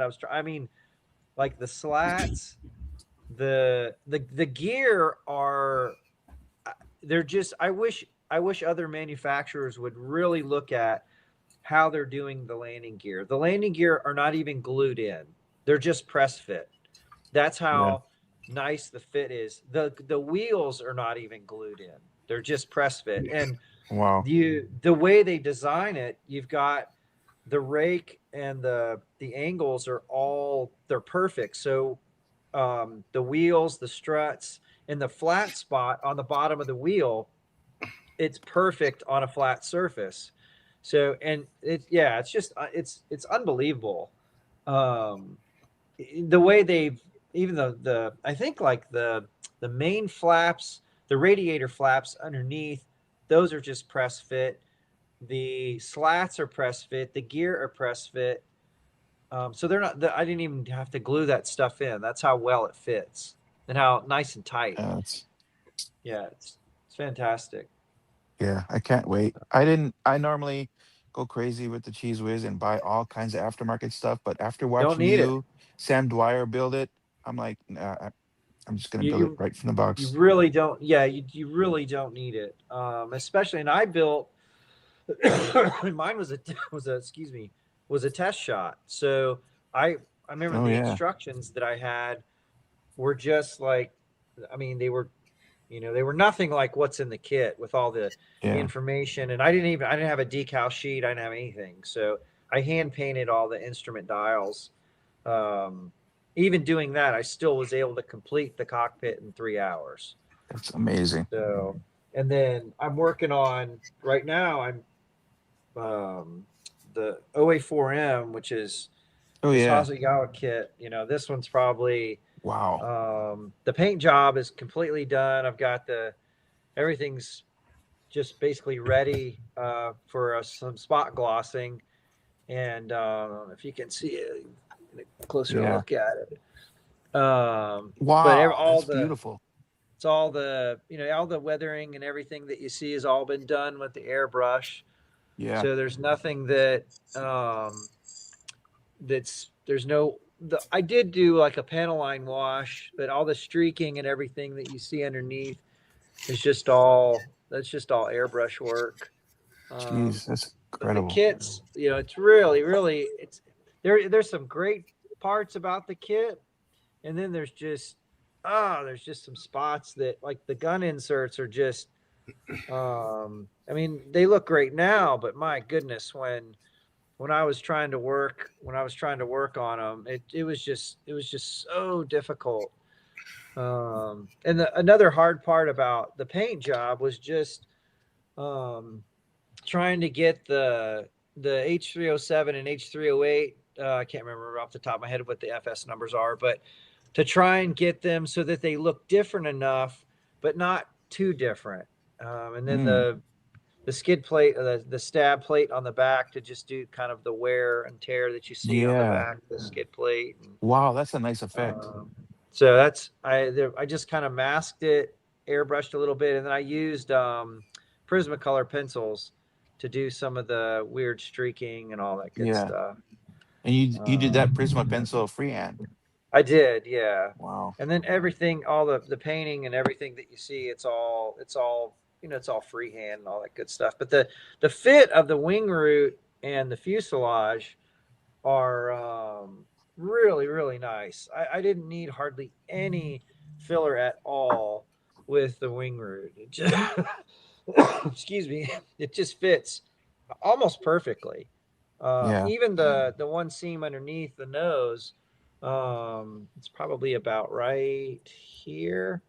It was super simple, easy to fill, and even the hump and the tail that you see up top here, and the nose, they're all plastic that comes in the kit, and the fit is really well. So even though I had to chop off the nose, chop off some pieces on the top, chop off the tail, the fit was really, really good. The cockpit, unfortunately, you can't see it because it's ready for some spot glossing, but a lot of scratch building went into the cockpit because it just doesn't like the bulkheads and the sidewalls.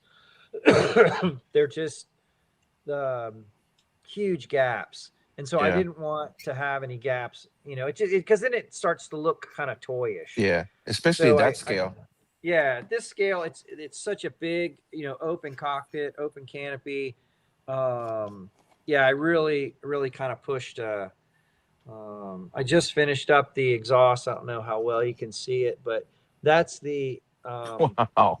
Tamiya black, and then dry brushed with chrome silver. It looks Yeah, like yeah, metal. yeah. It looks like a piece of metal. It really does. So it came out pretty cool. And then here are the seats that I need to paint the seats, but these are Gabe Pincelli. He made the masters for these seats. These are old black box seats, but I had a friend of mine cast a couple of the black box seats. So I got like 20 of them now, these 30-second scale seats, because they're awesome. They're beautiful when they're painted. Yeah. And so, sorry, I'm sure you guys are like, don't care, but I'm almost done. And then, so I've just, just little stuff like putting the wear marks on the fuel tanks. Yeah. Got those, all the fuel tanks are done. And then I'm going to add these, the OA4M. The sad part is the good old Marini's boxing that you'll see, the monogram kit, which is Scott and I just probably my favorite box art ever. Yeah. The OA4Ms did not carry Shrikes. They were a FAC, bird. So really, if anything, they carried fuel, and they'd carry Zuni rockets for excuse me, for marking targets. Right. And they come with these, res kit. These are from Res Kit, and they are freaking awesome. They are so cool. So I'll add those on there. And they come with the white phosphorus warheads are really funky looking, painted these like lime green stripes around them. So they're just super cool. So I'll have fun painting those. But anyway, she's getting close. Should be doing decals here pretty soon. Wow. Excuse me. My goal is to have it ready for the Fairfax show in Virginia. I hope to have it done, but yeah. God, I'm so sorry. No. We'll see. Totally Right get now, it. I'm masking the canopy. So after finally finished polishing it, I used. I don't know if you guys have ever seen it, but sometimes I'll use this 3M scratch remover. It works great. No kidding. Yeah, Yeah. for polishing canopies or plastic parts or whatever. And then, so I'll put that'll be my first polish. Huh. And then this is Mr. Hobby super fine polish Yeah. with like a Q-tip.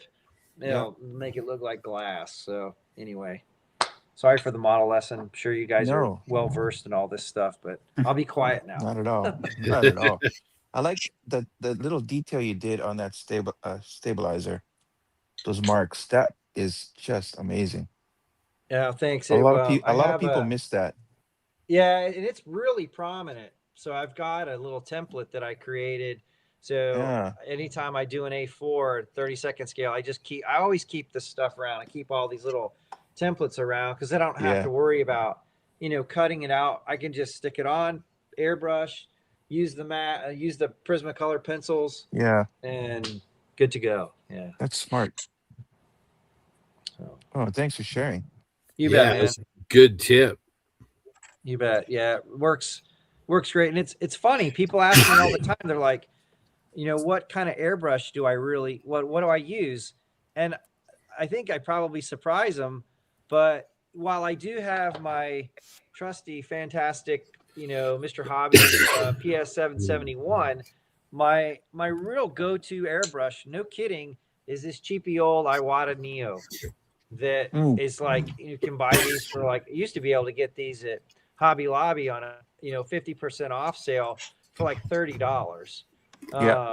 And this is such a workhorse. It's a medium tip, but I can still get like, you should see the lines that I can get with these things. I can get hairlines with it as long as you just thin your paint properly. Yeah. You can do all kinds of cool stuff with it. Yeah, my workhorse is similar. It's the Revolution Iwata.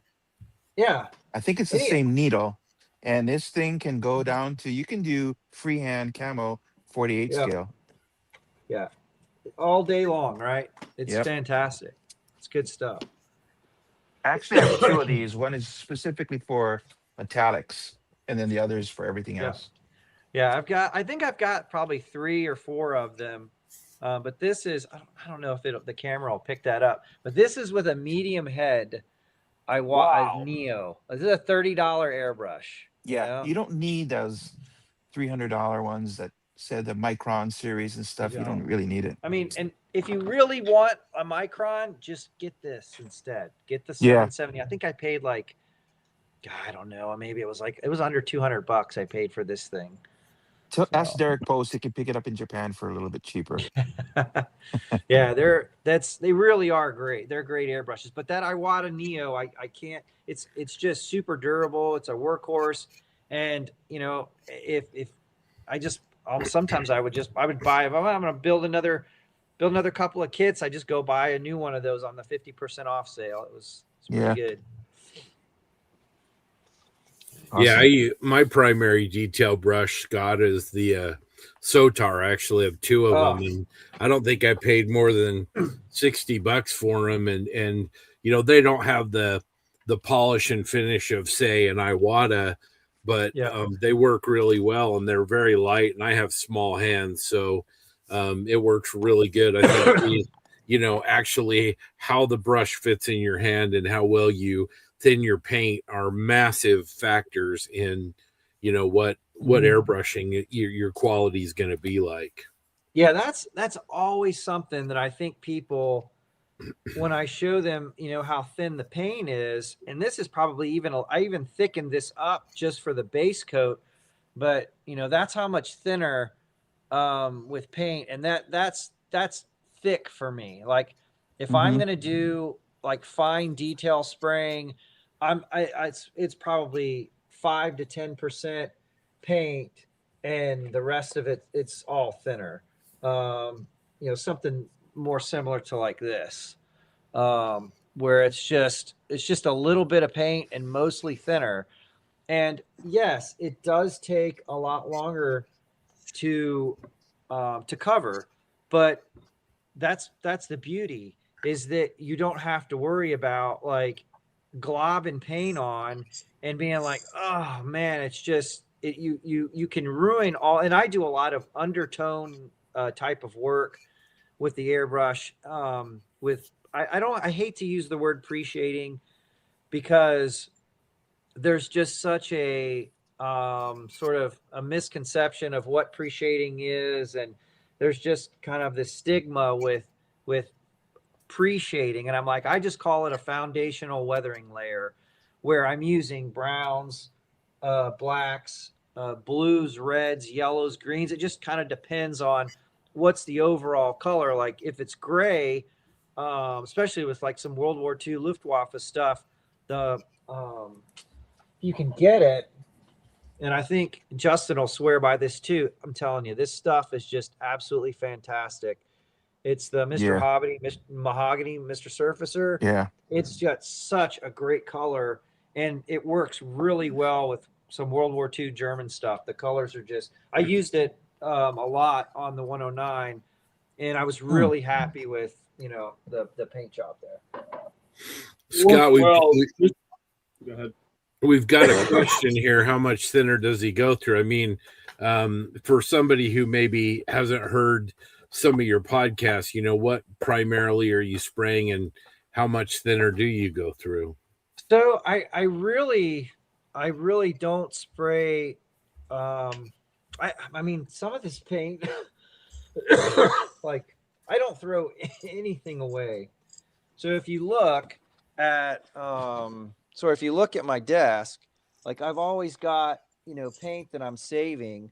So all of these different paints, I label them, and I just keep them. I have a drawer, and I keep all of my paints, in the drawer. And this Gunzy Aqueous, I think, not a lot of people spray aqueous, but some of this paint it's really old, and it still sprays beautifully. And when it comes to different thinners that I'm using, I really love using X20A. That's probably one of my favorites, but I always add a little bit of leveling thinner, or if I want it a little bit flatter, then I'll add a little bit of rapid thinner as well. But most of the time I'm dealing with X20A and Mr. Color leveling thinner. And because I'm a slow builder, I don't really kind of go through paint very often. You know, I have drawers and drawers and drawers of aqueous and Tamiya paint that is still great. It still works. And you know, and when I use a t-shirt right here, I have a spray booth. Recently I've started using the spray booth a lot more, but when I'm doing my fine kind of detail work, you know, I'm working right here. I like this big magnifier. This is I think it's an 8-inch magnifier. So, you know, I'll have the magnifier right here and I'll have the airbrush and I can see everything that I'm working on. So, and I've also always got, I got a flashlight just to really be able to kind of look at things and kind of look at seams and stuff like that. Because it's just a quick, like, okay, did I get that or did I not get it kind of thing. You know, that's a good idea, because I usually find mistakes when I take pictures, and then when you look at it closer, then I see, oh, there's a mistake. Whereas you doing that, you catch it early. And I know a lot of folks really like, and this is just like using the magnifier is just what I kind of got used to doing, because I didn't have like an optivisor or anything, but I really like this one in particular because the light is nice and bright. It's just super blown up. I can see super clear everything that I'm doing, and I've kind of gotten used to. I'm totally able to just use the airbrush and spray and do whatever I need to do, and I can really thin the paint, and with the magnifier I can really put the paint where I need it to go. I also spray very matte paint. I don't like spraying gloss paint because the gloss tends to be, in my opinion, a little slippery. So when I'm putting the paint on the model, I don't want it to go anywhere that I don't want it to go. And the matte paint, especially when I'm doing like a complex camo, you work in the airbrush, which is really my favorite thing to do.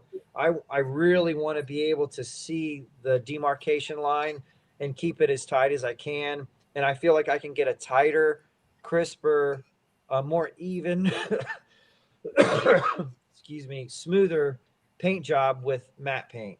Now, I'm not talking matte where it's like grainy or rough. It's just, you know, I mix a little bit of rapid thinner, a little bit of X20A, maybe just a dab of leveling thinner to help with flow.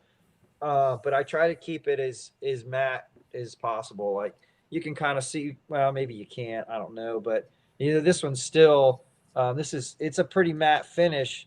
It's not very shiny at all. But it's super smooth. If you came and you touched it, you'd be like, it you know, one thing that I used to do was I would just take a Q-tip with a little bit of the 3M polish, and then I would just, okay, my decal is going to go here. So I would just take the 3M, do a little bit of polishing till it was nice and squeaky clean, and put the decal right on the model.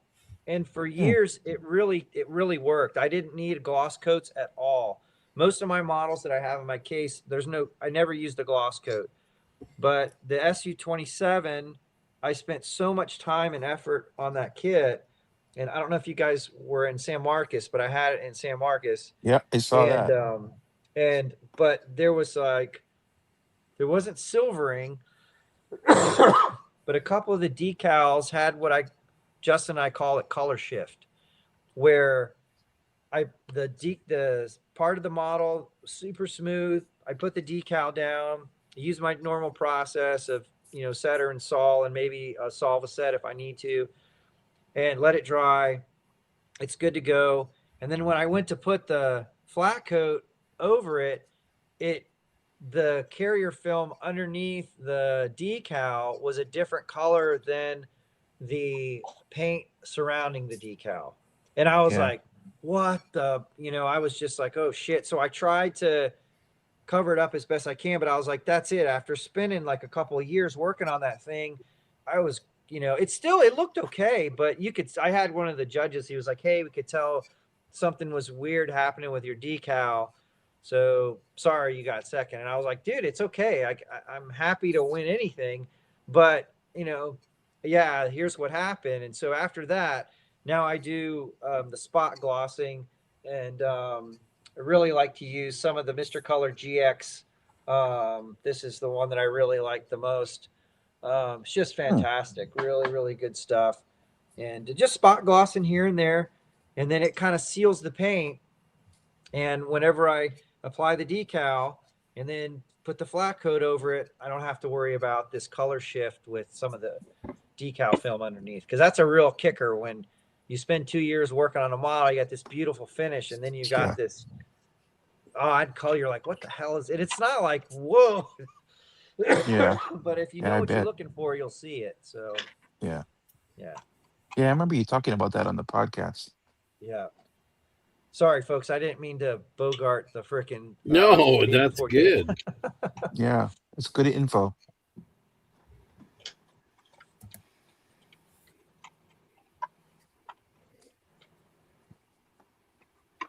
Oh, shitballs.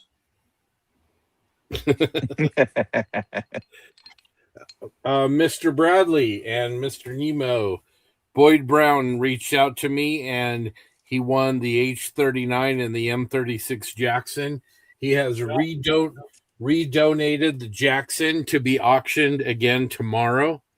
So that kit will be available for bids. Really appreciate that. Yeah, that's awesome. Boyd. Fantastic. Yeah, I'll be excited to see how those Qatari kits go tomorrow. Mark Robson is super generous, and he just keeps knocking it out of the park with the kits that those guys are going to design. Yeah. Me personally, I cannot wait. And Frildo's probably going to, he'll back me up here. That P47 that they're going to do, holy goodness, man. I mean, that is going to be, and it's a Razorback. So, the quality of the kits that these guys are producing, it's just unbelievable.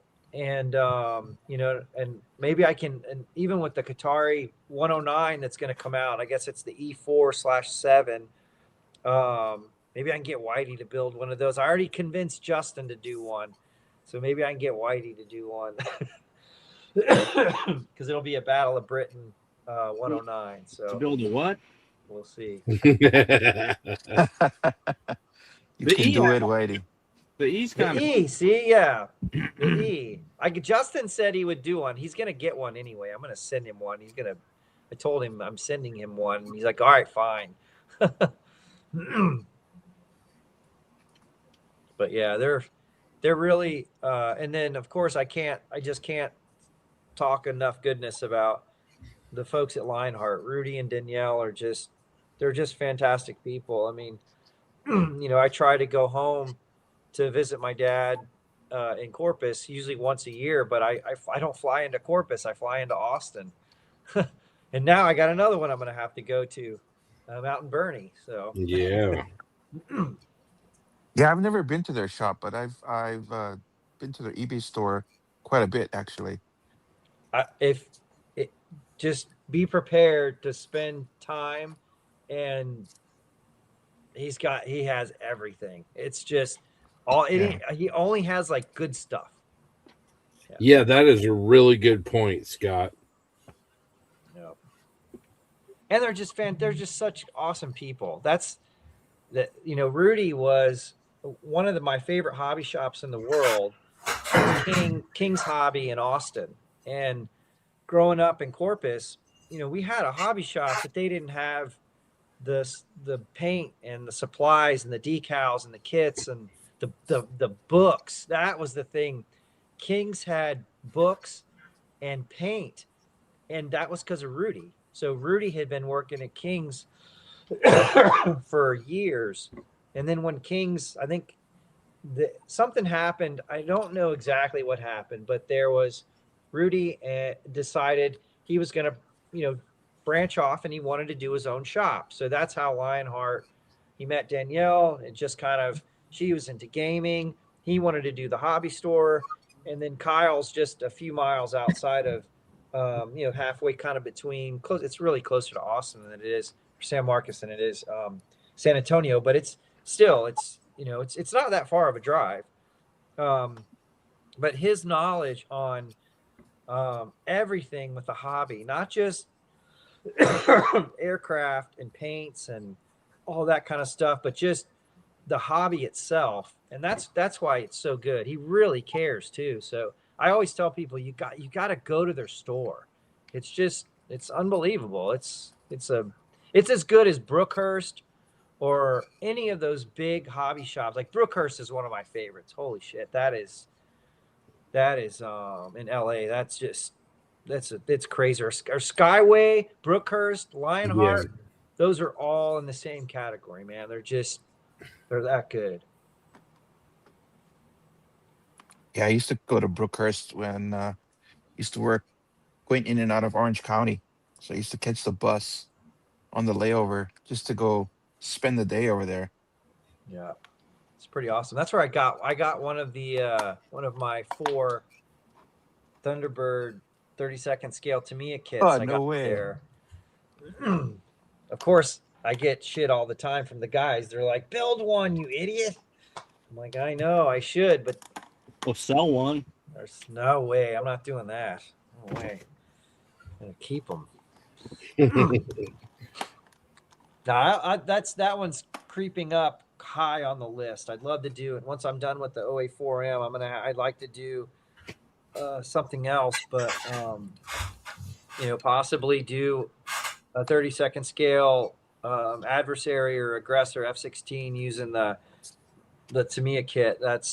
And I told George at Tamiya, I'm like, dude, just make an adversary / aggressor boxing in 32nd scale and you will sell out. You will sell those things. And of course I can keep dreaming.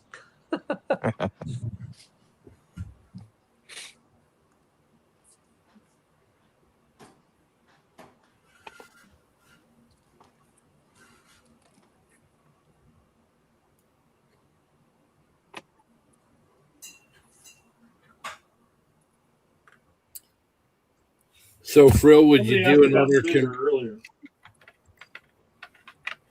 Would you do another conversion like the one you're working on now?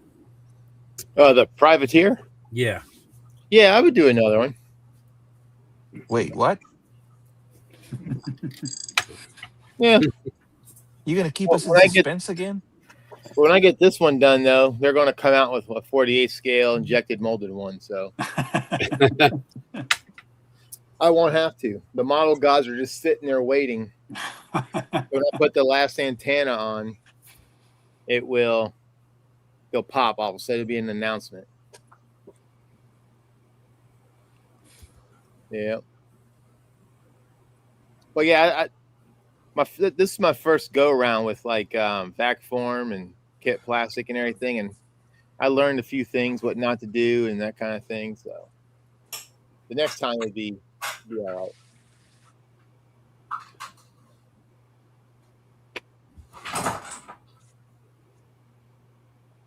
But it was a fun little. It was a fun conversion. Like I said, I've never had anything. Even the tracker wasn't this involved, and but it was cool. I enjoy it. There were times I wanted to colonize the sucker though, but I pressed on. Yeah. Hey, brother Darren, good to see you too, buddy. Everyone drink. Oh. It's a privateer drinking game. When part of that conversion was vacuform, right? It was, yeah. Okay, I can't give anybody a hard time when they've done vacuform, man. Mad respect from me. Yeah. And, like the bombardier glass was all vac form too, so you had to. That's a pain in the ass. Yeah. So it's not 100% perfect, but it's good enough. I like it.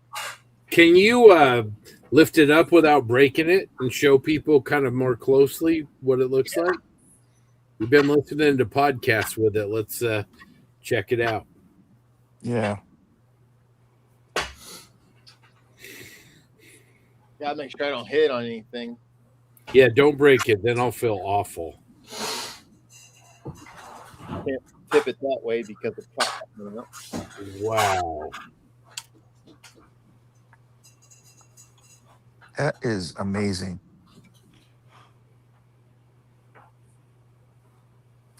So there's the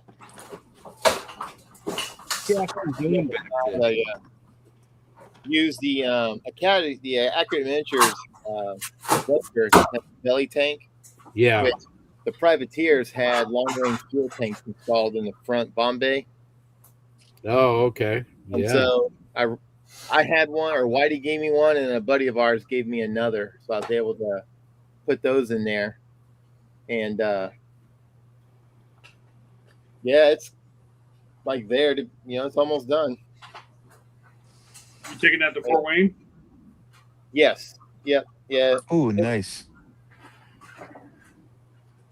God willing, the creek will rise. And of course, I wonder if I'll get blush ruled because it's got like a naked lady on the side.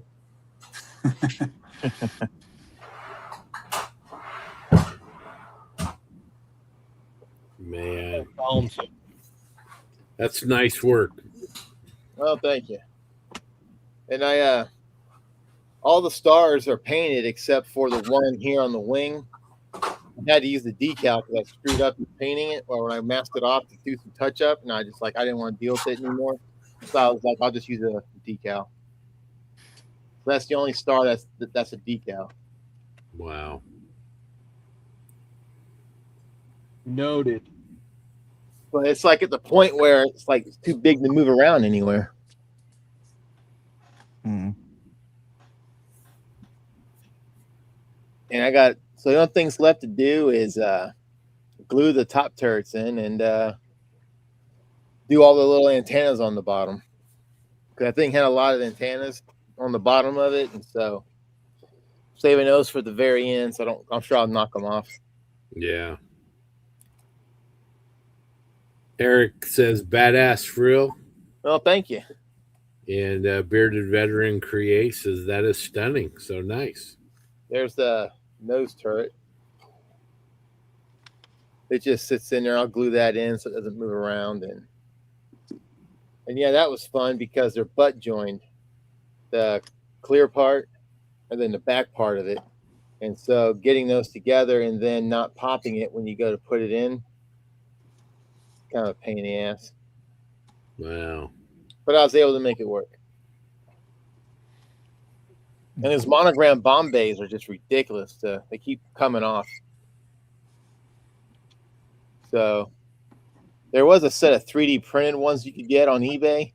Well, those things were like $25. And I was like, if I can drop $25 for 4 Bombay doors. Yeah, very cool. Well, Chris, how's that C-130 coming along? I don't want to. It's looking like a C-130 now. I have it glued on, but the fuselage is done. I just gotta. I'm gonna wait for this to tack up a little bit, and then I'm gonna glue the wings on. Wait, can't do reverse. Glue the wings on, and then I'm basically ready for paint. Just some fiddly bits here and there. But yeah, it's a cool little kit. I don't know if I'll get it done for by tomorrow, but I'm having a lot of fun. Yeah, Malcolm said you don't have to. That's right. Yeah, that's right.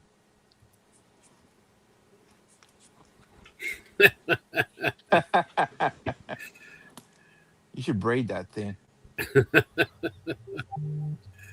Oh, man.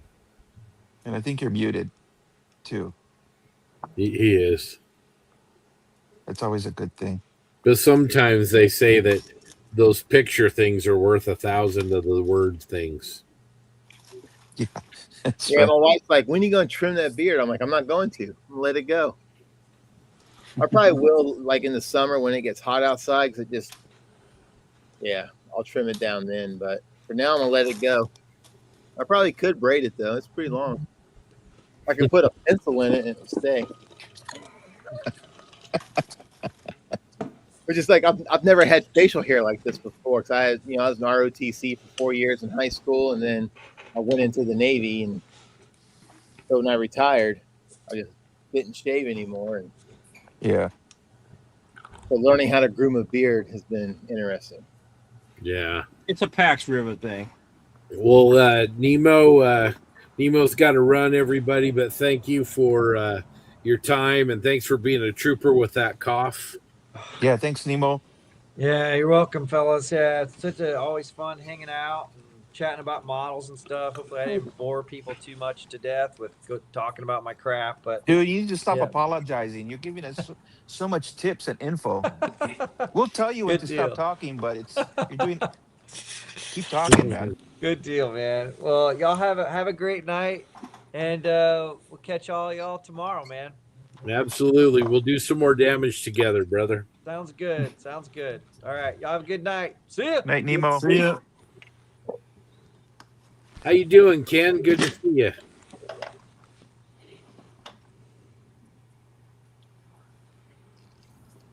I'm not sure he can hear us.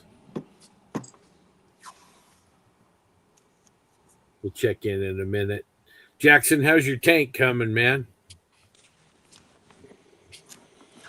Oh, I don't think he wants to tell us. It's an ancient Chinese secret. All right. He would have told us, but then he'd have to hurt us. That's right. Whitey, how you doing? It's getting pretty late over there on the East Coast, isn't it? Yeah, I'm just gonna shoot a little green on this canopy before I go to bed, so that it's dry tomorrow and I can get rolling. Yeah. Awesome. Well, that scratch remover, that was a good tip by Nemo. I'll have to get me some of that. Yeah, I had no idea, and I see that on the shelf all the time. Yeah, I use the same stuff. Oh, you don't? Yeah, I do. You know what? I'm gonna squirt it in your mouth next time I see Here you. we go. I don't dip canopies.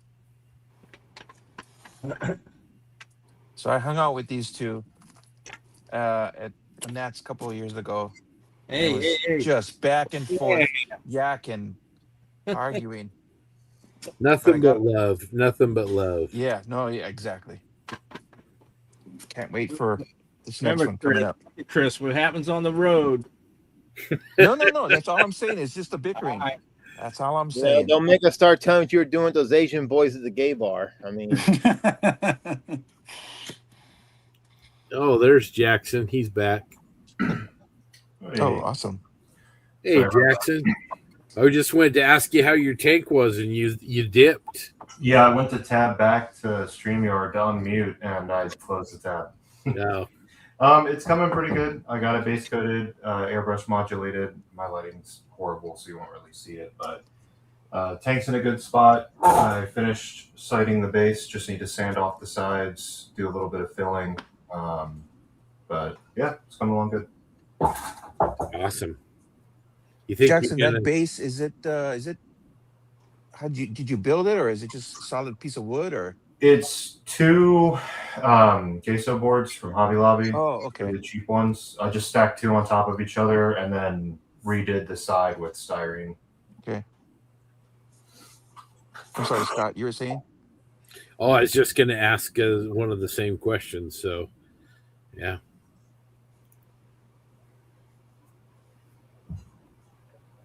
Grant, how's that bust coming along?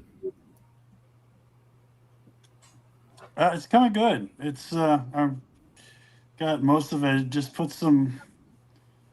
Got to paint the bell things around the cloak and stuff like that. So I put the base coats on, and then I used some thinners and washes on them and brought them down in color. And then I'll go back in tonight or tomorrow and do some light, focus light painting on it, so you know exactly what, with the light shining on it. So it'll be good. It'll be good. That'll be great. Congratulations on your win tonight. Oh, thank you. It's always good to get great brushes and a great bust from, especially from Sebo. So they're one fantastic store. Yeah, absolutely. Whitey, you're being a trooper. You're hanging in there. How's the helo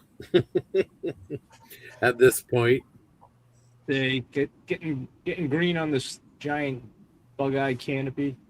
Okay. Coke bottle tint, right? Yeah. I still gotta get the engine and rotor head glued in place. But I gotta paint that firewall prior to doing that, so I might wait till the morning on that. I think I'm just gonna get this done and then hit the front. Yeah, very cool.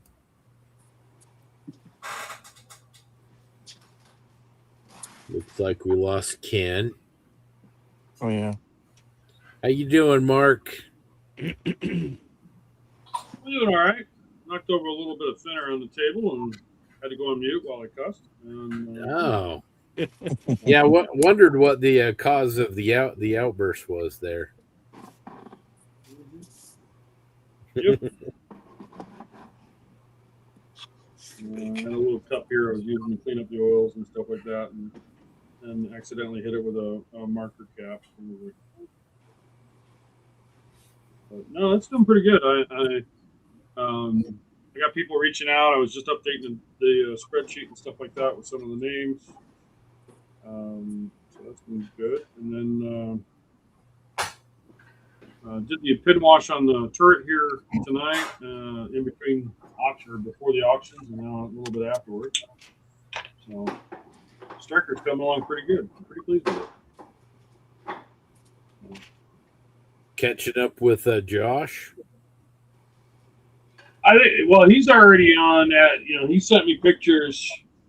He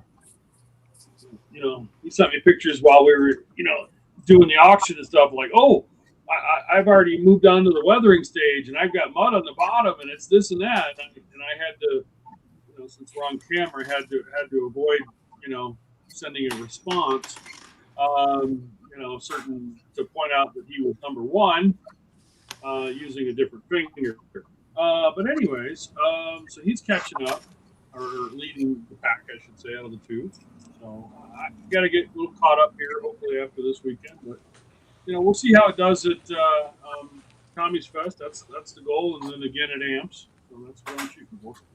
So hopefully I do.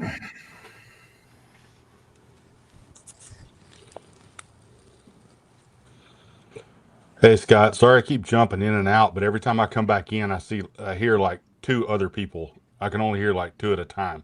So I've got out, got back in, got out, got back in, got out, got back in. Huh. That's weird.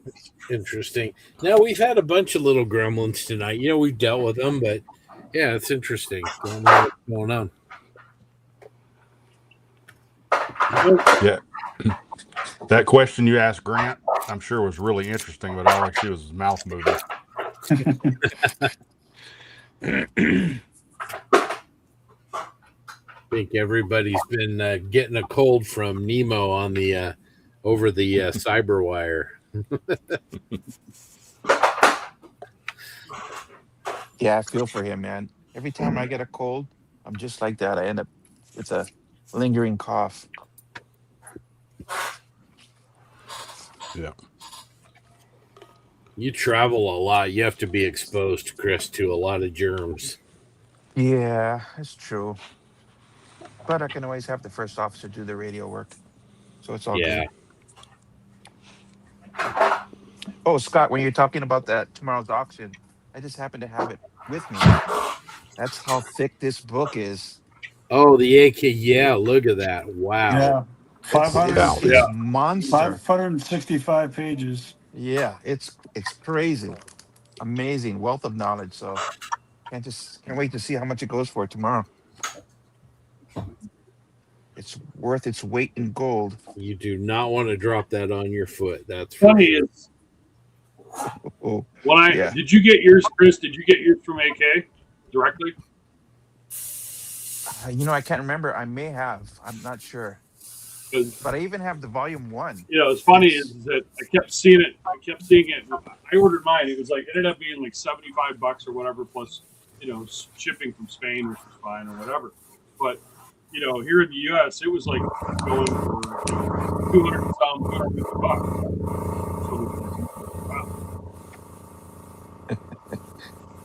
Yeah, Darren, you're right.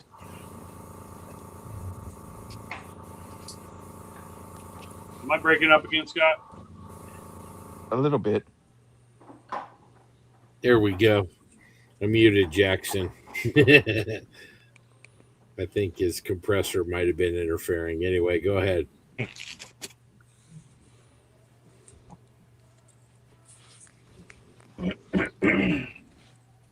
What were you saying, Mark? Oh, I was going to say is that, from Spain, when I ordered it from Spain, the book, it was like $70 or something like that, plus the shipping and handling. But every place I found here in the U.S., it was over $200 for that book.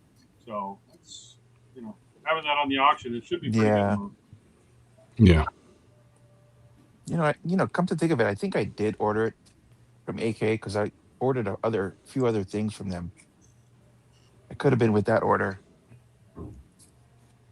Yeah, their shipping is actually pretty fast. AK is really fast. Yeah, I'd order a books and get them from Spain generally in 5 or 6 days from Spain to Utah. So yeah, they're pretty quick. Yeah, I usually get stuff faster from them than I do Sprue Brothers, and they're 7 hours from here. Yeah. Wow. Amazing. I used to have a whole stack of really cool AK books, and then Rusty borrowed all of them, and I haven't seen them in like 2 years. My diorama book, my figure book, all that stuff I haven't seen it in a couple of years.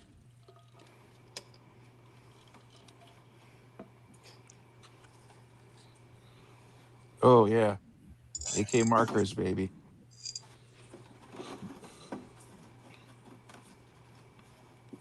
All right, gents, I am out.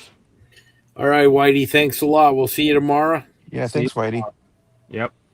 Good night. Have a good night. Enjoy. Later. Yep, I'm out too, fellas. All right, for real. All right, man. Take care. Oh, thank God. Chris. I was kidding, buddy. Yeah, sure you are. All right, I'll see you guys tomorrow. I should be able to get on. All right, sounds good. Sounds Fred. good. Have a good night. Yeah, see you. We had our club meeting this evening. It was a week late and in the evening instead of the morning, and there's still about a dozen people there, which was pretty surprising. Wow. Oh, wow. Yeah. You have a pretty good club, though, really, don't you, Ken? Yeah, it's pretty sizable. On a typical Saturday, there's 25 or 30 people there probably. Wow. And to have, a dozen of them, maybe 15 there after we bumped it a week and then put it in the evening, I was a little bit surprised, honestly. But it was a pleasant surprise. It was a good meeting. Good gathering. Yeah, they do what? How'd your demo go? It was fine. It was just kind of a discussion type thing. I took some references and some books, and it was more of just kind of an academic discussion more than anything else, more than a demonstration. But it was good. It was good. Everybody's pretty engaged in it. That's One of the guys brought 6 or 7 figures from a gentleman that was in the club that passed away 10 years ago. I did not realize it was that long ago, but he brought a bunch of his figures that the guy's son had given him. That was pretty cool to see that stuff again. Very cool. That's awesome. You're in a club with that many people. I think the last model, this guy, he was a cardiac anesthesiologist here in Little Rock. I think one of the last models he built was the B-58 Hustler, the 48 scale one.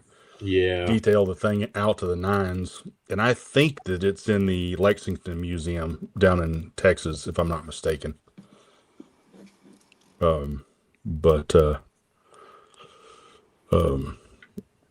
Really a guy that was kind of ahead of his time, you know, as far as, like, I remember 15 or so years ago, he was underpainting his aircraft with blues and grays and tans and all this kind of stuff, all the stuff that people think is cool nowadays. You know, that guy was, he was really batting ahead of his time. Nice. He told me one time that he got back in the 90s, early 90s, he got basically DQ'd at a IPMS National because he painted the underwing of an aircraft gray instead of white, like it should have been, because he shaded it like a figure, and because it was supposed to be in shadow, and they just looked at him like he had two heads and basically disqualified his model. Oh, jeez. But he's a good dude.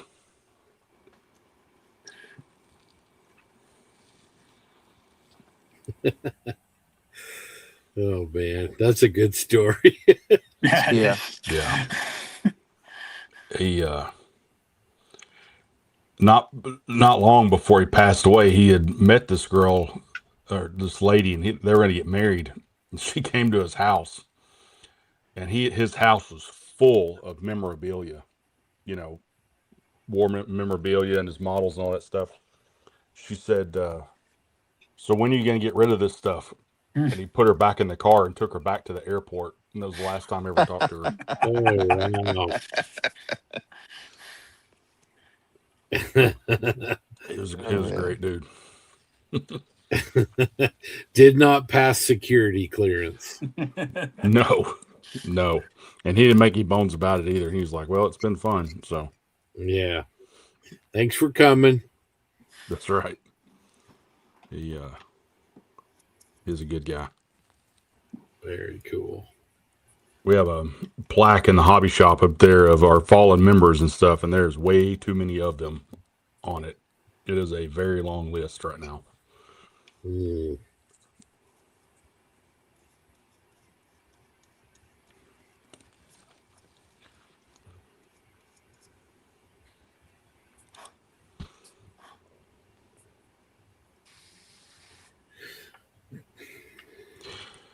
Hey, Jackson, it was not the Firefly that I was talking about. Yeah, I know that Bill wasn't giving you a lot of joy at the beginning, so I was curious if that's what it was. Yeah, no, it was not the Firefly. Definitely not. Yeah, that's the one I wanted to be working on. Yeah, I was gonna say I love how it's turning out. It looks great. I appreciate it. Working on a base for it right now. The tank is basically done. Just trying to get a base done. I took the base with me to the meeting today, and I dropped it in the parking lot of the hobby shop. Oh no! Knocked it. Well, I mean, it didn't really do anything but knock a dent in the corner of the wood on it. So, not a big deal. But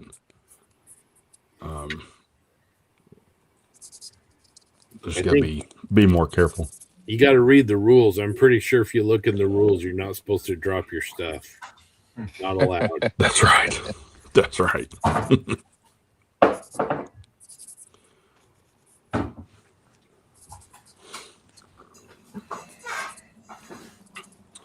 I got to finish the log unditching beams and stuff that are lashed to the side of it. I still got to do that. They're painted up. I just got to mount them and then weather them. But I kind of like the way it looks without them, so I'm a little bit torn about putting them on. Yeah.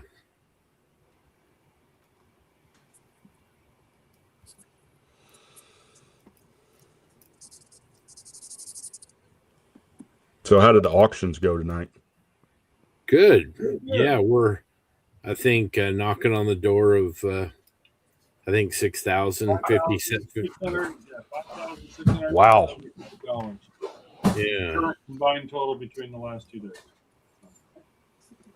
So that's the U.S. leg of it only? Yeah. Man, that's fantastic. That's awesome. Yeah, just really, generous donors and generous bidders, and we get to have some fun, and it's pretty awesome. Yeah, man. No, that's awesome. That's fantastic.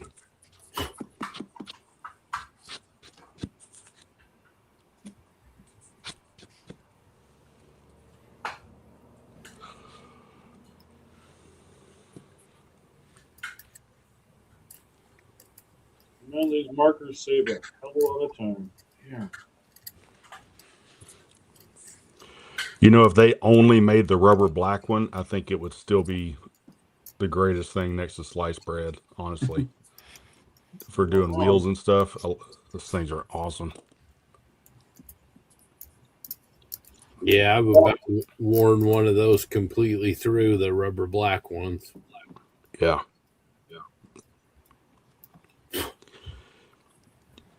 You know, I was going to try and do the whitewash on that Firefly with a marker, because I actually did some tests on it. It worked really well, but then I bought like 4 more of them, and the consistency of the paint was different than the first one I bought.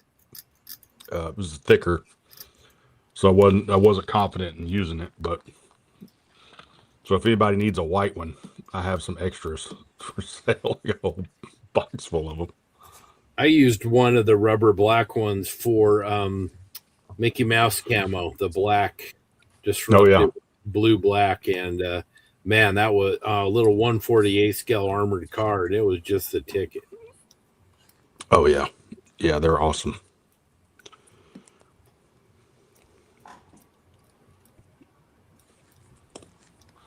All right, I'll reach out to Jason Barden, the Captain Bashir. I'll do that. Reach out to him in the morning. All right, yeah, that sounds good. I think I've got the Mexican Sniper 8 guy as well. Mexican Boy 8. Okay. Yeah. Need him. Yes. And Patriot. Was it Patriot Modeler? I need to get him and that. Yeah. Mike, the other guy. Want to bid tonight? Mike Raji, RAJ. Sorry. Okay. I gotta look it up. Okay.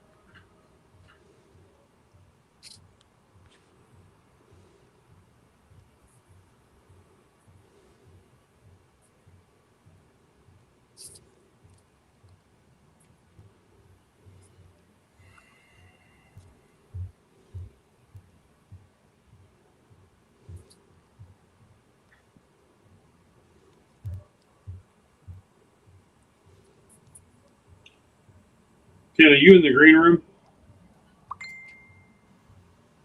Do what? Are you in the green room? Me? Yeah. Yes. I just put 2 pictures of the chat. I just did the ammo belts with the markers. Oh, nice, dude. That's awesome. Yeah. Is that that lid there in the center? Is that separate, or did you paint down around both sides of it? Actually, the lid was 40K, and I painted on either side, so it was actually folded photo etch. I had a 3D printed part, came in there, and I just came in with the markers and painted the ammo belt that was already, had primer on it. Oh, dude, that's just doing that. Awesome. Just in the time that you were talking and stuff, that's what I'm sitting here painting. Jeez, that's amazing. Yeah. Like, you do a wash on that, it's like, gee, I got to do the. Oh yeah, figure out the done. Yeah. Yeah. I mean, it's like shit. Yeah. Yeah, I've only got, so our local shop has, I don't know, a handful, half a dozen maybe of the sets. They don't have the individual markers. Yeah. And I've bought duplicates of some of them, and I pretty much got everything they have. Yeah. But hopefully at nationals, I can pick up some individual colors that I don't have. You know what? I got the set. This is so for the real colors. It was like a little over $100 at Madison when they first came out, and I went down the Angels booth and picked it up. This is the play marker set. It was a little over $100 as well for all of them. Yeah. Okay. And then I just picked up the third set of markers. And they were, even with the tariffs or whatever, it was like under $120. Okay, I got it from Angel. Yeah. So right. Reach out to him. He'll hook you up, man. And like I said, I just got the whole set. Everybody's like, well, I might not use them or whatever. In all honesty, when you want to use them, they're there. That's right. And it's like, okay. So at Dollar Tree, they had pencil boxes, like the angled pencil boxes like you would see at they're for like a desk, but they hold the markers. You put like 8 markers in each little bay on it. They're really cool, and they're like $1 a piece. So the markers I do have, I got 25 or so probably, but a lot of duplicates. But yeah, I may see about picking up the set at nationals. I don't know. We'll see. Like I said, I was just looking. People's money, but That's right. That's right. But I also spend my own, so yeah.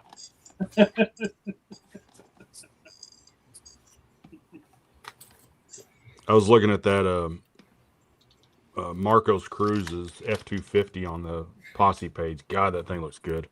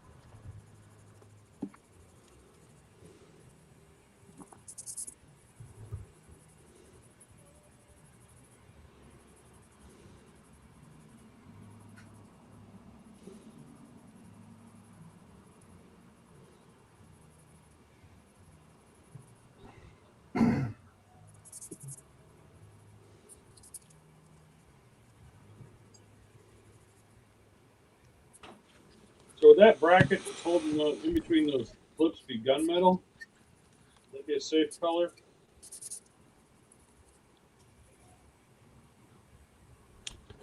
I don't know.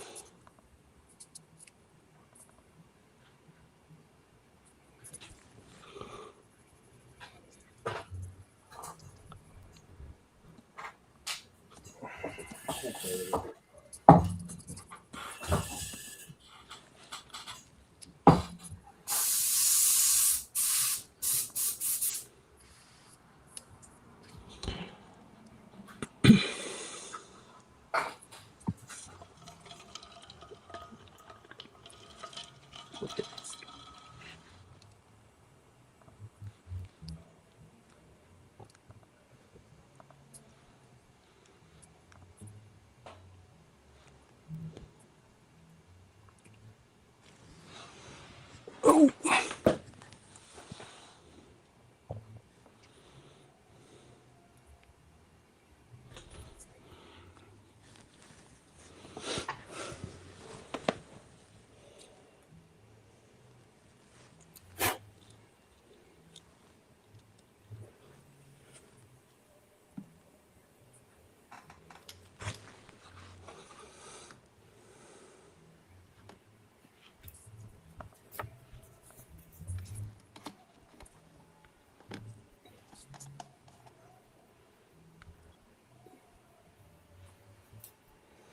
Scott, is that new workbench still treating you well?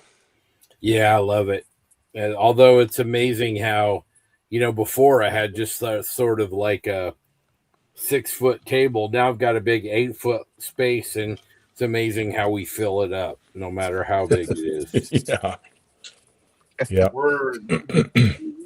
It's funny you say that because I expanded mine. I added a whole nother section.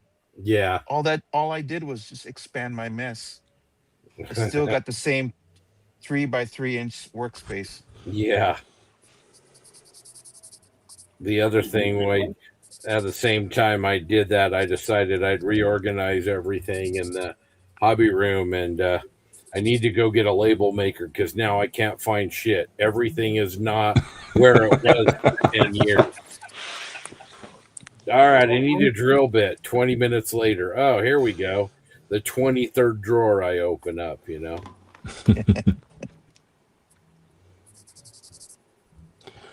Yeah, when I am forever reorganizing and moving and de-stressing my work area. Yeah. And I took a page from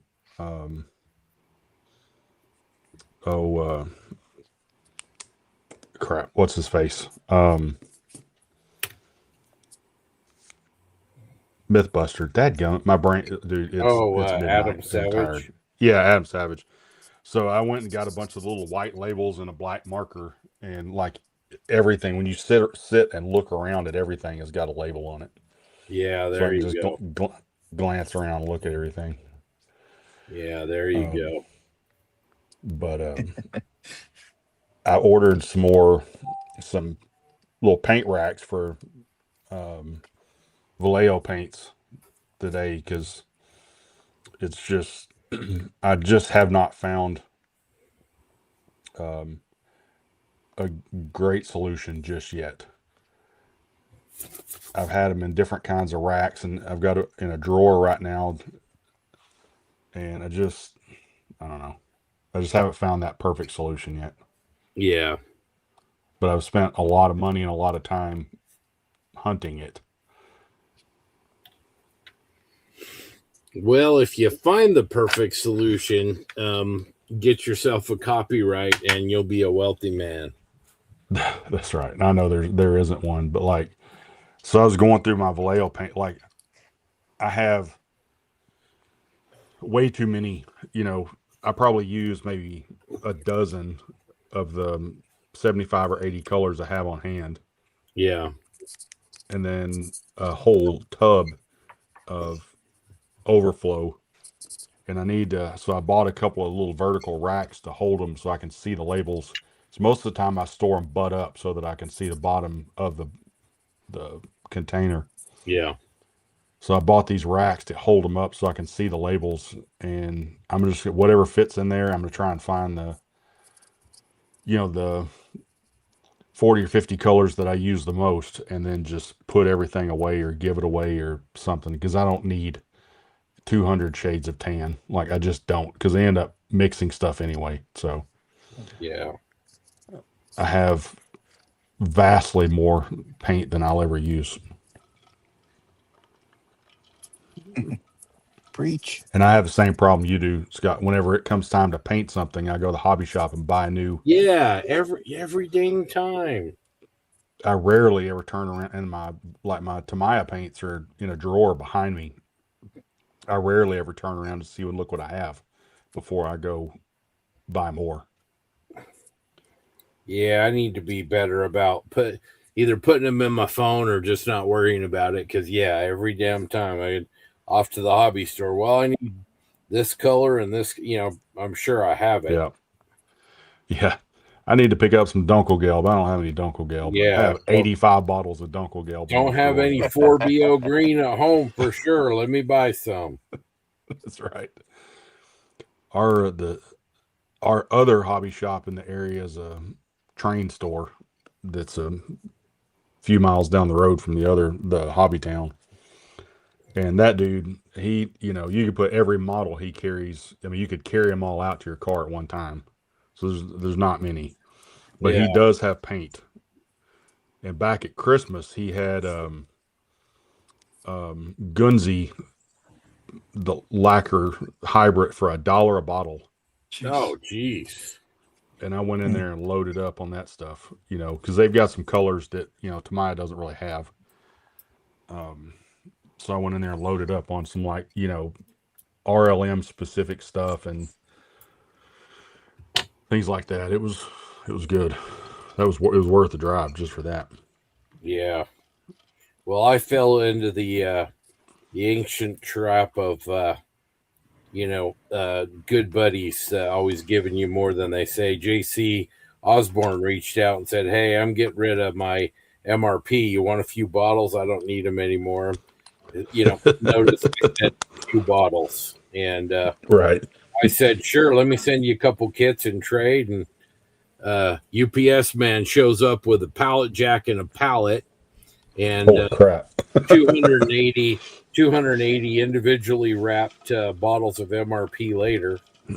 I good got grief. on the phone and said, "I thought you said a few, my friend. I mean, you and I must speak different kinds of English." That's right. He giggled and laughed at me, and I sent him more kits. That's right. Try and make it even. Yeah. Good afternoon, gentlemen. How you doing, hello, David? hello. Good. I've been following you. I thought I might just pop in for the last little bit just to help carry across the line. Not that you need any help, but it's getting late over there. Yeah. Yeah. We lost most of our East Coasters, I think. Yeah, Jackson. that's not a big loss, is it? See, you're on the same page as I am. G'day, Chris. Mr. Mayberry, how are you? Good, sir. How are you doing? Yeah, pretty good. How are things going in the Aussie section? Yeah, going well. I tell you what, you guys are nuts. There's one thing I've learned. Okay. I've always carried this rule with me through life, and it's worked extremely well. Never get between a buffet and a fat man. But after seeing you guys when you're bidding and you're sniping each other, never get between a yank and an auction. You should have been stampeded every single time. Yeah. How about that? Some fantastic numbers were getting thrown around. I couldn't believe it. Yeah, we have a good time. I mean, Americans love to spend money and show each other up when it's for a good cause. Well, I had a small crack, and I felt like a minnow in the Pacific Ocean. I'll tell you, you guys were really just leaving us behind. It's incredible.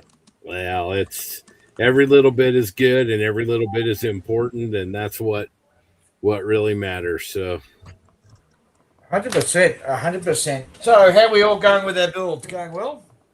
Yeah. Good, thank you. Good. Well, how about we go around the room and see how we're going? We'll start with you, Chris. What are you doing with your build? I just had to do some filling on the engines. I glued them together on the C-130. Oh, nice. So I had to do some filling. And then in filling, I knocked off a little protrudence of one of the engines. So I just kind of glued some scrap plastic I found around. Looks the part. But otherwise, it looks like I'm ready to mask this canopy and paint it. Maybe do one of some the more leads filling.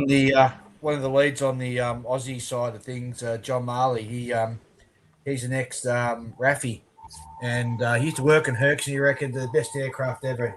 He's done P3s, he's done F-35s, but he reckons he loved working the Hercs. Yeah, just awesome. Yeah. That's what Spud was on too, David. Oh, really? Spud Murphy, yeah, he did C-130. Absolutely love them. While you're talking, Scott, how are you progressing with your model at the moment?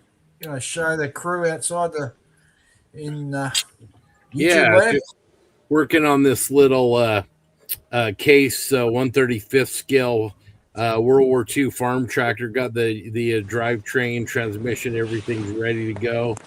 Just doing some seam filling and some refinement before move on to the sheet metal and wheels. Very nice. Grant, what you got there, mate? How you progressing with your build? Oh, so I was a day behind because I missed Friday, so I've been just doing figures. So I painted this guy up. Oh, that's nice. Oh, that is nice. And then I'm working on this guy now, so hopefully have him done in the next day or by the end of the time too. So 2 figures painted in 48 hours. yeah, well, they were started before we fought, but I'm finishing them up. Let's just put it that way. Fair enough. Fair enough. Mr. Mark Bradley, how you doing, mate? Doing all right. How are you? Good. What do you got there on your Let's bench? see. I'm doing the RFM Striker. So lower hull is about right here. Got that all basically painted up and stuff. Been doing a pin wash on it in between the auctions. And then got the turret going, getting finished up as well. A little bit of a pin wash, and then move on to doing some oil highlights and as well as some detail painting and stuff. So yeah, doing pretty good. I've always loved the look of the Striker, but with that big gun in it, when it fires, geez, it rocks, doesn't it, on its springs? Yeah. Oh yeah, it definitely makes a statement. And what's funny is that I'm thinking that after I finish this RFM kit later this year, I might dig out the Magic Factory What If Bradley with the MGS turret on it. I got one of those as well, and it'd be kind of nice to have them side by side on the table one of these days. So I'm pretty sure I've got a RFM Bradley kit. in my stash, but I can't remember what one it is. Oh, Yeah. it's pretty good. I like it.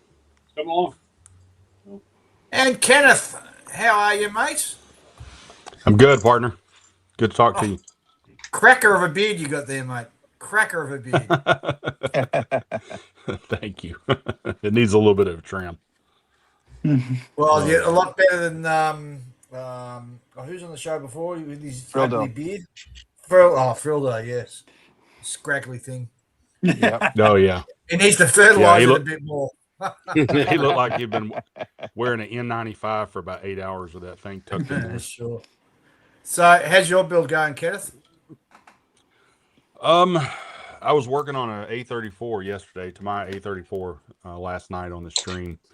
I just hopped on here just not too long ago, so I'm not really working on anything tonight. I got to bounce out here very shortly, but just been enjoying the auction, enjoying the conversations, having a good time. It has been a good time. As I said, I've been following along, and some sensational conversation and sensational bids been going. Yeah. And Mr. Jackson Stanton sitting quietly in the corner there. What's on your bench, my friend? I'm working on the Rubicon Centurion Mark V. I'm actually building it as an Australian subject of Vietnam. So. Centurion, beautiful piece of armor. One of the best ones the Brits ever produced. Yep, it's the first tank I ever rode on and the first tank I ever worked on. So. Oh, really? My heart, yep. That's cool. Good. That is very cool. Well, you guys queued up to start here at the top of the hour. We're about ready to shut her down. So, you finishing up in what time are you finishing up? just here in a couple minutes. Yep. Rightio. Okay.